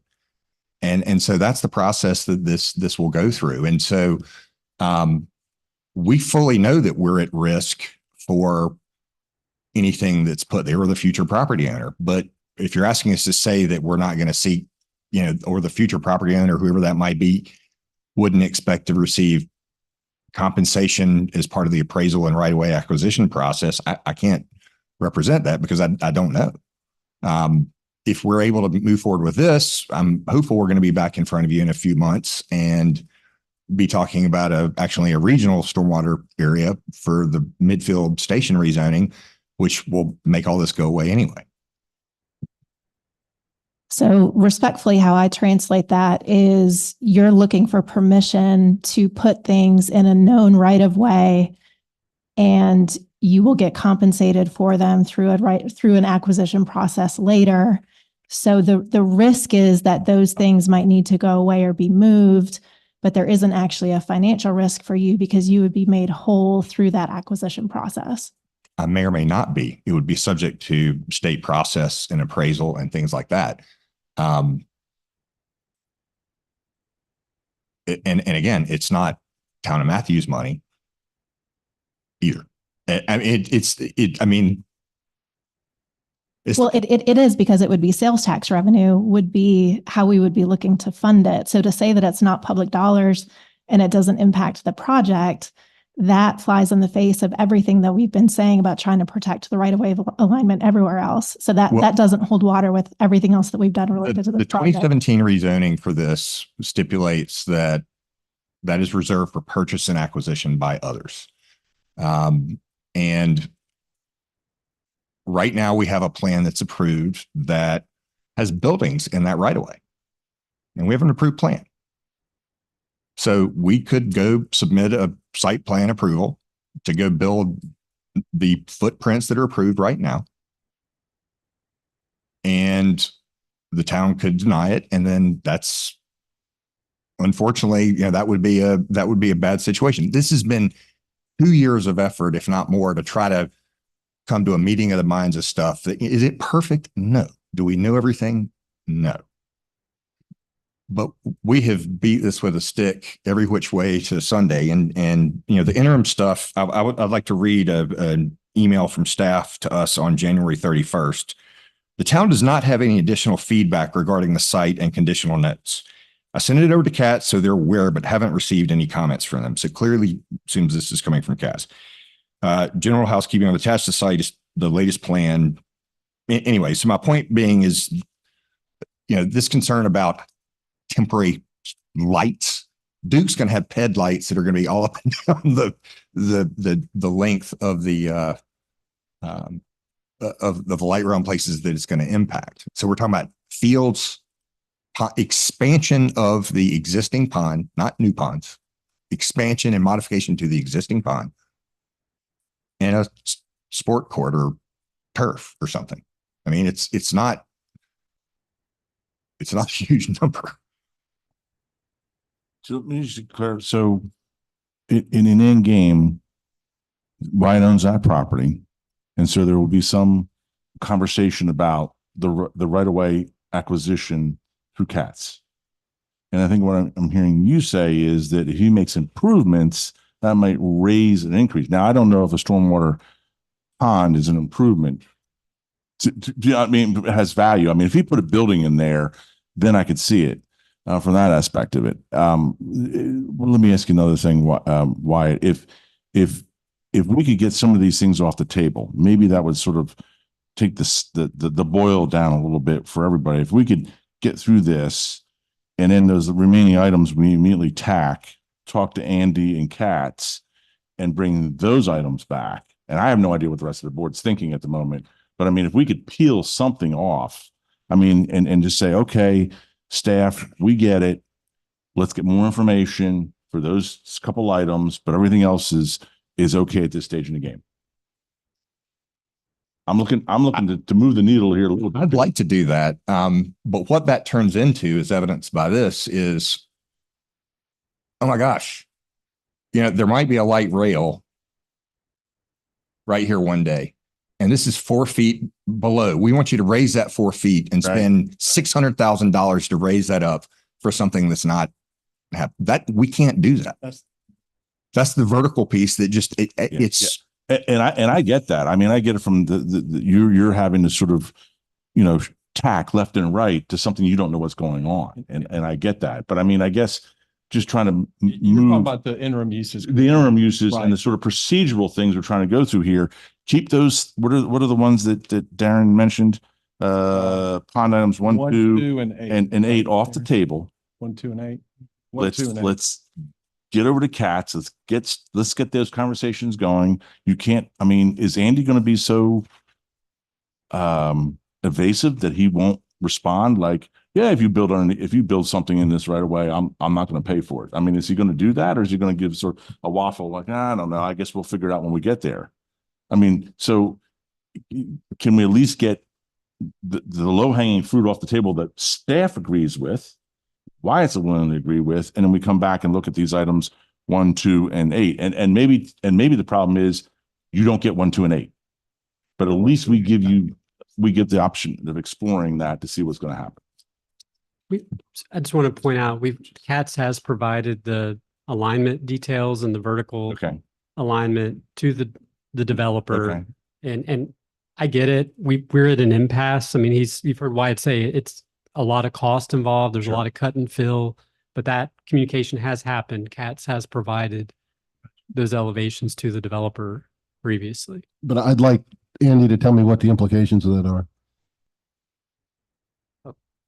I mean, yeah, because I guess I'm missing. There's something like we're really close, and there's something missing. Yeah, but if Wyatt, if you're saying that it's financially impossible to do, you can't do it, it's going to cost too much money, and Andy says they're not going to build a light rail unless you do it, then we got a problem. I mean, we still have a lot of vacant land. They don't. In the current. This is a big improvement, but that doesn't exist in the current zoning. Okay, the current approval, the vertical part, it does not exist.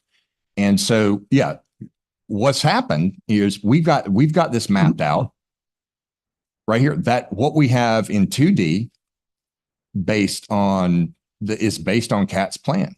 And the reality is from here to here, they really don't have much of an issue. Where you have an issue is it starts to get from here south, and it gets really bad down there for sort of in the heart of where we're trying to create this place. You said the vertical doesn't exist. No, I mean, in the current rezoning, they're not protected on the vertical. Okay. Yeah, but that's what I you have the information from no. What we have here, this plan right here represents the slope and everything that was provided by CATS. We have probably a 4-foot grade differential there and things like that. But that's stuff that we can work through. And having some mandate to align with vertical when you look at what's happened all up and down, the blue line extension is just not. But you're in line at this moment. Yes.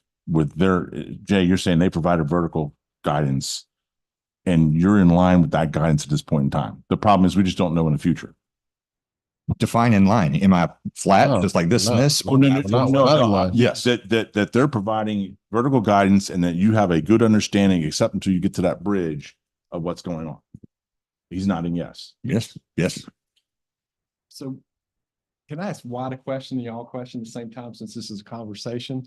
When it's not a hearing, it's a conversation, I think. So anyway, this was a LPA that they were going to the CATS was going to want, right?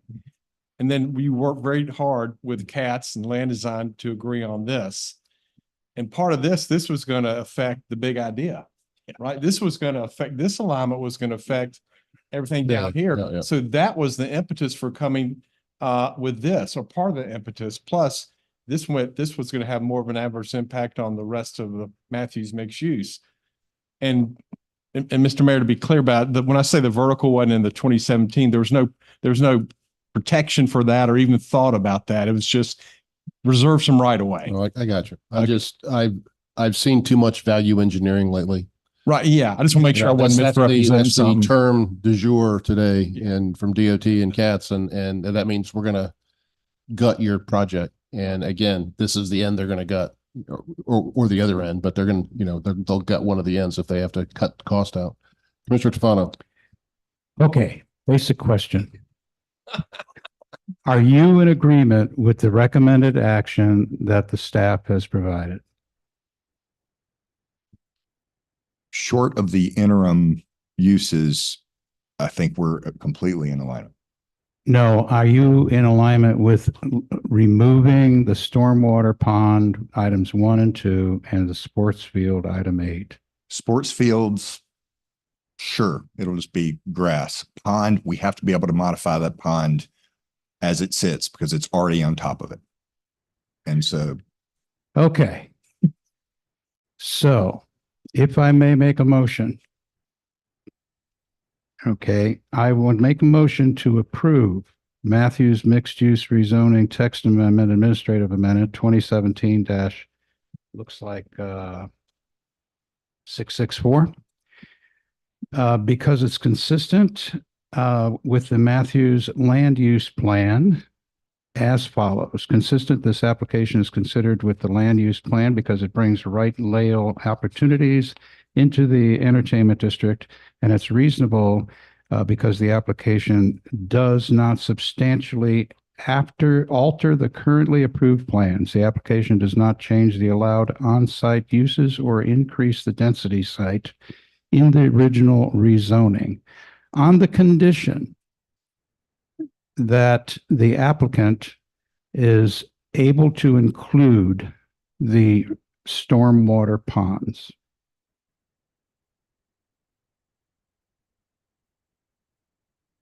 Okay, we have a motion from Commissioner Tofano. Do we have a second?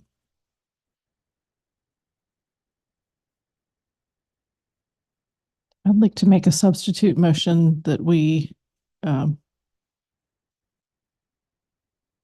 defer or continue. Thank you. Continue rezoning item 2017-664 Matthews mixed use with the amendments until the March 11th meeting. I mean, I'll be honest, and I'm sorry that I'm making this motion, but I'll be honest that my brain is not. It's not in the right place to make a sound decision on this tonight and feel good about it.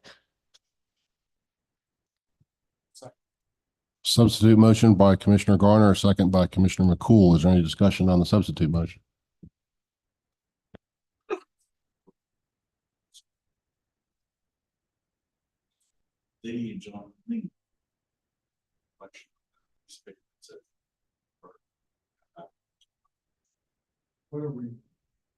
What will be our intent in delaying it, other than giving a little bit more time to think? What is the? Yeah, I would like to hear from Andy Mock, and I think there's some other concern about what can or can't be built in the reserved area. Staff would request that Mr. Mock actually attend the next meeting so that it's beyond just a report. So if there's an active Q&A that the board would like to engage with him, then he's available to answer any questions. Can that be at the March 11th meeting? Yeah. Okay, we have a substitute motion and a second. Is there any further discussion? All in favor? Any opposed? That passes unanimously. Wyatt, 2 years. You can wait one more month. I'll be out of the country that date, and so will not be here and available. And this is terribly disappointing. So thank you.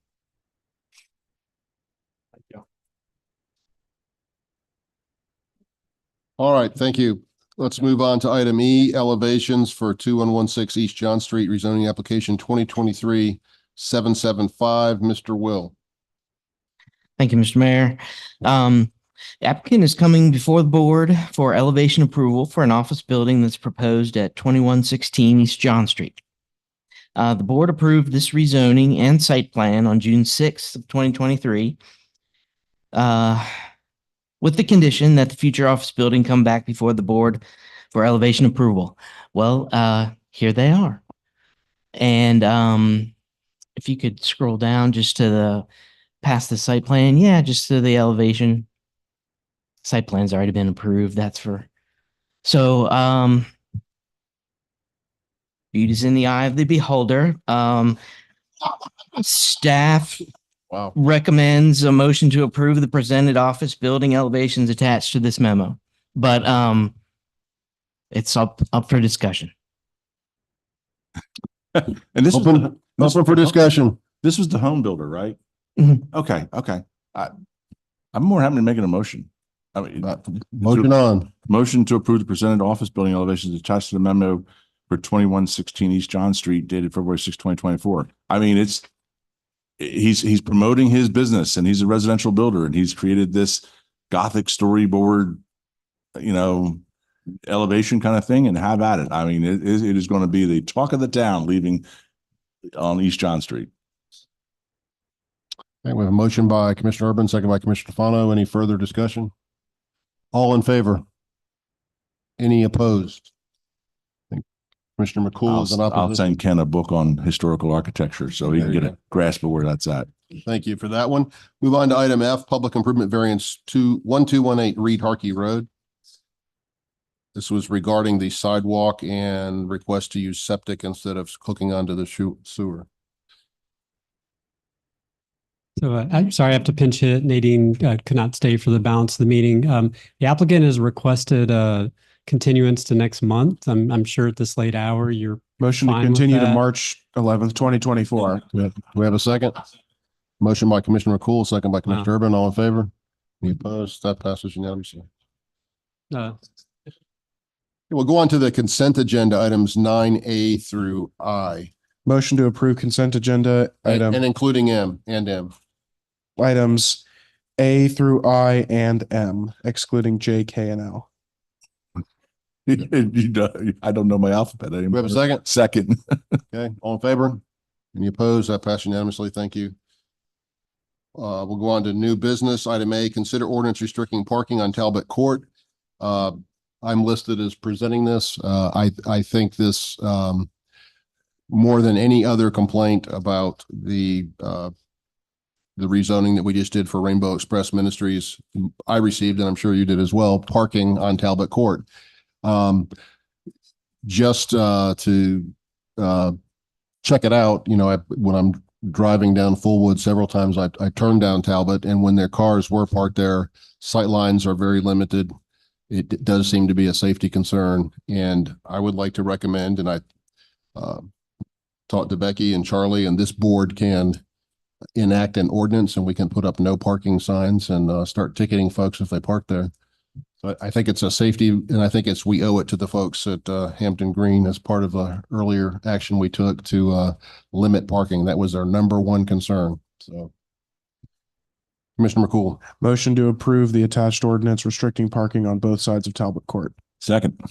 Okay. Any further discussion? We have a motion by Commissioner McCool, second by Commissioner Urban. All in favor? Any opposed? That passes unanimously. Thank you. Move on, considering a request for temporary street closure, Community Heroes Festival. I'm happy to introduce this, Mr. Mayor, members of the board. At one of your recent meetings, you had a list of street closures to consider along Charles Street. And this event was actually one that was originally discussed with Mr. Trester, and the town was supportive of it. It did not make your final list. And then there has been, I think, a bit of a switch in some of the management or organization of the event. But the event is still desiring to go on as planned. And so this would occur on April 20th. It would be along Charles Street. There's a diagram in your packet that shows that this would be a closure along Charles from North Trade Street to Library Lane. Staff has reviewed the request, and we are supportive of this closure.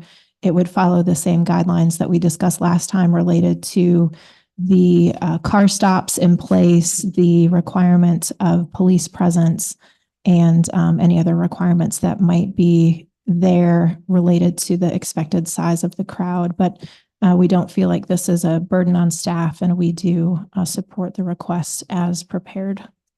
Commissioner McCool. I'd like to make a motion that we approve the request for the street closure of the small portion of Charles Street on Saturday, April 20th, 2024.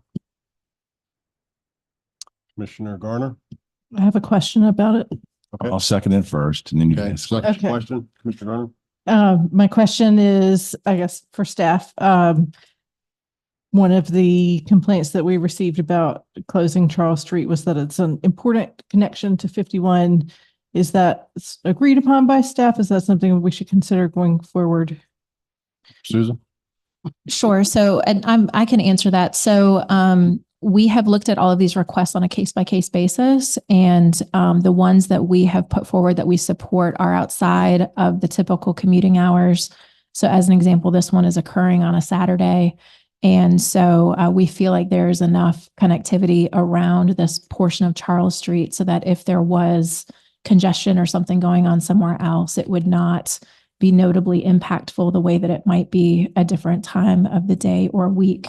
And there's no concerns from public safety as far as being able to access this site or any of the businesses close by if there were to be an emergency in that area. Thank you. So I'll third that. I have a question. Commissioner Fano. Yeah, what are these vendors? Are they food vendors? It doesn't list anywhere in the document. At least I can't Applicant see speak anyway. to that.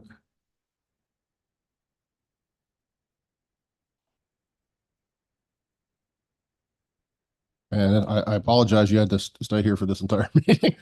Wow, that's dedication. The vendors will be a lot of support from local business. Like we'd like to get like Moxie and some of those different vendors in there. If anyone was around the Saturday, the festival that they had in Matthews on that same exact street would be very similar to that.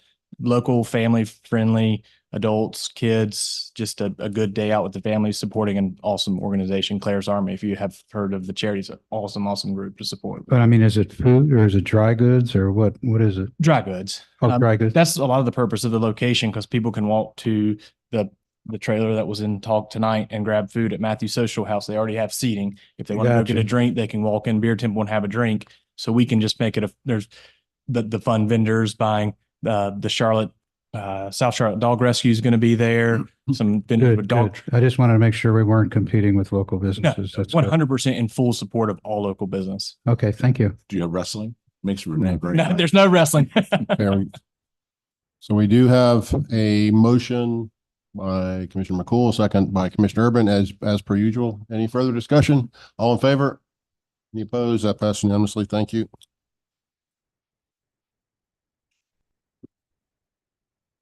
All right, I'm going to go ahead and read through a few proclamations, and Mayor Pro Tem's going to help me on one of them to give my voice a break. But the first one is proclamation in recognition of Engineers Week. This is for the benefit of Susan and myself and all the other engineers that are around. Whereas engineers use their scientific and technical knowledge and skills in creative and innovative ways to fulfill society's needs, and whereas engineers face the major technological challenges of our time, from rebuilding towns devastated by natural disaster, cleaning up the environment, and assuring safe, clean, and sufficient sources of energy, to designing information systems that will speed our country into the future. And whereas engineers are encouraging our youth, math and science students, to realize the practical power of their knowledge, and whereas we will look more than ever to engineers and their knowledge and skills to meet the challenges of the 21st century. Now, therefore, I, John F. Higdon, by virtue of authority vested in me as Mayor of the Town of Matthews, North Carolina, do hereby proclaim the week of February 18th through the 24th, 2024 as Engineers Week. Yay. All right. The next one is the proclamation in recognition of President's Faith Awareness Month, and I'm going to ask Mayor Pro Tem Hoover to read this one. Whereas as it states in our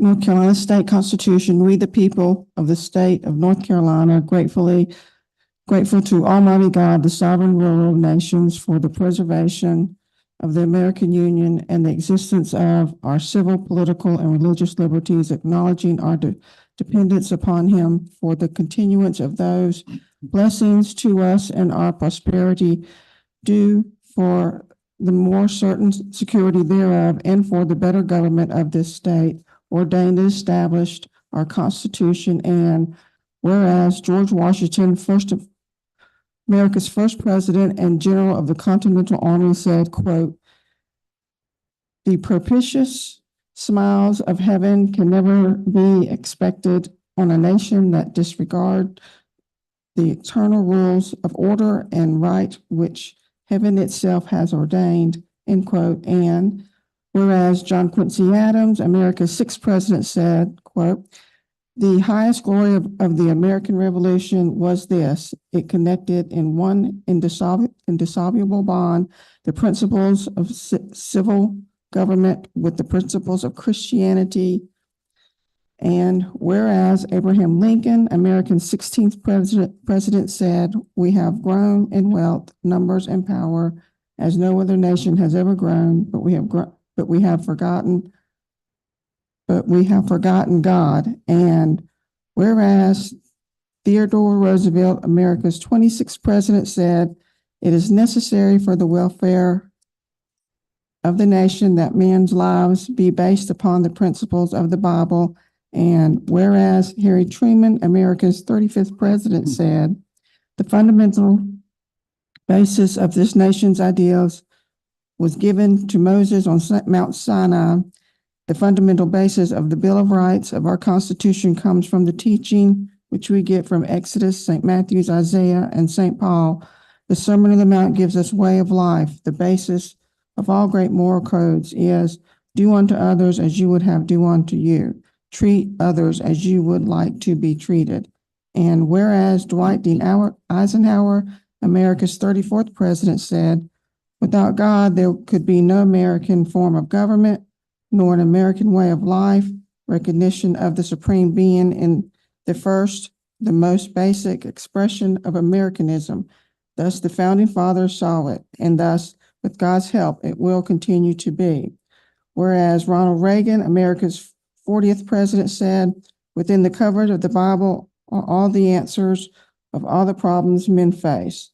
Now, therefore, be it proclaimed that I, John F. Higdon, as mayor of the town of Matthews, do hereby appoint February to be known as President's Faith Awareness Month, calling on all citizens to discover the deep faith that many of our presidents had, and to invite same to join together in thanksgiving and appreciation for the foresight of sacrifice of these brave men, and to Providence who guided these men in our country in its quest for our freedom and liberty.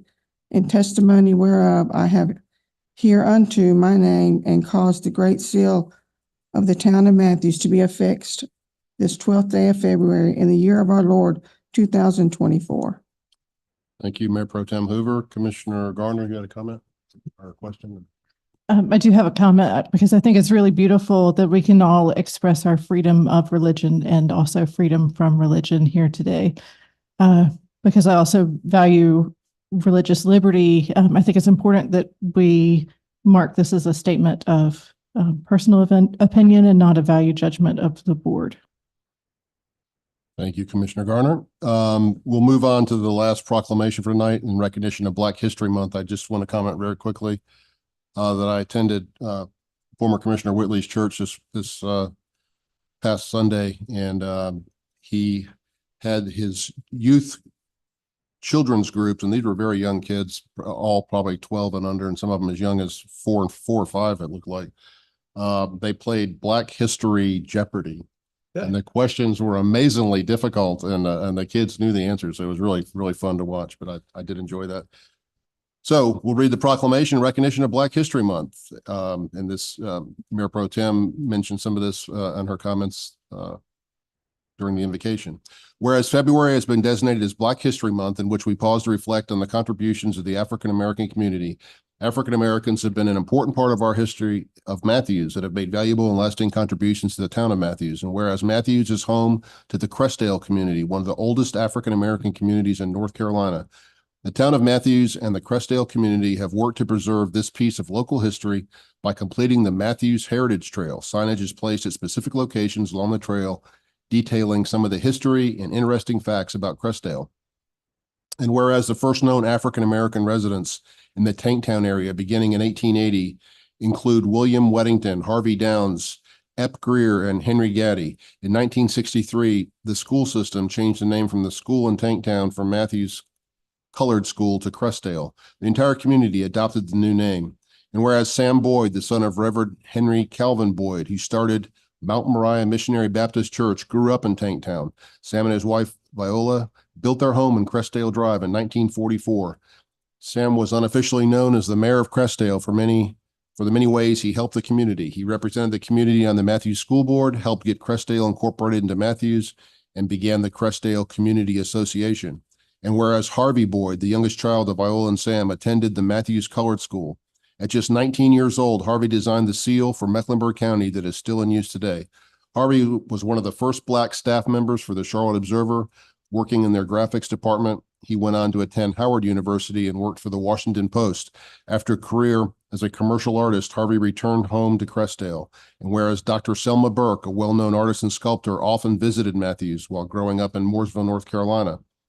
Selma Burke Lane was named in her honor in 1992. Dr. Burke donated a bronze sculpture that is now on display in Matthews Town Hall.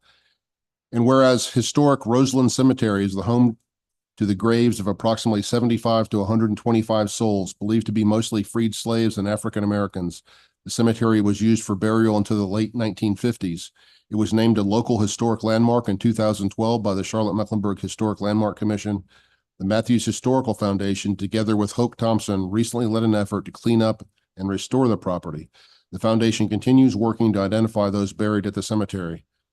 And now, therefore, be it resolved that the town of Matthews does hereby recognize February as Black History Month, and witness whereof I hereunto set my hand and cause the great seal of the town of Matthews to be affixed this 12th day of February 2024. All right. So there's our proclamations for the evening. And I have another piece of paper here somewhere. Here we go. I did want to share, and it's late, but very quickly, a letter that we get, it seems like annually, from the Arbor Day Foundation, but being particularly fond of trees, I'd like to read this into the record. Dear Tree City USA community member, on behalf of the Arbor Day Foundation, I'm thrilled to congratulate Matthews on earning recognition as 2023 Tree City USA. Residents of Matthews should be proud to live in a community that makes the planting and care of trees a priority. Founded in 1976, Tree City USA is a partnership between the Arbor Day Foundation, the U.S. Forest Service, and the National Association of State Foresters. Matthews is part of an incredible network of more than 3,600 Tree City USA communities nationwide, with a combined population of 155 million. Over the last few years, the value and importance of trees has become increasingly clear. Cities and towns across the globe are facing issues with air quality, water resources, personal health and well-being, and energy use. Matthews has taken steps to create a brighter, greener future. We hope you are as excited as we are to share this accomplishment with your local media and your residents. Enclosed in this packet is a press release for you to distribute at your convenience. So that's some good news for us. And I would like to give a shout out to our Appearance and Tree chairperson, Debbie Foster, for the fantastic job her and the other volunteers in that committee have done, particularly with the tree giveaways that we've sponsored the last couple of years, where we've seen several hundred trees planted by residents of Matthews. So it's a really nice addition to the town. And finally, I'd like to say that unfortunately, business is going to call me away for our next meeting. So Mayor Pro Tem Hoover will sit in my stead for our meeting on February 26th. That's all I have. On to the town attorney's report. Thank you, Mayor. Real quick, the Municipal Attorneys Winter Conference is going to be February the 23rd and 24th. This year, you can attend either in person or virtually. I would like permission to attend, and therefore I have the registration fee for the virtual attendance. I will stay in my office. I won't go to Chapel Hill for this one. Okay. Any, we need to vote on that or any concerns? You do. Just informative. You do need to approve that. Motion. How much? I'm not sure what the registration fee is. I haven't signed up yet, waiting to get approval to go. I haven't even clicked the application yet. Charlie, typically it's a couple $100s. Oh, yeah, correct? yeah. Yeah, it's. But usually when I go in person, and then that includes a hotel fee as well and travel expenses. I have a motion to approve by Commissioner Urban, a second by Commissioner McCool. Any further discussion? All in favor? Any opposed? That passes unanimously. Thank you. Town manager's report. No report. Motion to adjourn.